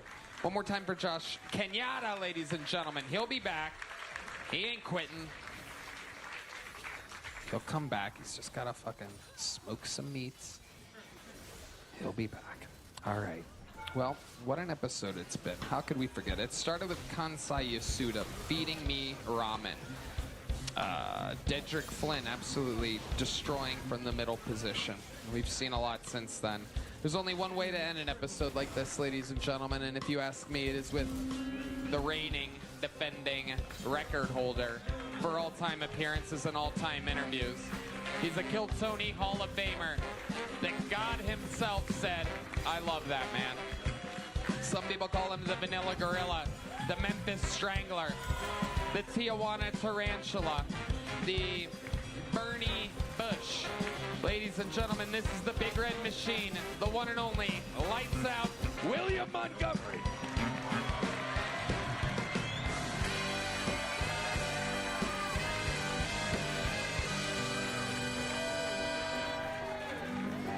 I was watching a compilation of William Montgomery bombing you could wish at other COVID state, on your worst other venues. enemy and it meant something? Mamdani, and by the way, I hope I'm pronouncing that right so I don't get jihadied after the show, was just elected mayor and conservatives are pissed. Meanwhile, my ass is handing out hitchhiking directions to the Austin homeless population. You're free! Go live in prosperity! Hey, Red Band, kiss me if I'm wrong, but if you blow bubbles, can that spread hepatitis? Tesla shareholders approved a $1 trillion pay package for Elon Musk. That lucky son of a bitch is going to be able to retire at 55. Okay, that's my time. Thank you. William Lights Out Montgomery has done it again. I gotta tell you, William, I think we should just jump right into it, right? You went a little viral this week. I think everybody saw it. It's like a big deal. You want to talk about it, William? Tony, it was I'm just going to use the word exciting. It was the most exciting show I've done in years. I'm not even kidding.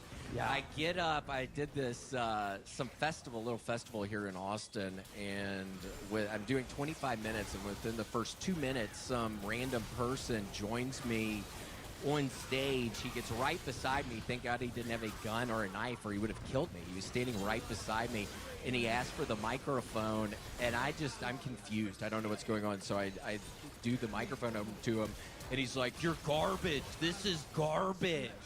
So that set a really good tone for the other 23 minutes I had to do after that fucking guy.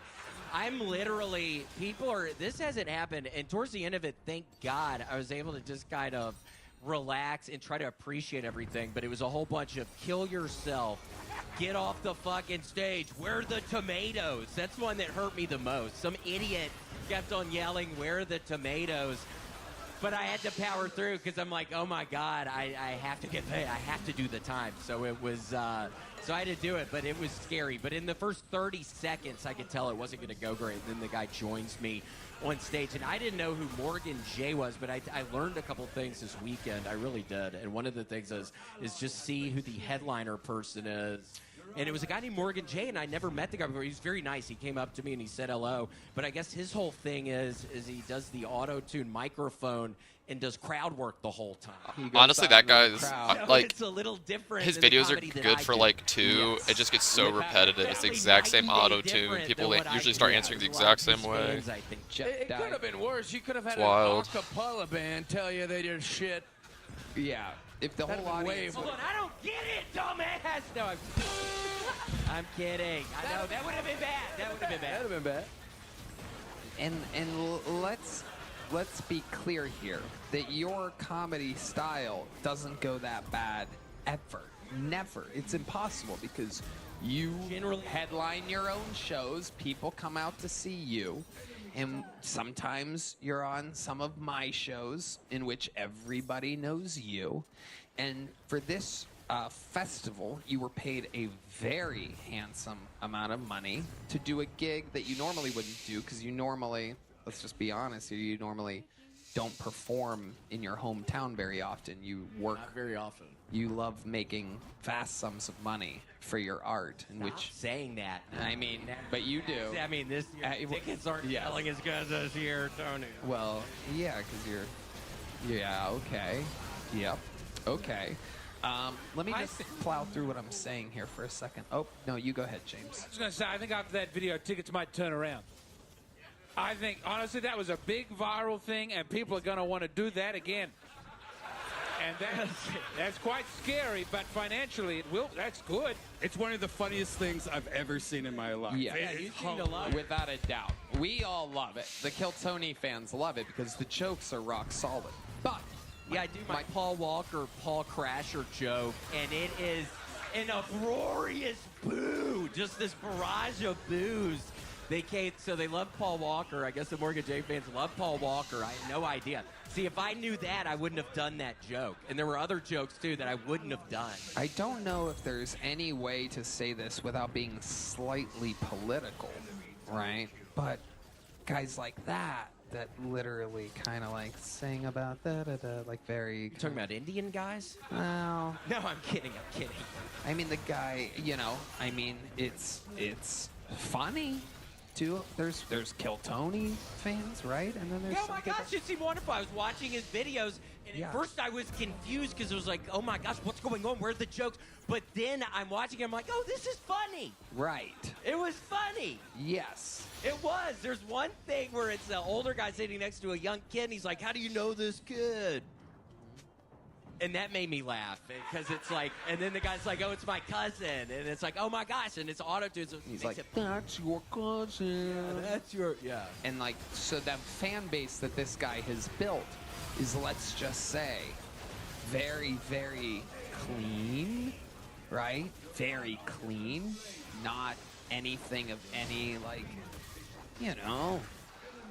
It's woke church shit, pretty much. Well, I mean, you know, yeah.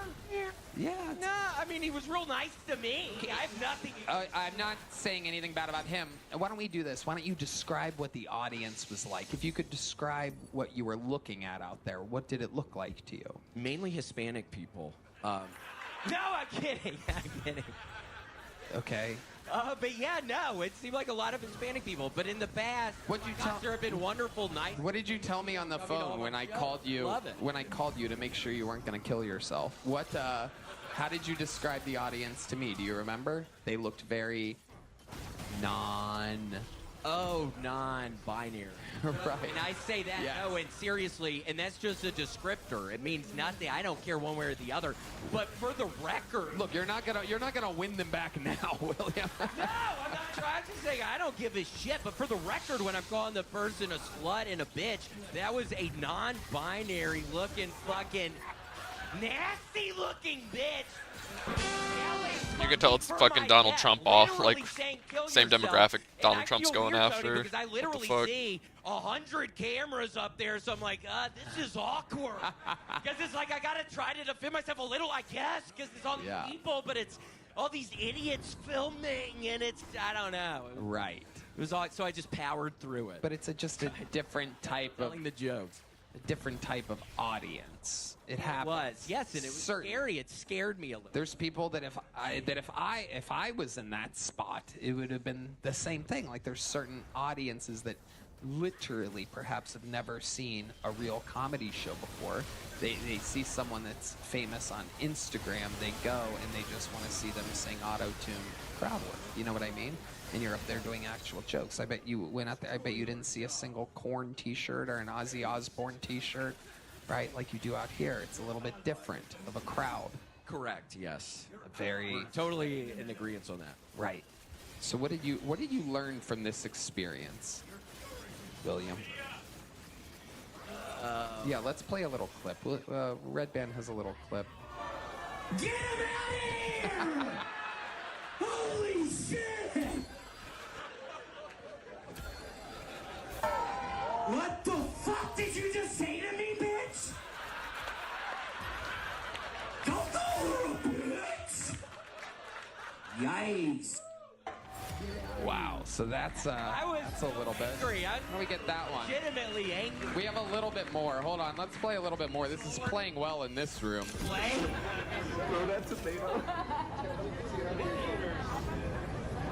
So I started taking weed, Viagra, but the only problem is whenever I smoke it, my eyes get hard. It's amazing. It's Maybe killing I'll just in need here. to buckle in, because I... There's zero laughter. Zero laughter. And there's a lot of people, hundreds. And in fact, boos. It was not only not laughter, it was also boo. Wow. Like the entire time. Crazy that your jokes destroy here and get boos there. My recommendation is they should have perhaps Frank open up for Morgan J next time because he gets boos here. Maybe he would get big laughs there. Maybe Frank, his third appearance ever, he should make thousands and thousands of dollars to do 25 minutes. All right. William, you look fantastic. How much weight have you lost? Thank you. I don't know. It's the Manjaro I'm on. Oh. No, it's, yeah, well, I haven't been able to do the row machine in 2 weeks. It's very sad. I'm getting into a weird thing. God, after that set in the past, if it was when I was, sorry, I was looking at your bosoms for a second. Oh my gosh. She really has them out there. I'm kidding. I'm kidding. Those are big. Yeah, those are huge. Those are giant bosoms. What was I talking about? I don't even remember what I was talking about. Wait, seriously, what was I'm kidding. I'm not being mean or anything. What was I talking about, though? Oh yeah, no. After the set, normally if it was when I was drinking and doing cocaine, I would have gotten all fucked up. But I just ate a large Papa John's stuffed crust pizza, so I'm doing better. Wow. What did you have on your Papa John's large stuff? Just a little sausage, Tony. What else? What else was on the pizza? It was just sausage. Oh, well, you did it again, William Montgomery. You might get boos and silence other places, but here he is beloved. Guys, let's see what Ryan J. Ebelt drew tonight during this. Wow, look at that. That's James McCann and Jeff Dye. RyanJEbelt.com for those prints. Chris Rogers, what'd you draw tonight? Oh, shit, the new regular Dedrick Flynn over there. Guys, how loud can this place get for our guest, James McCann, whose new book of poems, Disquieting Levels of Egg, is on Amazon right now. His special is a wild hit on YouTube, Black Israelite. He has the James McCann Catamaran podcast. James McCann. Don't forget that new book of poems, Disquieting Levels of Egg. There you go. Oh, you've forgotten a bit. They love poems, this crowd. Perhaps Perhaps Morgan J can I'm tweet going to go him. up to that auto-tune crowd. They're going to love poems. They're gonna love it. Those people are sick and disgusting. Can I say? Fuck them. I love you. That's right. James McCann, ladies and gentlemen. Jeff Dye is on tour at jeffdye.com. He has the new Die Hard pod. Thank you, Jeff. Thanks for having me. How about one more time for Straight No Chaser over there? Their pre-show performance was unbelievable. Loved the cameo during the show. SNCmusic.com. They're on tour everywhere. Follow them on social media at SNCmusic. They are unbelievable. Thank you to Talkspace, ZipRecruiter, and Tacovas. HeidiRegina.com, RyanJEbelt.com, Red Band. Check out my fake band. I got a couple new songs. Capred7 on YouTube. Capred Music. Love you guys. That is AI Music for those of you that literally will listen to anything. He's got a new AI thing he's doing. It's my poetry, Tony. That's right. It's really amazing. I mean, if you love anything, you will love Capred Music. Whiskey Hole. Check it out. Yeah. All right. How about one more time for the best stand band in all the land? Live audience. We love you guys. Thank you so much. Good night, everyone. The question is he transactionally anti-Semitic or is he ideologically anti-Semitic? I think it's both. But the way he speaks about blacks, that blacks should all be returned to slavery, and that if you go to a black neighborhood, you're going to be stabbed in the neck, that they're all murderers. We've seen this, of course, with Hitler, who wouldn't even shake Jesse Owens' hands when Jesse Owens dominated the 1936 Olympics, winning 4 gold medals. And you know, but Fuentes is playing with fire, because in the same way the Nazi movement cultivated hatred they could no longer contain, you have Tucker Carlson saying openly that Nick Fuentes is gay, which I couldn't care less. I have a gay brother. But Ernst Röhm, who was the head of the SA, was killed by Hitler in large part because he was gay. And at some point, Fuentes' followers are going to turn on him. Because just like Hitler didn't look Aryan in the slightest, neither does Fuentes. He's not this white Norwegian Aryan Ubermensch Superman. He's actually a short, weird guy, kind of like the way Hitler was. He has all these weird tics. He's famous because hatred sells, and hatred towards the Jews sells. And when you come along and you stoke those fires of such incendiary racism against blacks, against Jews, it's going to turn on you, and I think Fuentes is really at risk from his own people. I'm never going to touch him. I wish him a long life and increasing marginalization and invisibility. But I think that his own maggot movement is going to turn on him. All right, Richie Black, I can see you pulling some faces there, so you can respond. Yeah, well, I lost count, honestly. I mean, I lost count of how many lies that was just admitted. Where do we begin? Obviously, Rabbi Shmuley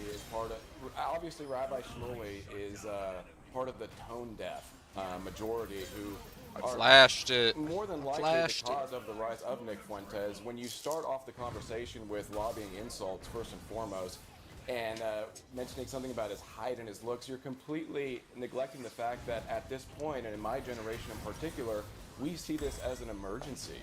We don't care about what he looks like.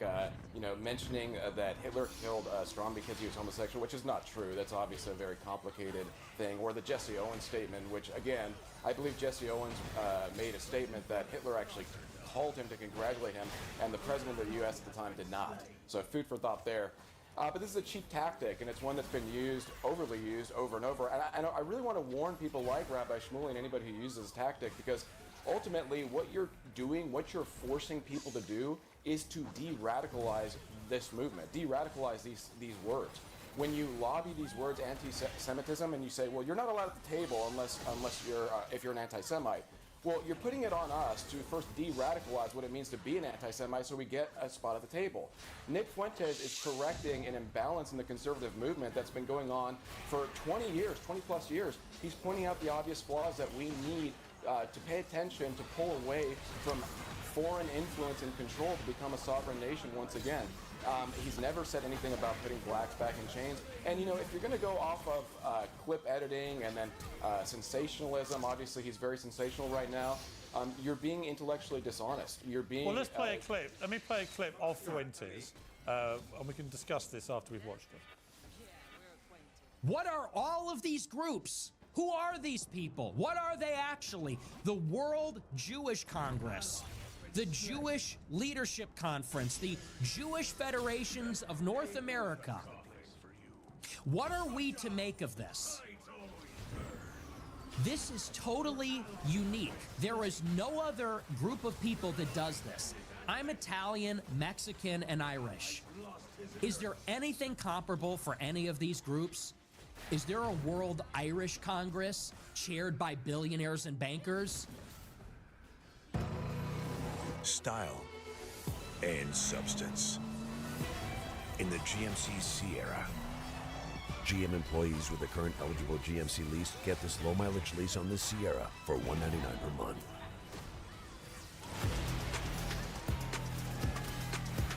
The guy got killed by Ludines, Brock.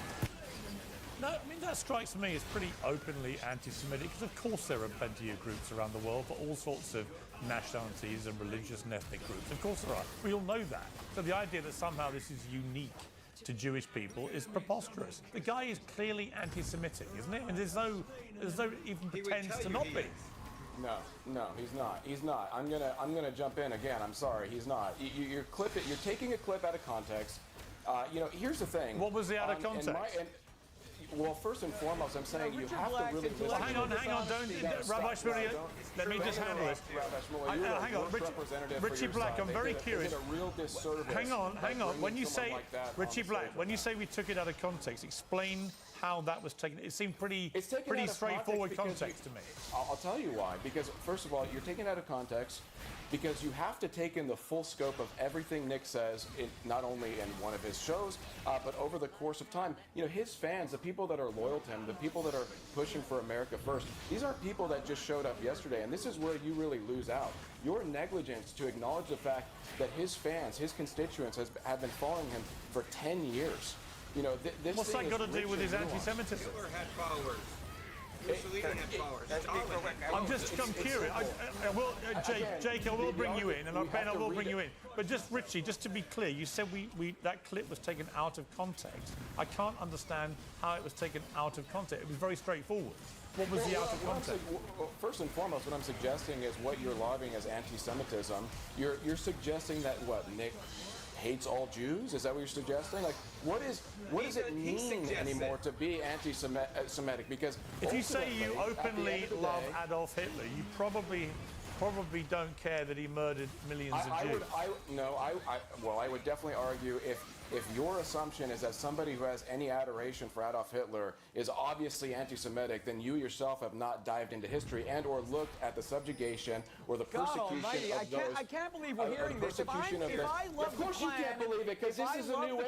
America must rise to the occasion to address the issue of people like you. This is the new age, and it's coming full speed ahead. Wait. You have told so many lies. Number one, Adolf Hitler never called Jesse Owens. That is a total fabrication. Wait,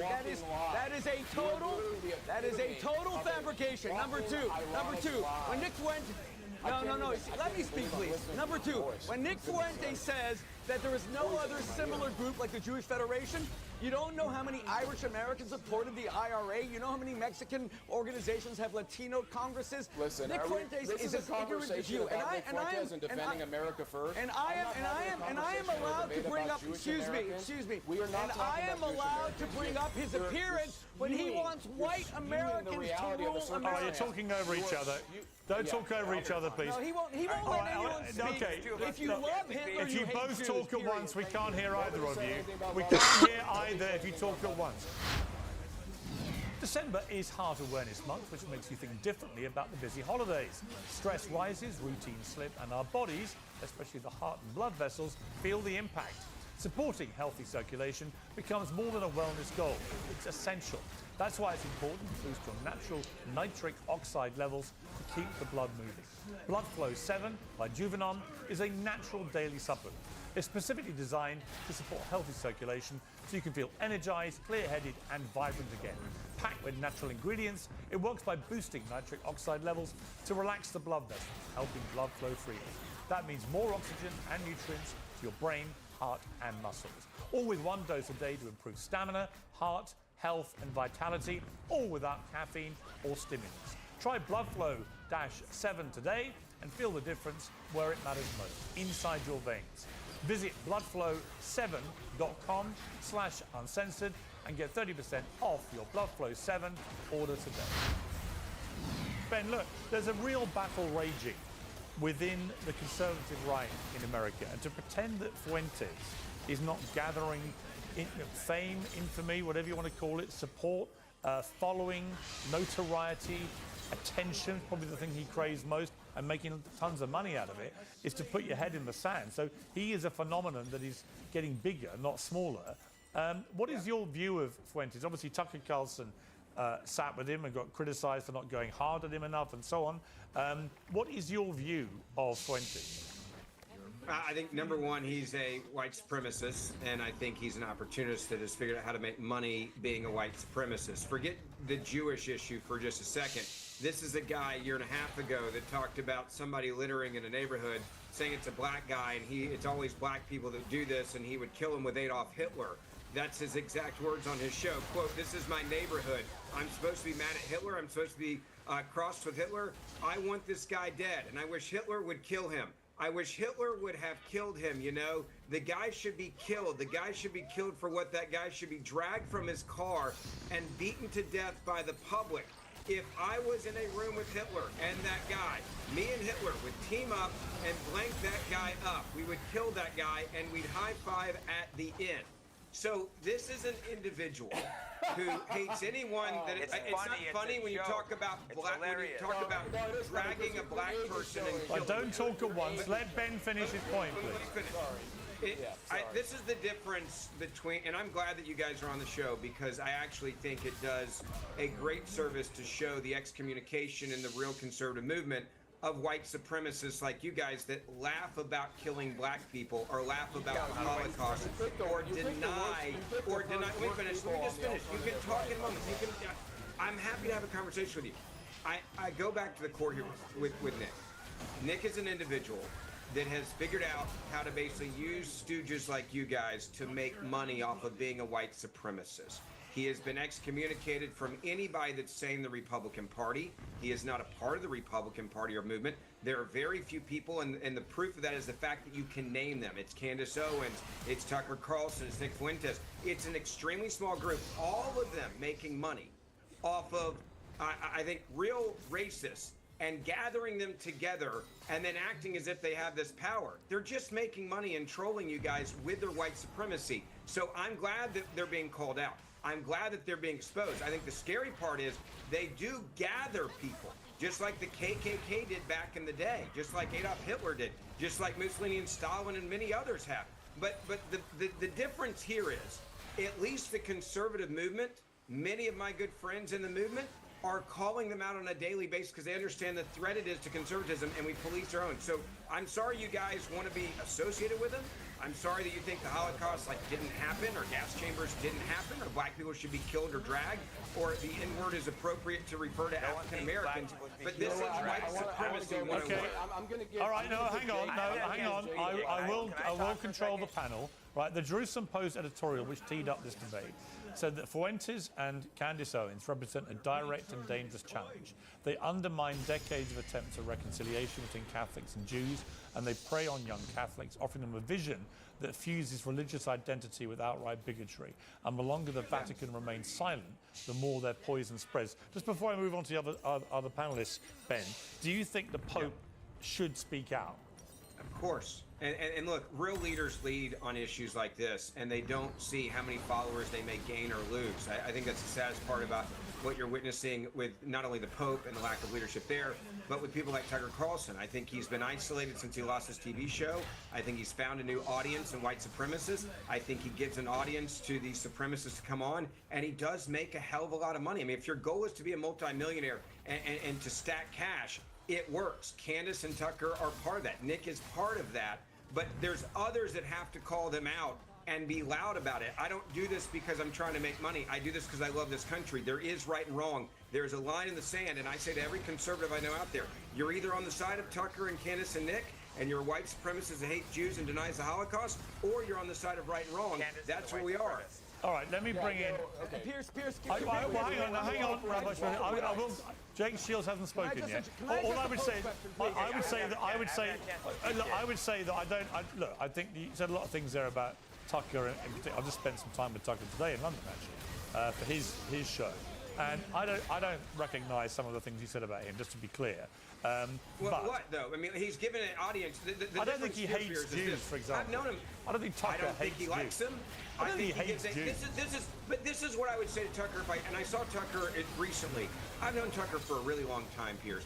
The problem I have with Tucker is you're dabbling in anti-Semitism by saying, well, I'm not the guy saying it, but let me give a seat at the table to a very large audience of people that are saying it. You're using stooges to say it and giving them a platform. That is no different than giving a safe haven to a terrorist if you're in the Middle East, or to somebody that's killing the Jews when Adolf Hitler was around. You must call it out. You cannot sit there and say, I am not an anti-Semite, but please, anti-Semites, come on my show and let's fester this evil in the world. I will. But I have a lot of people.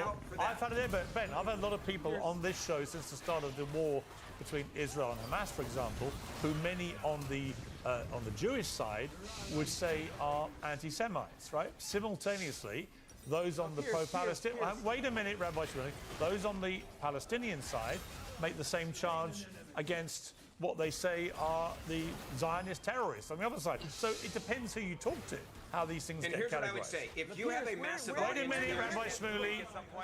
I will come back. I want to bring Jake. Look, Jake hasn't spoken yet. Jake, you interviewed... All right, Jake Shields, you interviewed Nick Fuentes a year ago. I want to show a little intro to that interview where you gave your reasons for mainstreaming it, because it's relevant to this debate. Yes. Guys, I'm here with the notorious Nick Fuentes. It's a very interesting guest because you are so vilified. I kind of believed it and fully believe it. I remember hearing like you're Nazi, white supremacist. The only thing I saw was negativity about you. It was this negativity, and you had no voice. You were banned from literally everything. So then I think I started texting you, we got a couple phone calls, and you were so not the guy that I thought you were. And then I don't know, a year ago or something, we met up, had dinner in Chicago, and it was just, you seemed like such a genuine, normal guy. And that's when I'm like, all right, I was completely lied to. I was wrong about this guy. I want to do something, try to help you get mainstream again a little bit, which you are starting to slowly move that direction.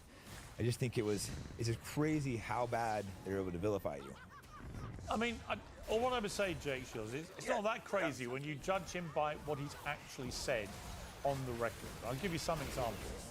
A lot of women want to be raped, and they have to pretend that they don't. Jim Crow was better for black people, but who cares? White people are every bit justified in being racist. Hitler was really fucking cool. He compared the Holocaust to baking 6 million cookies. Now, none of those things strike me as being anything but utterly repellent, and yet you decided he was mischaracterized. Yes, because will you let me talk? First off, I met him through a black friend. You're saying he wants to kill black people. If you watch his show, he jokes a lot. Humor, Generation Z. You guys don't understand that. And when he was talking about girls getting raped, he's talking about rape fantasies. 56% of girls, or maybe it was like 70% of girls, have rape fantasies. This is the reality. He's not saying he wants to rape girls. The cooking thing, look up the numbers. They say it was they claim they were burning bodies in 10 minutes. It takes 90 minutes to burn a body now, so there's a little bit of validity to that argument. Nick was nice. But you're denying that 6 million Jews died in the Holocaust. Are you denying that? I'm just saying. I'm saying it doesn't match up with the furnaces. I don't know. I'm not making a comment on that. I'm saying there's some holes in it. Well, you are. You're questioning the number of people who were killed in the Holocaust. Okay. Well, headed out to get in line for Black Friday. Why? We don't have a line, Rob. Our Black Friday deals are already here. So you're saying I don't need to camp out? Nope. At Fort Wayne Kia, you can just come in because we have great deals all month long.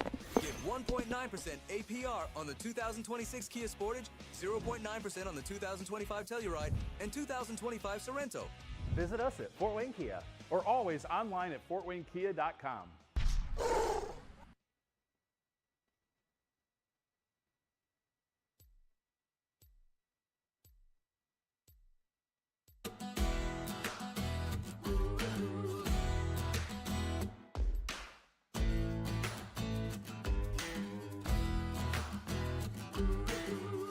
Today's show is sponsored by Oxford Natural, makers of the Optimum Day and Optimum Night all-natural supplements. Thousands of Brits and Americans are already taking them with incredible results. Optimum Day boosts your energy and supports weight loss throughout the day. Optimum Night helps you relax and get deep, refreshing sleep. They have countless success stories, including from some very familiar faces. England legend Michael Owen, who lost 40 pounds, AFTV's Robbie, who lost more than 100 pounds. To watch their full stories and many more, scan the QR code on your screen or visit oxfordnatural.com/peers. And here's the best part. Use the code PEERS and get 70% off your first order. Yes, 70% off with the code PEERS. Do you think that they were burning bodies in 10 minutes? Yeah. I think they were burning bodies in gas chambers and then mass graves. So you think it was the fastest? You think do I need to go look at? So you think it was 10 times faster than today's furnaces? Okay. How fast would have been acceptable to you? But it's ridiculous. How fast would be acceptable to you? Pierce. God, I mean, it's scary. I don't even care about the gas chamber thing. You don't even care about the gas chamber thing. I think you just expressed a desire you did. If you were Jewish, you would. I will let Rabbi Shmuley respond to that point. Bodies that fast. I don't think they burned. But can I finish my point? I didn't even get to the point I was trying to make.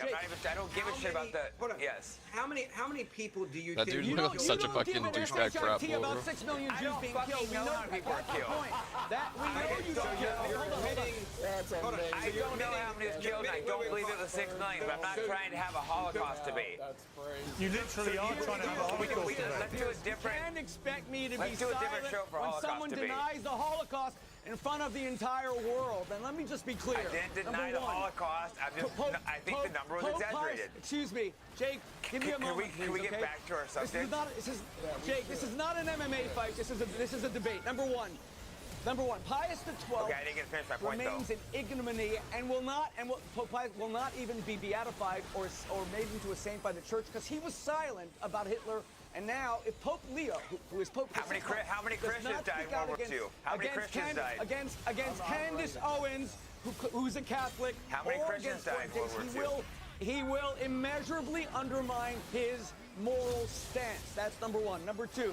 The utter lies and the ignorance of people like Jake Shields. Jake Shields doesn't know anything. If I ask him the names of Treblinka, Majdanek, Grossrosen, Bergen-Belsen, yeah, I know all those. Stop on with every the furnaces. single one, they By the way, Jake, forget how long it takes to burn a body. Let me ask you one question. Since you're a great Nazi lover like they pointed out, sure. Why is it the Third Reich? What is the Third Reich? Just tell me, what is the Third Reich? Where's the first two Reichs? What are they? I'm not a Nazi. I don't even know. I have no idea. No. You have no clue about what even the Third Reich is. There was the Holy Roman Empire, then there was Wilhelm II, then there was... You don't know anything. You're just using something about crematorium. But I do know furnaces can't burn bodies in 10 minutes. What I do know is the reason why you want to... The reason why... There's no way that's true. Like, you can make a fire so fucking hot. Anytime since like 1880, we've had the whole fire thing down pretty good. In the same way you don't know. In the same way you don't know. Let me jump in. I'm jumping in. All right, Rabbi Shmuley. I am jumping in. Rabbi Shmuley, let me speak. I would say this, Jake Shields. You say, hang on.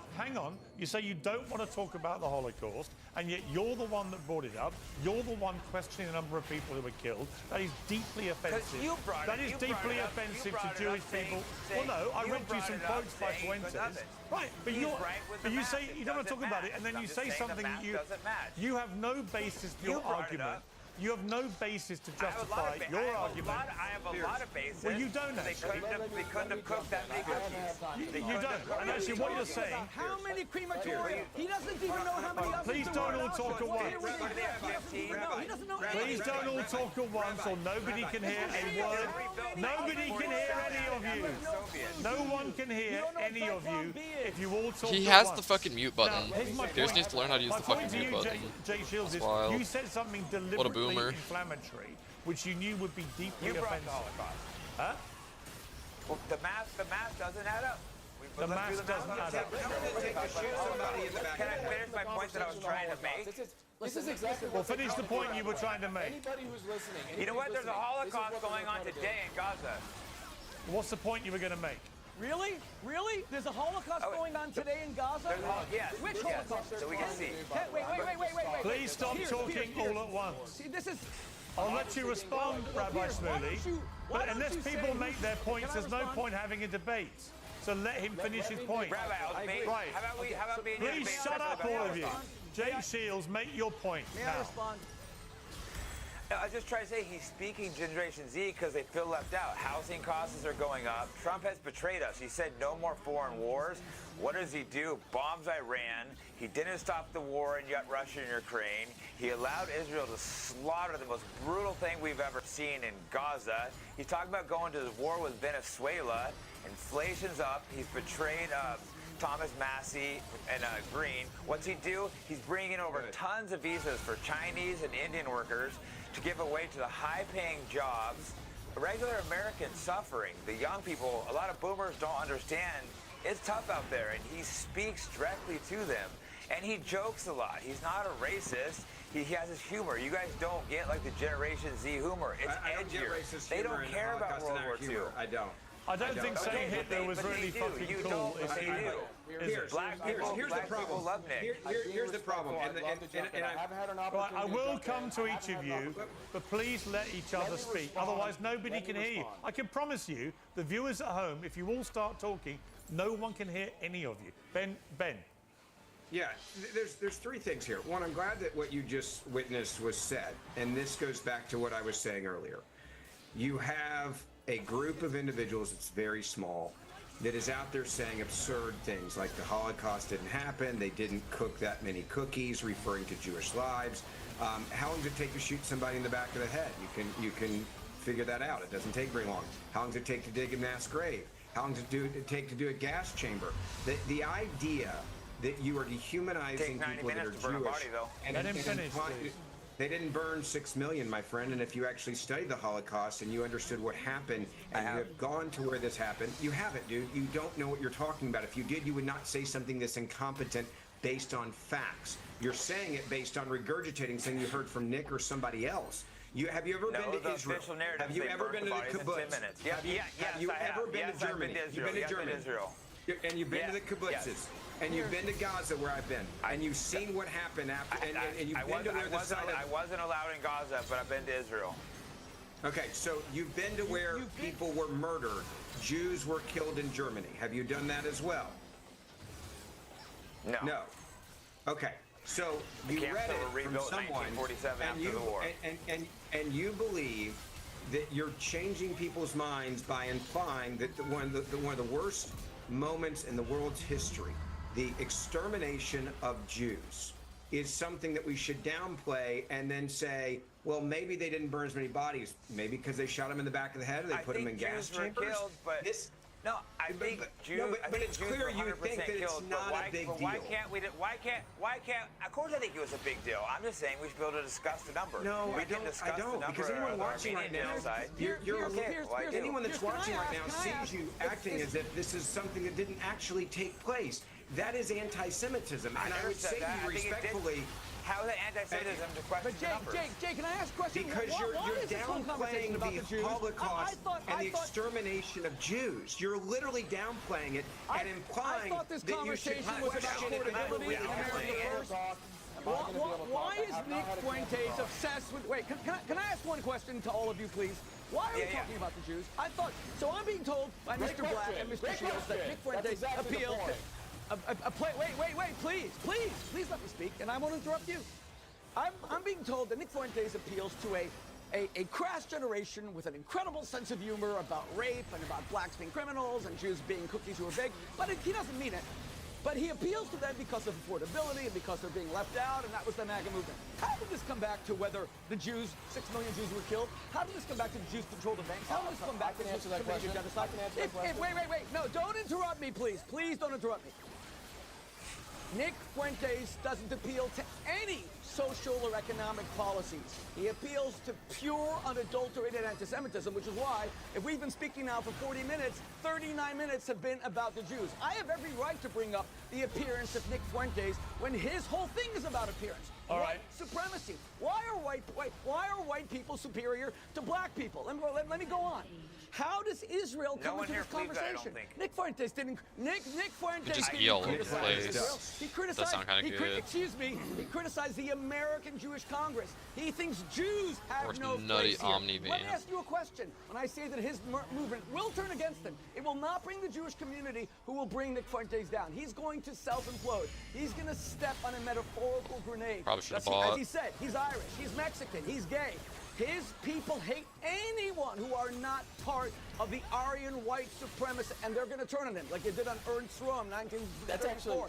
Night of the Long Knife. All right, let me bring it. All right, so don't all talk at once. Thank you. Don't all start shouting. It's about Don't all start shouting. Jew hatred. Okay, Richie Black, your response. Mando deodorant is a game changer. I've been using it and I won't go back. Total freshness for up to 72 hours and the scents are exceptional. Bourbon leather is an instant classic, clean and bold. It's safe anywhere on the body, it's baking soda free, and it's ideal for after the gym. Mando starter pack is perfect for new customers. It comes with a solid stick deodorant, cream tube deodorant, 2 free products of your choice, and free shipping. As a special offer for you, new customers get 20% off site-wide with our exclusive code. Use code PIERS, P-I-E-R-S, at shopmando.com for 20% off site-wide and free shipping. Shopmando.com. Please support our show and tell them that we sent you. Mando has got you covered. Black Friday, well, shop, Wayfair now, month big deals, yeah, these are steals. 80% less money spent. You pick a row, check out the song, free shipping, wow, Wayfair is home. Win the season, win the season. Wayfair. The right way to finance a Mustang is with Ford Credit. We have financing options that turn your dream Ford into a reality. It starts with your signature. First and foremost, Rabbi Shmuley, you have put your foot so far in your own mouth that you're choking on it. The rest of Con Inc. and neocons are drowning as well, and this is why they're panicking, by the way. You know, I like being on this panel because you guys make me feel young, by the way. You make me feel young in a panel full of fossils. I want to address, by the way, what Dave said earlier about Nick. This is really important as somebody who's Catholic. I have a real big problem with what you just said about him pulling Dave? Catholic young men. Or is it Dave or the guy in the middle? I already lost his name. Sorry. Ben. What's the guy in the middle? Ben. Sorry. It my apologies. Ben. It would be Ben. It would be Ben. Okay, sorry. So Ben, you mentioned that Nick is pulling Catholic young men down the wrong road. You don't know these people. I didn't say that. These are my, I didn't say these that. are my friends. No, you're suggesting that the Jerusalem Post should, in fact, don't interrupt me. I didn't interrupt you. The Jerusalem I didn't Post say that. should, in fact, I just condemn- what you It was said. the Jerusalem Post that said that. Let me make a comment about that. It was the It's Jerusalem obviously- Post that said it, not Ben. Thank you. I didn't But say he- that. sorry, I was sorry, correcting fine, you. but he So was don't put defending words in my it. mouth. He was. Okay. Fine, I won't put words in your mouth, but you were defending the position of the Jerusalem Post to do this, right? I know a lot of these young men who have started lost, addicted to pornography, addicted to violence, addicted to all these things that are troubling them. They find Nick Fuentes, they become Catholic. They become confirmed Catholics. They change their lives. They become better people. Some of these people... Many people that you watch would him not also become white recognize- supremacists. No, they don't. No, they don't. I'll tell you right now. Well, it wasn't Yes, up. they do. Oh my gosh. Let me I think that would finish insult talking. Nick Fuentes. Let me finish talking. You don't even know what a white supremacist is. I guarantee you. And you know what? I'm If looking at Con one Inc. right keeps now. doing this- No. I'm looking at one This is- right now. I this is know great. what a You know white I supremacist almost looks don't like. want to correct you. I almost don't want to correct you because you know what? If I correct you and you eventually figure it out, if you eventually figure out what you're doing wrong, then we will lose in terms of those who are coming up and taking control of the conservative movement because you guys are relics You're of not fossils. ever going to win this you're battle. played out. As You're long as I'm played right. out. You are a white supremacist. You said I don't know what one looks like. No, You're literally a definition of a white You supremacist. can't even define white supremacists. And you pick Jake Shields and I Rita Brown. absolutely We have can. You plenty want me of to say it Jewish again? friends. We have plenty of black friends. We I actually got a work black with friend. people. I got one black friend. I got a Jewish friend. No. Yeah. Well, certainly you're not a threat if you're obviously willing to work with Jewish American voices. Obviously you're not a threat if you're willing to host black people on your show. You have no idea what a white supremacist is. I'll tell you right now. What is your definition of a white supremacist? Someone that wants to kill black people and Jews and anyone that doesn't look like them. What is your definition of a white supremacist? I will give you the definition if you just shut up. So, Please, moving tell me. forward, I'll give you the definition, but let me finish my thought, and I will move to that definition, okay? You haven't figured out on the fly? This is the problem. No, I don't have to figure it out on the fly. You don't even know how to I know you're not a define white it? supremacist. Nick is obviously not a white supremacist. Give it a rest. First of all, a white supremacist is what? Someone who argues the white position supremacist. that white people are supreme. This is not the conversation we're having, okay? And also, before because you're hanging out with white supremacists. No. First and foremost, Nick being a white supremacist group chat. You're probably not trying to figure that out. I let you finish. Let me finish. I let you finish. Let me finish. But you cannot dominate the entire show. Make your point. What's a white supremacist? Say it already. Spit it out. What is a white supremacist? Stop teasing us. You're not a host teasing a commercial. What is a white supremacist, Mr. Black? Keep going, keep going, keep going. Well, let me intervene. Let me intervene.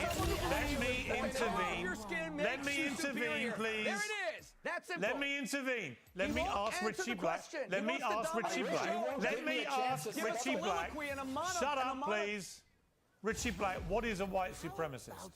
A white supremacist is somebody who believes that white people are supreme over all races. Nick obviously doesn't feel that way. I don't feel that way. Jake doesn't feel that way. We are American nationalists, and this threatens you. We're young, and this threatens you. We're replacing neocons, and this is threatening you. Connie is I actually thought you were smarter than this. America first is on the rise. America must rise to the occasion. And as far as somebody who said he was an opportunist, Nick just started the America First Foundation. Everyone go donate, by the way.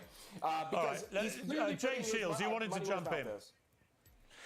Yeah, I just want to add, if you look at me and Nick Fuentes on Twitter, we are constantly being attacked by the real white supremacists because we're not white supremacists. These people go probably harder after us than they do you guys because they're mad that we're not taking their stance. They're like, oh, you guys are race traitors, this and that, because we stick up for all races that want to have right ideology. We're just sick of Israel. This country gives them billions of dollars. What do? They bomb us, killing 34 Americans. I'm wearing Philip Turney. Philip Turney, a real patriot, gave me this shirt. Finally, God. Yeah, the truth. The Levant affair. It's about Jews, anti-Semitism, right there.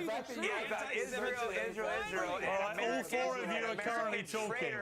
American traitors that support Israel over America. It's America first, America only. We are sick and tired of working for Israel. We are done serving your country. You should move to Israel. I got it. By the way, Pierce, may I speak, please, without their interruption? Oh, yeah, not wanting Americans to be killed. My friend Phil Turney, 34 Americans were killed, and I'm anti-Semitic. Bring that up. Please control yourself. Now, Mr. Shields. You guys are the ones killing Americans. Pierce, may I speak? Yeah. Mr. Shields. No, go ahead. I'll let you. May I point out, Mr. Shields, that we're in the 250th birthday of the United States. If France had not come with their fleet to Yorktown, you would be still speaking with a British accent. Democracies support one another, and Israel's the only democracy. But Israel is a tiny, tiny fragment of what American aid goes to. Ukraine has received $100 billion in American aid over the past 2 years. That doesn't bother you. Wait. And you know why? You know why it doesn't bother you? No, but you didn't say I'm tired of the Ukrainians controlling America. You said Israel. Hold on. You are interrupting me. Jesus Christ, these conversations are brain dead. My country. I was born in frickin' Los Angeles, California, you damn racist, so but you stop represent it. Israel, Jews can be as American as you. Now, number two. Now, excuse me, don't interrupt me. I love Israel with all my heart. Number two, just like Irish Americans love Ireland. Number two, when you say that someone, Mr. Black, is not a white supremacist because they think that it's about America first, that's pure garbage. You are the Klan. You are Nathan Bedford Forrest. Great. You are the Confederacy. The Confederacy was all about believing, excuse me, that the color of someone's skin made them automatically superior. Not their character, not their morality, not their values, not their sacrifice. Wait, and I'll tell you more. And I will tell you more. And Mr. Black and Mr. Shields, you're saying that America is controlled by Israel? Do you know how many 450,000 Americans died to liberate France? Wait, France, Belgium, Holland, The Netherlands, Norway. Why doesn't that bother you? Our presidents don't go kiss a wall over there because they 500,000 don't control us. Americans liberated Europe. All right, don't all start shouting again. All right, you guys, excuse me, can you all be quiet, please? You just talk and talk. I want to play another clip. I want to play another clip. I want to play another clip. They will not let me speak. Look, I'm going to speak.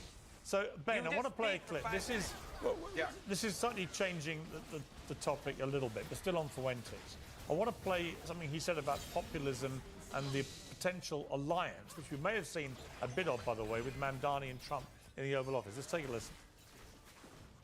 Why don't we have populist Republicans and populist Democrats that just solve problems?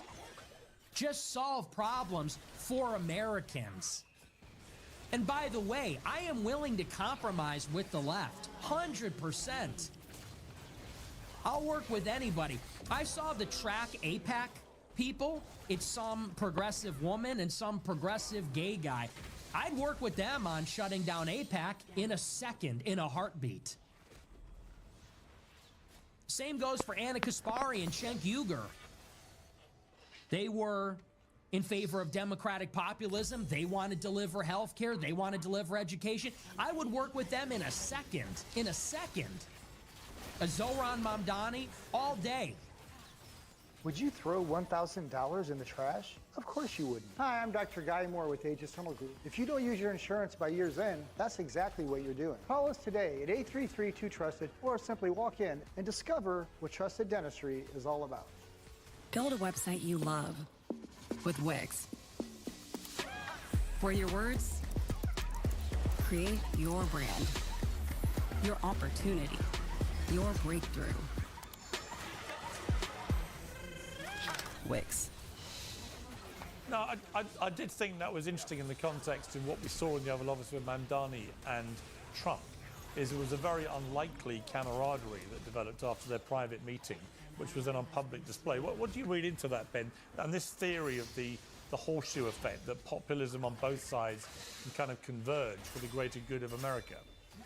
Yeah, I don't think it's going to happen. I think Democrats that say that are full of it, and we saw that from what Mamdani said about the president after that meeting the next day when he attacked him yet again.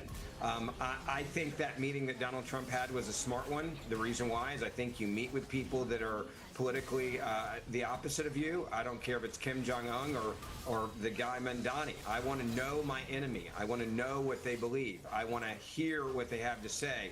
And I want to know how to beat them. I think studying people that are completely against you is an important thing in politics. I think it's actually one of the smartest things about Donald Trump is he's willing to meet with basically anyone, no matter who actually says he shouldn't have that meeting. World leaders, whether it's Putin. I think that is a smart move by a world leader. I also think that there's a real threat right now, as we've seen two declared socialists win in major cities in America as mayor, and we're seeing the Democratic Party implode. It is now run by socialists, Marxists, and communists. I've said this on your show, I think, a couple years ago. The Democratic Party is dead. It has been masquerading as socialist Democrats and communists as Democrats. Now they're just saying, screw it. This is just who we are. So I think that's an important meeting. But the idea that Democrats who just held America hostage and shut down our government just to score political points and literally vote against food stamps, the people they claim they want to feed, for example, and they wouldn't pay government workers, would somehow come together and work with Donald Trump, or as Fuentes described it, like that's a pipe dream based in total insanity. The Democratic Party is broken now. They're in their own civil war right now with AOC and the others. And so I can't imagine right now working with them because the party is trying to destroy me. AOC literally is the leader, and Mamdani, and Chuck Schumer isn't extreme enough for the Democratic Party right now. Probably going to lose his leadership position. But if they're so and extreme, if they're so extreme, why was Trump so cordial to him in public? Why did he say? Because I think sometimes when you meet with somebody you're trying to figure out, you just don't walk in there like it's a fight and punch them in the face. You learn about them and figure them out and see what the real threat is and what they're about.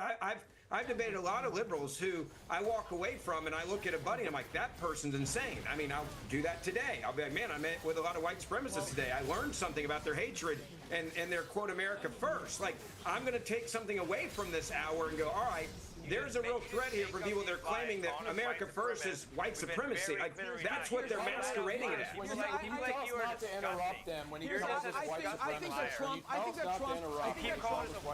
that Trump played Mamdani brilliantly. Yeah, it's such a Trump played Mamdani like a fiddle.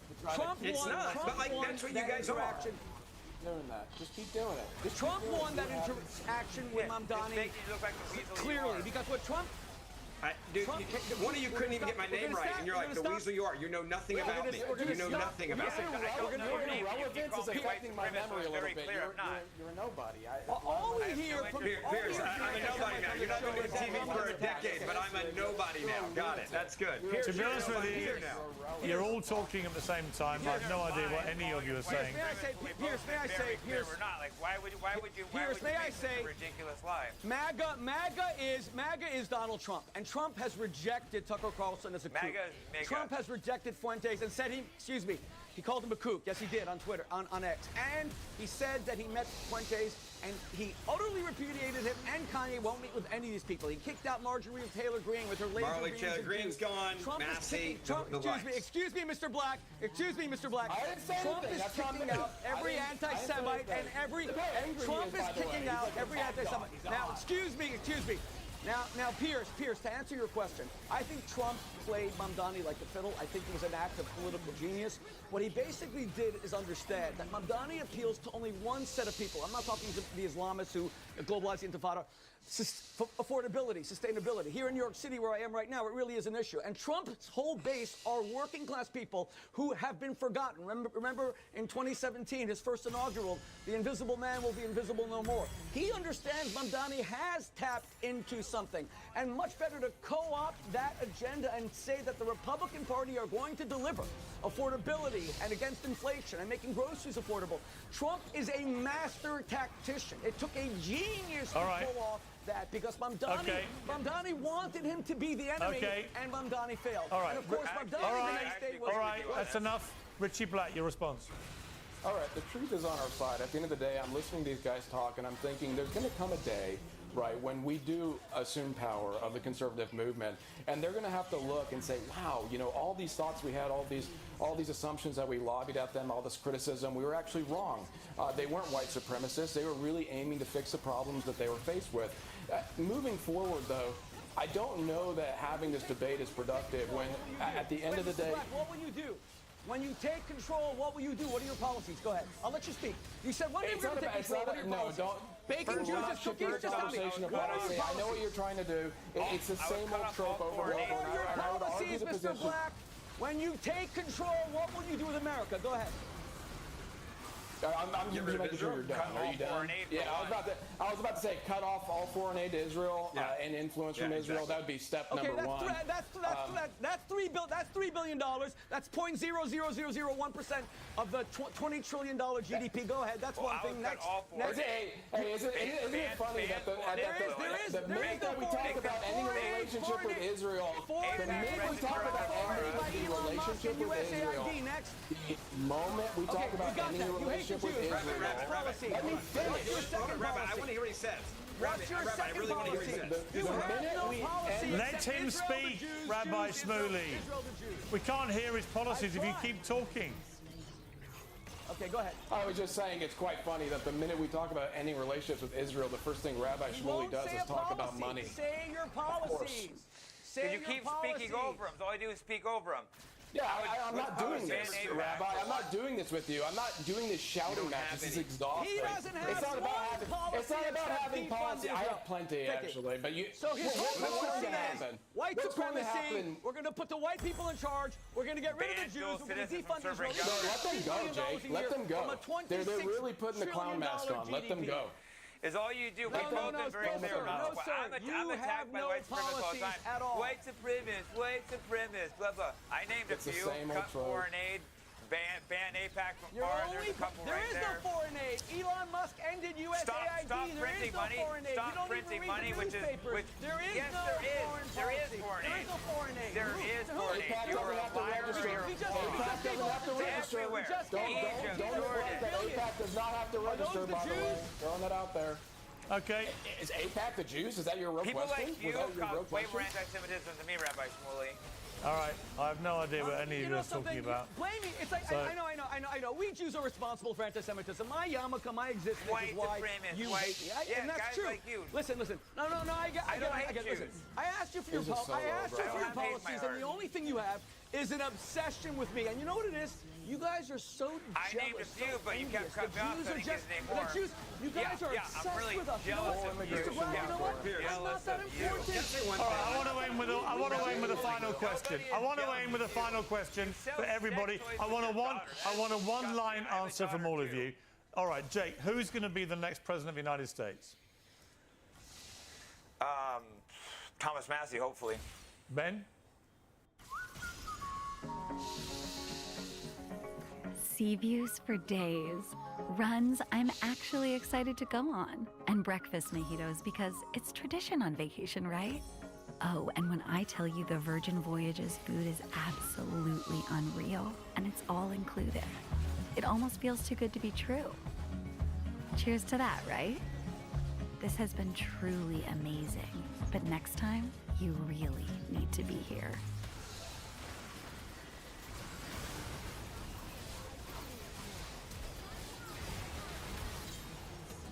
Bauer tools give you the confidence to take on challenging home projects.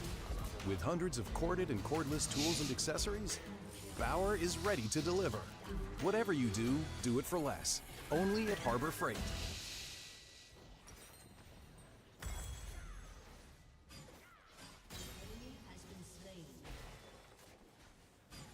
I'm going to be honest with you. I have no idea, and I don't think anybody else does either right now. It's way too far away. Give me a name.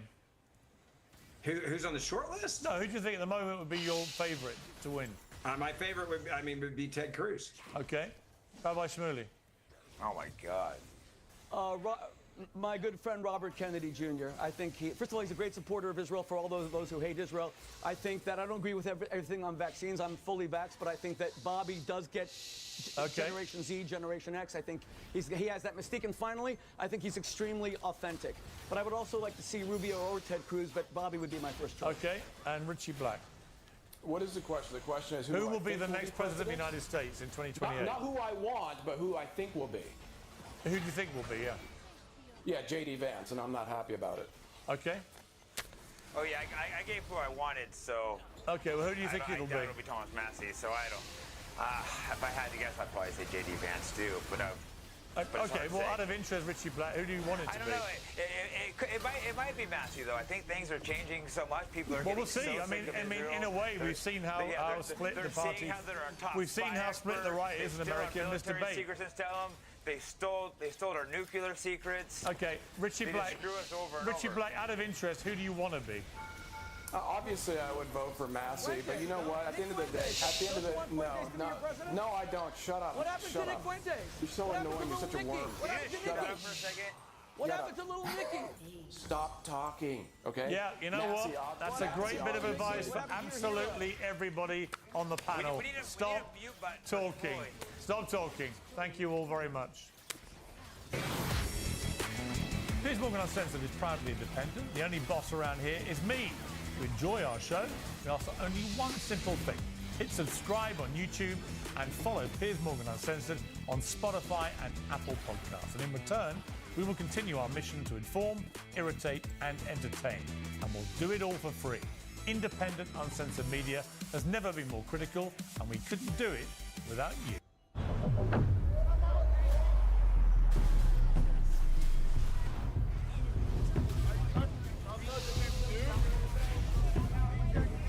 Ladies and gentlemen, I'm Tommy G. I'm in Chicago with the superstar rapper.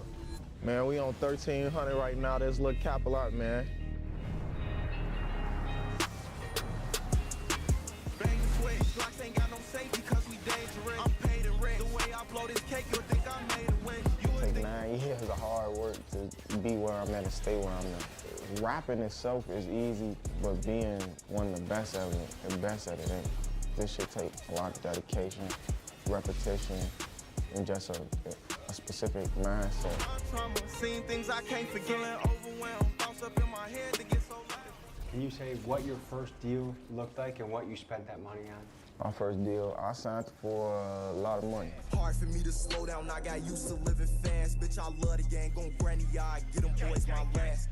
Only be with shooters, you can't hang if you won't blast. Please don't. Polo G is one of the biggest rap stars to ever come out of Chicago. He came out of a neighborhood known for violence and poverty and somehow turned that pain into massive fame, multi-platinum albums, and songs with billions of streams. And today, hot from the release from his latest album, Hood Poet, we get to sit down with the man and see into the life of someone with superstar status. We dive into his world, talking everything from philosophy to fashion. We visit the infamous 1300 block he's from, and I won't tell you who yet, but we get a surprise visit in this episode from another gangster rap star I think you all probably know. But most importantly, we get to hear from a man who has tasted the height of fame and has made it through that journey with a lot of wisdom and good advice. So folks, it's my great pleasure to bring to you Mr. Polo G.